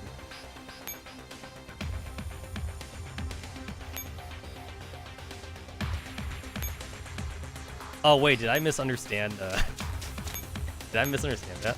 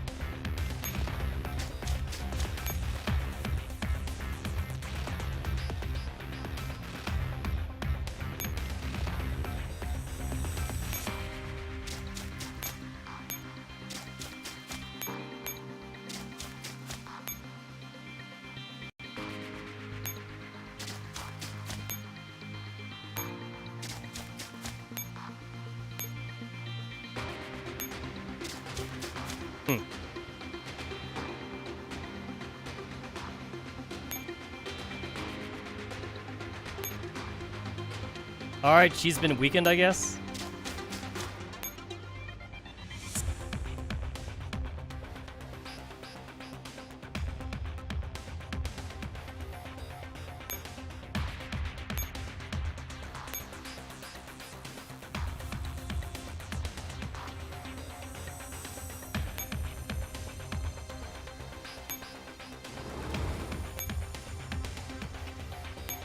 There we go. Resupply. Although, like, I don't think I can make it back in time.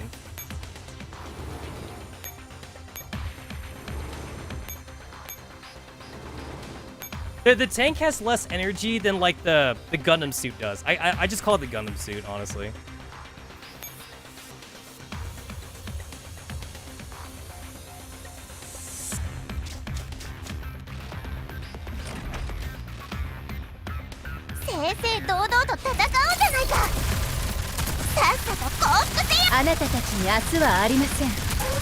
It's been so long, I don't even remember what she does anymore. Oh, that's what she does. Well, didn't really matter.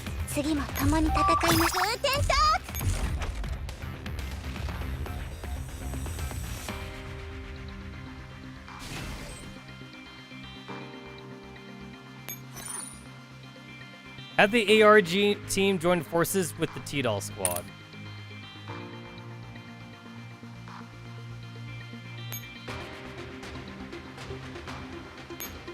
What?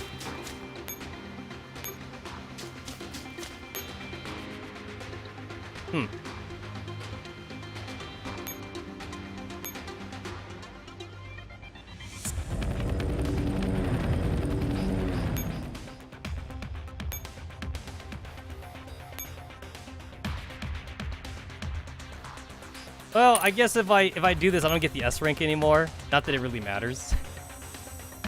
I don't need to repair them.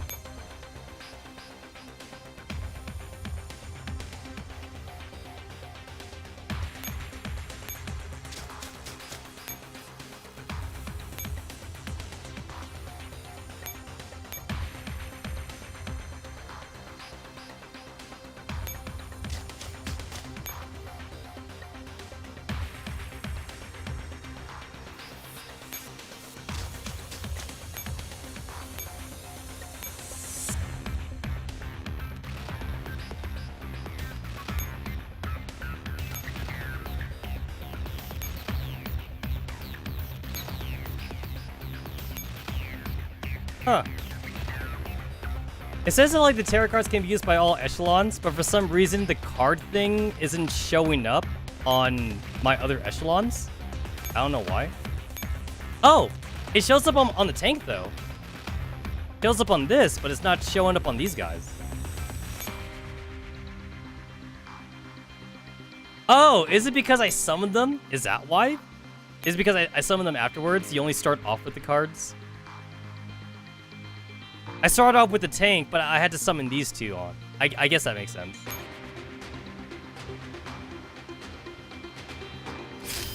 If you're put on the battlefield after the mission starts.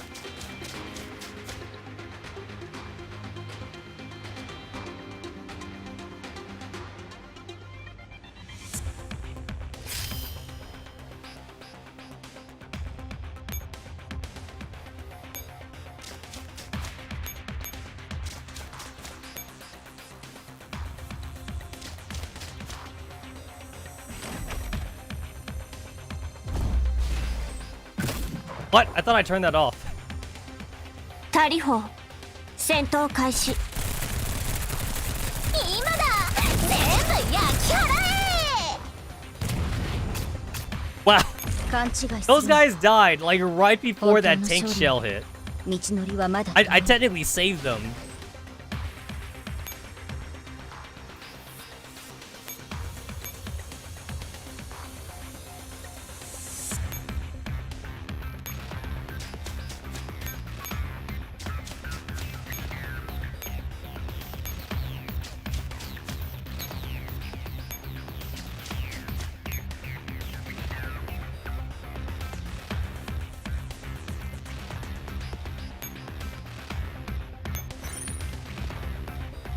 Have the AR team join forces with the T-Doll squad.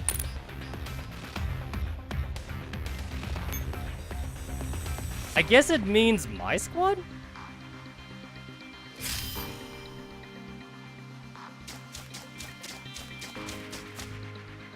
I mean, I'm getting there. It just takes a lot of action タリ points. ホ戦闘開始煙に注意ね 勘違いする Man, it feels so old to see like the regular Samus Ferris units and not the swap units now. It's like you would think at this level I'd be fighting nothing but swap units.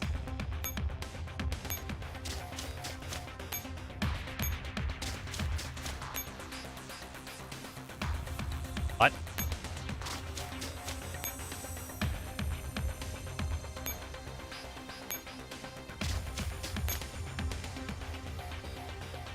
Okay.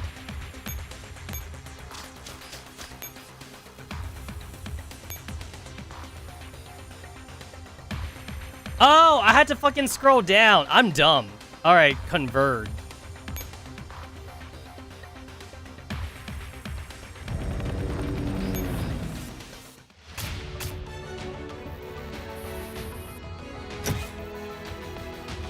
Wow. Okay, well, someone should tell Mika this, that like the costume for like M14L or whatever, it's not centered. It's this shit is like way off screen. I see the dog. I see Doggo. I see a little bit of her leg, and I see the big old fucking Girls Frontline emblem, and that's about it. Oh, that's a diner gate. That's cute. DSR50 よ。この名前はきっと夢にまで出てくることになるわ。Wow. Oh. You know what? It's like I was about to use repair tickets. I was about to use repair tickets on my machine gun squad, but then I decided like I didn't need to, and then I got the S rank. Huh, what do you know? What do you know?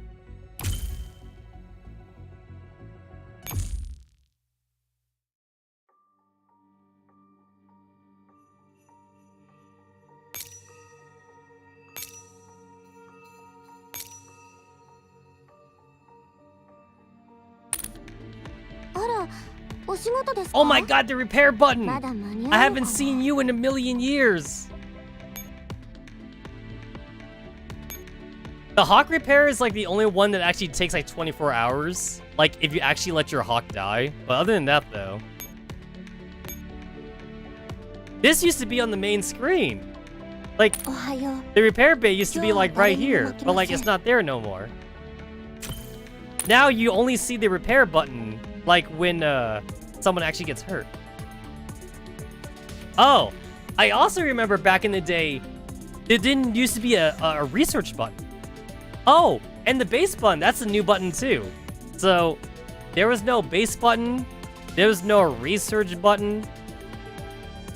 It was just combat, formation, factory, and the repair. That was the 4 buttons back in the day.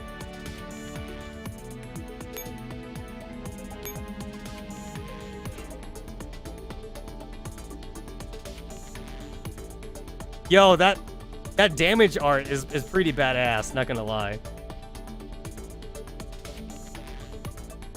That's a pretty cool damage art. I kind of want to keep that. I wish I could. I wish I could keep that. Wait, that's your damage art? That don't even look damaged.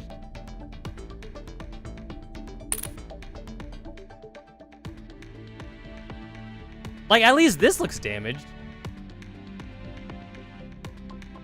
If I remember right, I think in the censored version of this, like her dress, like drapes down over her butt, so you don't see her panties.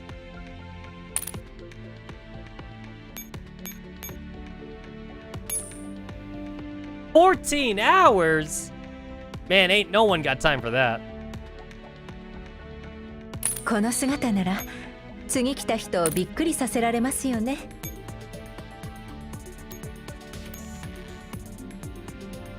Oh, so that's what your regular art looks like. It's like I don't even know like what these characters' damage art looks like anymore because like I almost never see them damaged.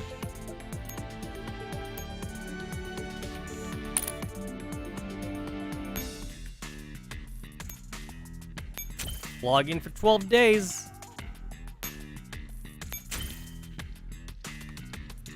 Almost there. Almost at that micro Uzi costume. And we're not even in phase 3 yet. Unlocks after 1 day and 23 hours. The server time just reset.